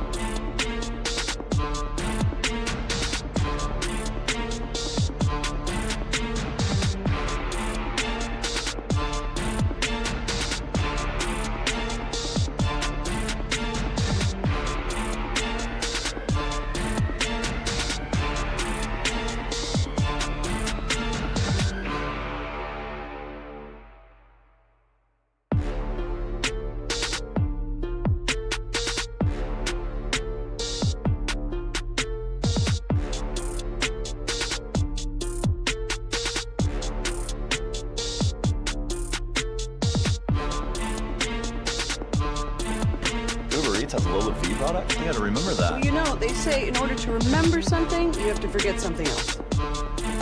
Okay, now that is a very cute haircut. That's like a little shag. I've never seen it before. Well, I mean, of course you have. It's the Rachel. Oh, is that your name? No, I mean, like your name. No, I'm Jen. My name's Jen. Right, but I just mean like this is your haircut. But that's hair on your head. I'm not saying this is your hair. Okay.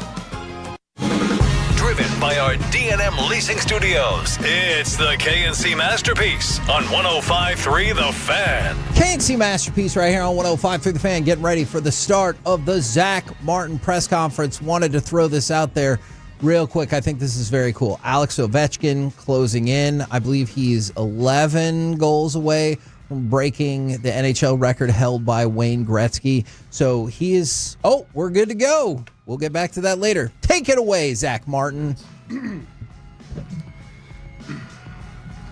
Football has been a part of my life since I was 7 years old. It shaped me, challenged me, and gave me my purpose. From suiting up from the St. Matthew Warriors in the third grade to chasing state championships at Bishop Chatard, 5 incredible years at Notre Dame, and every moment in the NFL, I've been fortunate to live out a dream that so many only imagine. After 11 unforgettable seasons with the Dallas Cowboys and a lifetime dedicated to the game of football, the time has come for me to step away from the game that has given me so much. On May 8th, 2014, my life changed forever when I was drafted by the Dallas Cowboys. I had no idea Dallas was even a possibility, but when I got the call, I was hungry and motivated to make a difference. Walking into that locker room for the first time was intimidating. I was joining a team full of legends, guys I had spent years watching and admiring. Jason Witten, Tony Romo, DeMarco Murray, Des Bryant, Sean Lee. These were the faces of the franchise, and now I was one of their teammates. But I've always said I was drafted into a perfect situation. This was a team on the cusp of something special, built around a dominant offensive line and a strong run game. I was the final piece to the puzzle up front, and I was determined to prove that I belong. Maybe it was because I was a rookie who didn't know any better, but I was having the time of my life, as much fun as I was having since I was 7 years old. That year turned out to be one of the most memorable and fun years I ever had in football. To the offensive line who were here when I arrived, Doug Free, Travis Frederick, Ron Leary, Tyron Smith, Mackenzie Bernardo, Jeremy Parnell, and the rest of that room, thank you. You reinforced everything I believed about this game. There are no shortcuts. Success is about the work, the preparation, and most importantly, the bond you build with the men next to you. That was our edge. A tradition and a standard had been set long before I got here, and from day one, I made it my mission to live by it and uphold it throughout my career. The offensive line, the slot buckets, as Iron Mike would say. It's a unique brotherhood, the only position on the field where 5 guys move as one, doing the dirty work to ensure the team's success. It's a job that demands selflessness, toughness, and an unwavering commitment to the details. I actually started playing on the defensive line in high school, following in my dad's footsteps. But it wasn't long before I found myself practicing dry blocks and pass sets endlessly, falling in love with the craft and the details of offensive line play.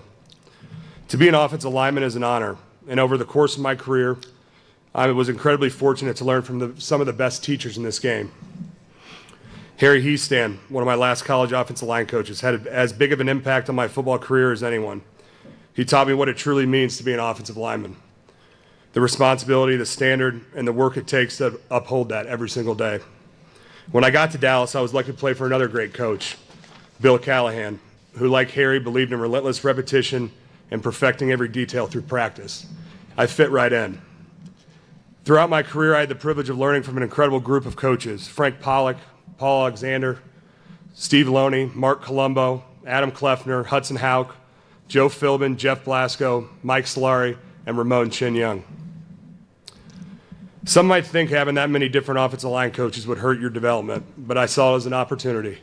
Each one had a different approach, a different way of teaching, and I was able to take something from all of them along my journey. To all my coaches, thank you for coaching me hard, for demanding more from me every day, and for shaping me into the player I became. When I arrived in Dallas, I didn't know much about the Cowboys' history or what to expect, but after my first meeting with Jason Garrett, I was all in. From the very beginning, Coach Garrett and I clicked. He had a way of coaching you hard while building you up, making you believe you were invincible. I've always loved football, and that environment that he set up for our team was a perfect fit for me. I can still picture myself sitting in a team meeting, hearing about the beautiful bushel of strawberries, or how we keep the ones who keep their arms straight. Those messages stuck with me. Coach, my back is always up against the wall, and it was a privilege to play for you for 6 seasons. 6 years is a long time in this league, and over that stretch, I found a rhythm. I knew how things worked and what was expected and how to prepare. In 2020, Mike McCarthy arrived as my next and final head coach. It was a new challenge, forcing me out of my comfort zone and into a different way of doing things. We struggled early, but we trusted his process, and that 3-year stretch under Coach McCarthy became some of the best football we played at my time in Dallas. Coach, thank you for constantly pushing me to evolve and for challenging me to push the envelope. Although we never ultimately reached our goal of winning a championship, I'm incredibly proud of what we accomplished over the course of my career. What I love most about football is being part of a team. There's something about going through the grind with your guys, pushing through the mud, that builds bonds like no other. The relationships, the shared sacrifices, the highs and lows, that's what makes the game so special. And without a doubt, my time with my teammates will be what I miss the most. I'll miss heading to Oxnard every summer for training camp, icing my body down in the training room with Trav, listening to Romo's old iPod playing. I'll miss the plane rides home after a big win, playing cards and enjoying a few lemonades. I'll miss sitting on the back of bus 2 after a tough loss, hashing it all out. And I'll miss screaming it's only 3:15 after a big home win. I'll miss the little moments, laughing in the locker room, pushing each other to be better and watching each other grow, not just as players, but as husbands and fathers. Football is about relationships, and I've been fortunate to share this journey with some incredible men and teammates over 11 seasons. Jason Witten, Tony Romo, Doug Free, Ron Leary, Tyron Smith, Travis Frederick, right side, Lyle Collins, Connor Williams, Joe Looney, Sean Lee, Tyrone Crawford, Jeff Heath, Cam Lawrence, Anthony Hitchens, DeMarcus Lawrence, Jordan Lewis, my quarterback, Dak Prescott, Zeke Elliott, Tony Pollard, Dalton Schultz, Cooper Rush, Leighton Vander Esch, Tyler Biadasz, Terrence Steele, Brandon Cooks, CD Lamb, Jake Ferguson, CJ Goodwin, Brock Hoffman, TJ Bass, Matt Waletzko, Tyler Smith, Dakota Shepley, Awesome Richards, and the countless others that I'd missed. I gave everything I had every single day for you guys. You were my motivation, the reason I pushed myself to be great. Consistency was my game, and I took pride in making sure that every one of you could count on me every Sunday. When you're part of an organization for a long time, you become close with the people who make up its foundation, the ones who work tirelessly behind the scenes to keep everything running.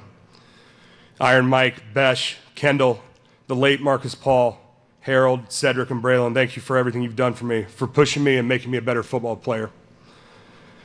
To our training staff, Jim, Britt, Greg, and Hanson, thank you for keeping me on the field and making sure I was available for my job every week.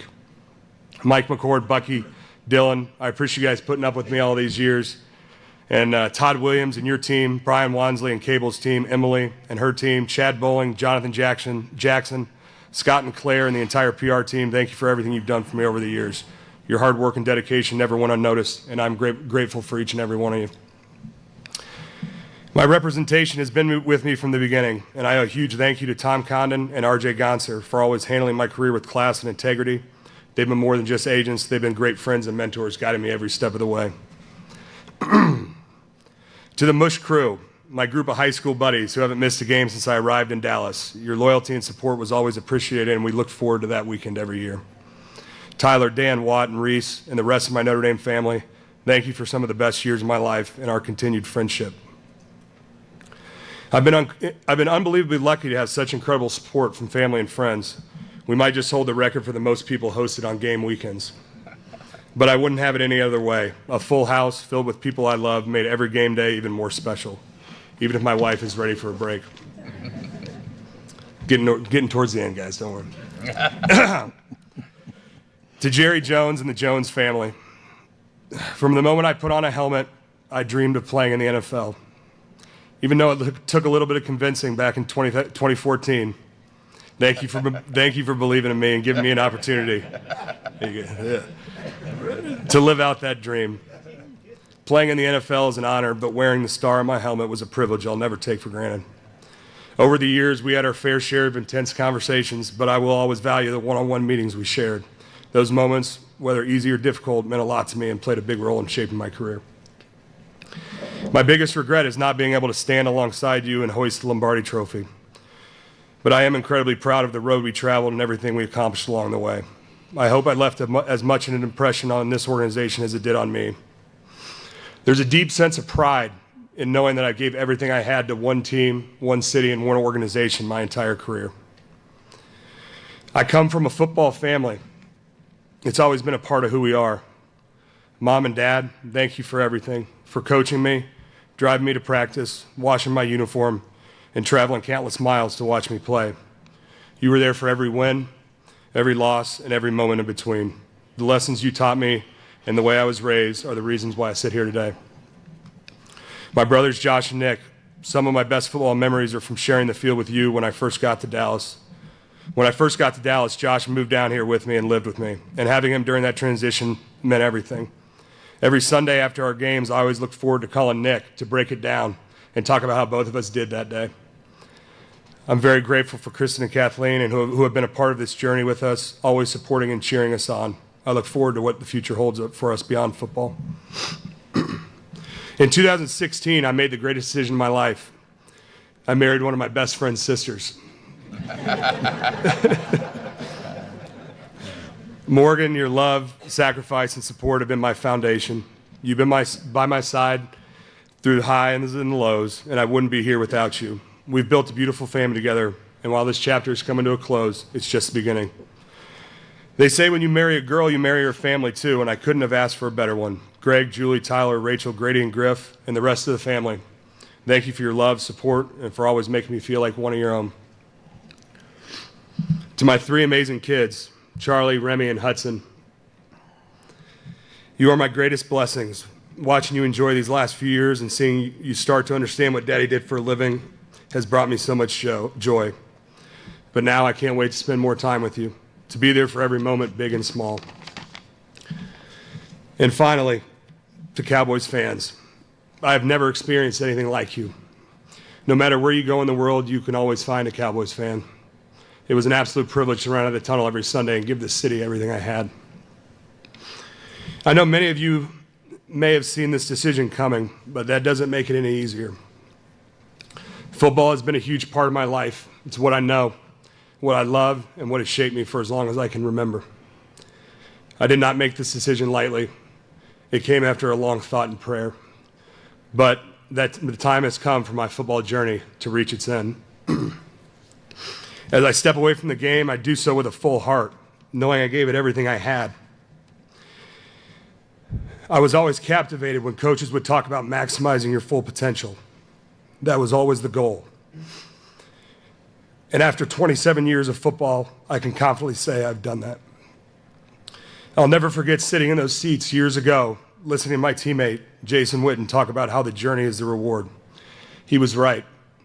Every rep, every practice, every battle won and lost along the way, it all mattered. Football will always be a part of me, and I will always be grateful for the journey. Thank you.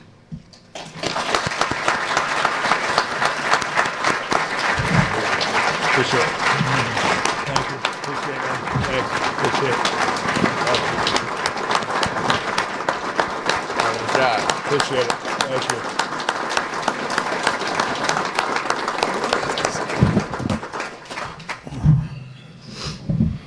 Boy, what a resume. We're all here because of our appreciation for the game as one point of common interest.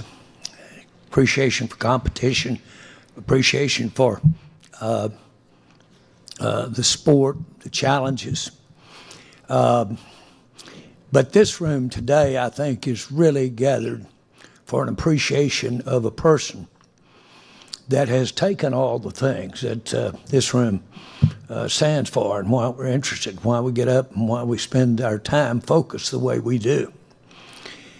If you sum up all the things this room is interested in, Tony Romo sitting over there, many of your former colleagues, former players played with you are here.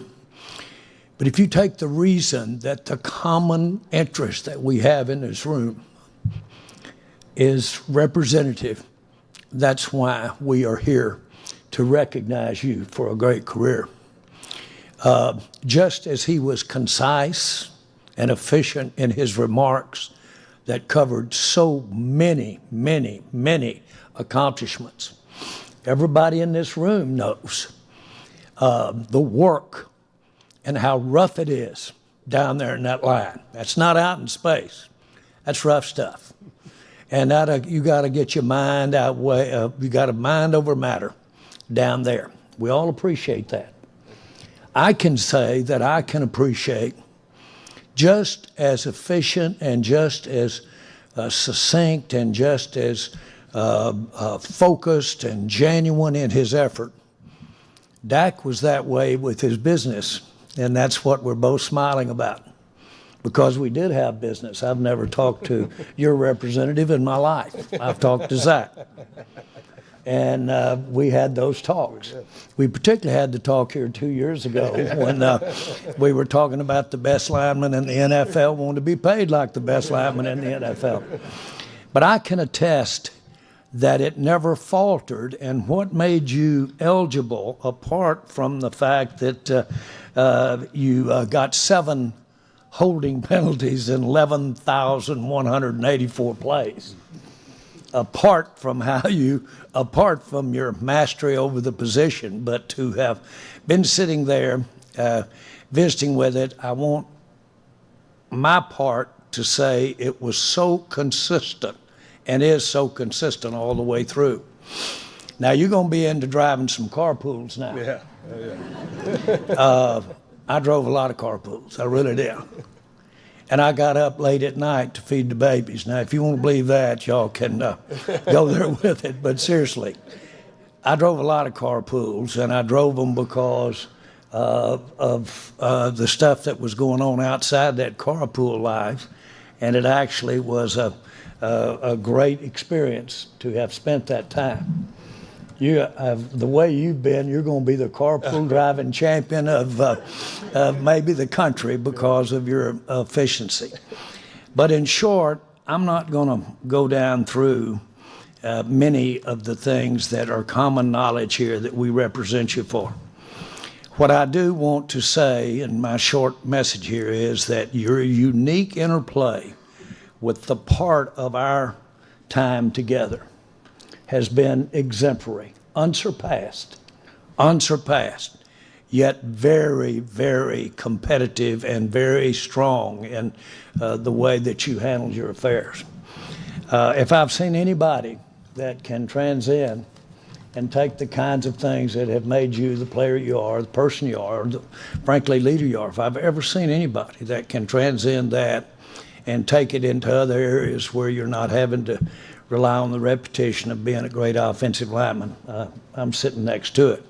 The reason you're sitting in the middle, I think, is because he wanted to separate me and Steven over here. Because I still have knots on my shin from him kicking me under the table when we were sitting there discussing that draft day. I hope it was an example of, at the end of the day, I do accept the smarter decision and make it around here, although I know I've got a lot of questioning that in the room. But seriously, Zach, what a privilege it is for the Dallas Cowboys to have you, having been the player you've been, the only team that you ever played for in professional sports. And we're honored and going to be honored to take that where it goes when you quit playing. And obviously, we all know that the great Larry Allen was somebody that we were proud of. And I want to tell you right now, having known him personally and been involved in every kind of serious decisions that he was involved in, you guys are twins. You really are. You're twins. And you had the same deep-seated respect for your fellow teammates and for what you were trying to contribute for the team to win. And so we all know that a lot of people call Larry the greatest.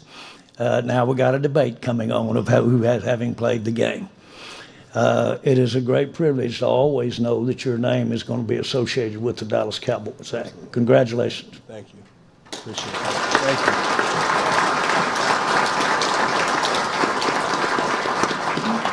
Okay, we'll open up for questions. David Moore. Zach, David Moore, Dallas Morning News. I know you weren't one to reflect on your career while you were playing, but now that you've had a little time, you touched on the consistency, but just as far as individual accomplishments and where you feel you rank in your time when you played, and two, just how meaningful is it to see so many of your teammates here today to share this moment and celebrate with you?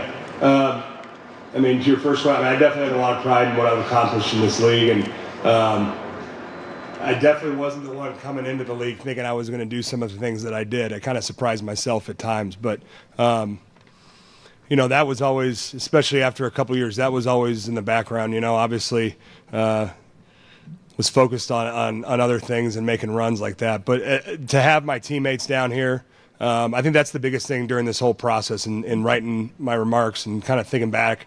You just realize the people that kind of touched you along the way. And to have former teammates coming from out of town, it just means a lot. And, you know, I would say football is the greatest sport because it brings guys together. You know, when you go through the hard times and the things that no one else wants to do, and you come out on the other side, you're bonded to those guys for life. And I feel very fortunate to be down here and to have teammates over the last 11 seasons come and support me. Zach, one for Zach, not for Jerry. But Zach, when did you realize? It seemed like you walked in and it was easy for you. And I know you said it wasn't. When did you have your come to NFL moment? When did you realize I can do this? I can do this as well as anyone? Well, I said it briefly. I really truly believe that I came into a perfect situation for a young offensive lineman. You know, I came in, like I said, at a time that the running game was a big part of what we did. They invested a lot in the offensive line room. It really allowed me to develop. A lot of young old linemen get thrown into the fire, and you're throwing the ball 50 times a game. Well, we were running it 30, 40 times a game. So it really allowed me to have time to develop some of those other things that I may not have been great at when I first got here. So I really, truly believe in, you know, then you pair that with a line coach like Bill Callahan when I first got here. It was kind of the perfect storm for me. Jerry says we never let stuff go. Have you ever been happier to be so wrong? No. Best wrong decision, best right decision I've ever made.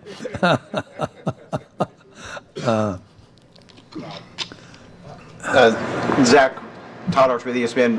What's next for you? What do you want to do? How will football still be part of your life? Yeah, I think I really haven't gone too deep down that rabbit hole yet.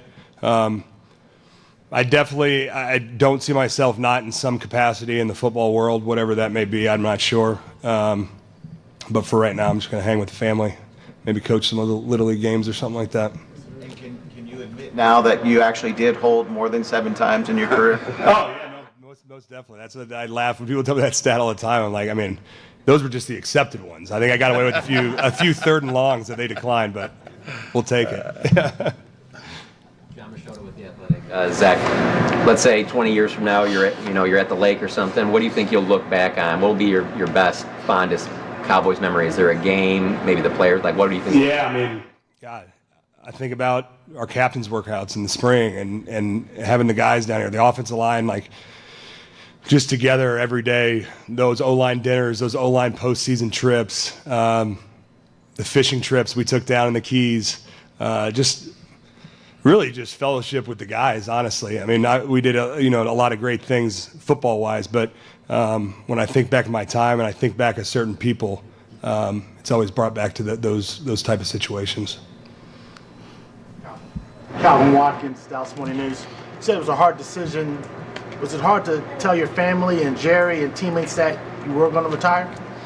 Yeah, I mean, it's no surprise, right? Like, this is, I made a slip up and said something last spring, and you guys took it and ran with it per usual. But, it's definitely been, it was on my mind, and kind of, this year, not finishing out was tough. And I really kind of wanted to wait till around the Super Bowl. That time of year usually is like you start to get the itch to go start training and doing all that kind of stuff. So I wanted to see if I maybe just woke up one day and was like, I'm not done yet. But that didn't come. So I'm very at peace with my decision, and I think I made the right call. Nick Harris, 4-Star Telegram. Zach, obviously an accomplished career. 2 accomplishments left, the Cowboys Ring of Honor and the Pro Football Hall of Fame. How much would those 2 honors mean to you? Yeah, they would mean a great deal, right? You try not, again, like when I came into the league, none of that stuff was ever on my radar. Like, I was just trying to get here and make sure I didn't screw it up. They drafted me to go in there and play right away. So my focus was on, hey, I'm going to do whatever I can for the team. And then obviously started having some success, and those things get brought up and you start thinking about them a little bit. And absolutely it would be a great honor one day if those happen. I think it's with the Associated Press. Zach, you brought up the convincing. Jerry, you brought up the getting your shins kicked by Steven. We had the task on draft night of asking you what it felt like to be the guy who was drafted instead of Johnny Manziel. Yeah. You had a diplomatic answer. So what's the final answer now that all said and done? Well, I mean, it's so funny because I really didn't think Dallas was even like, it wasn't really even on my radar. I came down for a visit before the draft, and but didn't have much contact outside of there. So going into that night, I didn't really think that Dallas was a possibility. And I was at home with some friends and family, so I was having some fun. So I was just happy I got picked and was ready to come down here. Brad Sham, Cowboys Radio. Zach, one for Zach, one for Jerry. If memory serves, the first team period of your rookie OTAs, you either accidentally tripped or there was a collision between you and Sean Lee, and he was out for the year. Yeah. Considering how your career turned out, do you remember what you were thinking in that moment when that happened? He called me last night and we rehashed the whole thing for the 500th time. It's so funny about that situation because, and now I get mad at rookies who do this when they come in and they're going full bore in the OTAs, and I was that guy.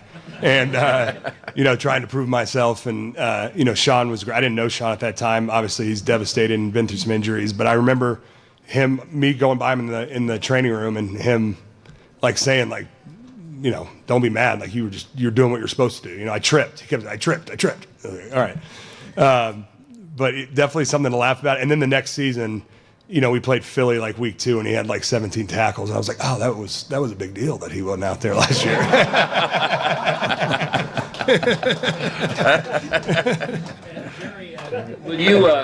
Will you commit to putting him in the Ring of Honor before he goes in the Hall of Fame? Yes. Yeah. Yes.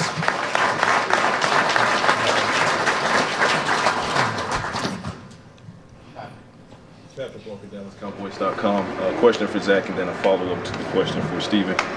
Zach, reflection is a huge part of it, especially with the illustrious career that you've had. As you sit back and you start to reflect, what would be the biggest piece of advice you'd give the 22, 23-year-old Zach that would take you even to another level, because that's a hyper-competitive guy, always want to win? Yeah. I'd just say come in ready to work, and like, that sounds bad, but like become obsessed with it, right? Like, I think that's part of the success that I had is we had a room when I first got here that was obsessed with getting better in football, and constantly going out there and trying to do something extra. So again, like this standard and tradition when I got here, it was set. It wasn't like I came in here and I was the one who did. Like, this thing was set, and I had the awareness enough to recognize it, get in line, and then continue that as I went on throughout my career. And Steven, to that point, what was it that you saw in the Fighting Irish version of Zach that had you bruising Jerry's knees under the table? Well, I think first of all, Zach's just unique. At the end of the day, he's unique on the field. He's unique off the field. When you sat there and went, I think it may have been Will's first draft that he was in charge of helping us put up the board. But when you look at it and you're picking that high, you want to make sure you're right. And one thing, when you read Zach, when you watch Zach on the tape, it was hard to find anything that you didn't like about him. And just felt at the end of the day he was the right guy for our football team. He met all the standards, and in no way to be negative toward the other guy we're talking about, but he just didn't stack up like that. And so it was real easy. It was unanimous. In the room, everybody was looking at their feet when Jerry was asking them questions about who would be for the other guy. It was interesting like that. But no, it's always been easy to stand up for Zach. We've got some great stories. As Jerry said, we didn't really negotiate his deals with agents. We did them with Zach. He walked in my office and said, hey, you're not supposed to say that. I promised I'd never tell it, but I can now. But he did say, here's how this is going to work. I can live with this. And that's why it's always been so easy with Zach. He's a very good communicator. He's very transparent, and cherish all those times. But boy, how fortunate the Cowboys are, our fans, everybody, to have Zach as a part of the Dallas Cowboys. Joe Hoyt, All City Dallas. Zach, you talked about consistency. When I talked with Tyler Guyton about you earlier this season, he said to a normal person, they don't know what goes on inside the walls, the day-to-day, but that being that consistent for 10 years, that's a whole nother level. I was wondering, to us normal people, can you kind of give us some insight into what sacrifices and effort goes into being that consistent? Yeah, again, like I said, I was obsessed with it. Like I loved. And then again, like we had so much competition on our team. Like, you were always chasing someone, right? Like Tyron Smith, Travis Frederick, Ron Leary, Doug Free, all these guys. Like, man, these are good players. I gotta do even more to kind of catch up, So I think that competition when I first got here, and then just my wife would say we've sacrificed some things over the year. We've maybe skipped out on a couple trips in the off season, whatever it may be. But what I wanted to accomplish was very black and white for me, and I knew what I had to do to go about it, and I had the discipline to kind of stick to my plan. Mike 2C54, you addressed this a little bit, the carpooling and all that, but what do you look forward to most in terms of retirement, things you weren't able to do as much as you would have liked to when you played? Yeah, I think just being around the family, right? Like, not feeling like crap during the week, to actually be able to play with them a little bit, and just being present. I think that's probably the hardest thing once you start having a family in this league, is just finding the balance of being present when you're home, We got a lot of stresses here. I mean, the whole NFL, but here and throughout the season. So a big thing is just to really be appreciative and present at home at all times. Nick Eatman, DallasCowboys.com. Larry Allen has always been kind of the standard of Cowboys linemen, NFL linemen. To be mentioned in the same breath and even called twins, what does that mean for you? It means a lot because I can remember when you go to the rookie symposium when you're a rookie and you go through the Hall of Fame, and I remember taking that selfie next to Larry Allen's bust right when I got drafted. And then my first couple of years, he was out at training camp and would shoot you texts before the game. And so really, I mean, it goes back to all of the former Cowboys. I mean, we have such a great community here in Dallas, and being able to connect with those guys, and then obviously a guy like Larry where you're playing in the same position, and you try to emulate the guy. I think he had a few pounds on me, but you try to emulate what he's doing out there, and it's special, and it's a big honor to be mentioned in that same breath. Michelle Montaigne, WFAA. You've talked so much about the former guys that you looked up to, but all the younger O-linemen, every time you talk to them, they're like, I'm just trying to do it the way Zack Martin does things. What does it mean to you to be, right? I know you said you didn't set the standard, but what does it mean to you to leave being the standard? Yeah, I mean, again, I said I tried to uphold it, and those guys, Terrence and Tyler and Brock and all those guys that we played the last few years, it was very different, right? Because you're at a different stage in your life. I had 3 young kids running around at home, and sometimes wanting to go out and hang with the guys is not always the easiest thing. So, but I'm leaving the room in great hands. I mean, we got young guys who are hungry to get better. I talk about being obsessed. We got guys in that room that are obsessed to be better and to be great players. And I'll be fans and be cheerleading for you guys the next couple of years. Christy Scales, Cowboys Radio. Love it. fan. Love the shirt. Love the shirt. For you. Yeah, thank you. Can't wait for 5 more years to wear it. You were always the go-to guy, not just for media, but for community relations with Emily and Whitney. And were there some that stood out more than others? And then is that something that you hope to continue in the future? Yeah, absolutely. And I think, again, I learned from guys when I first got here. We had unbelievable guys out in the community, and the Salvation Army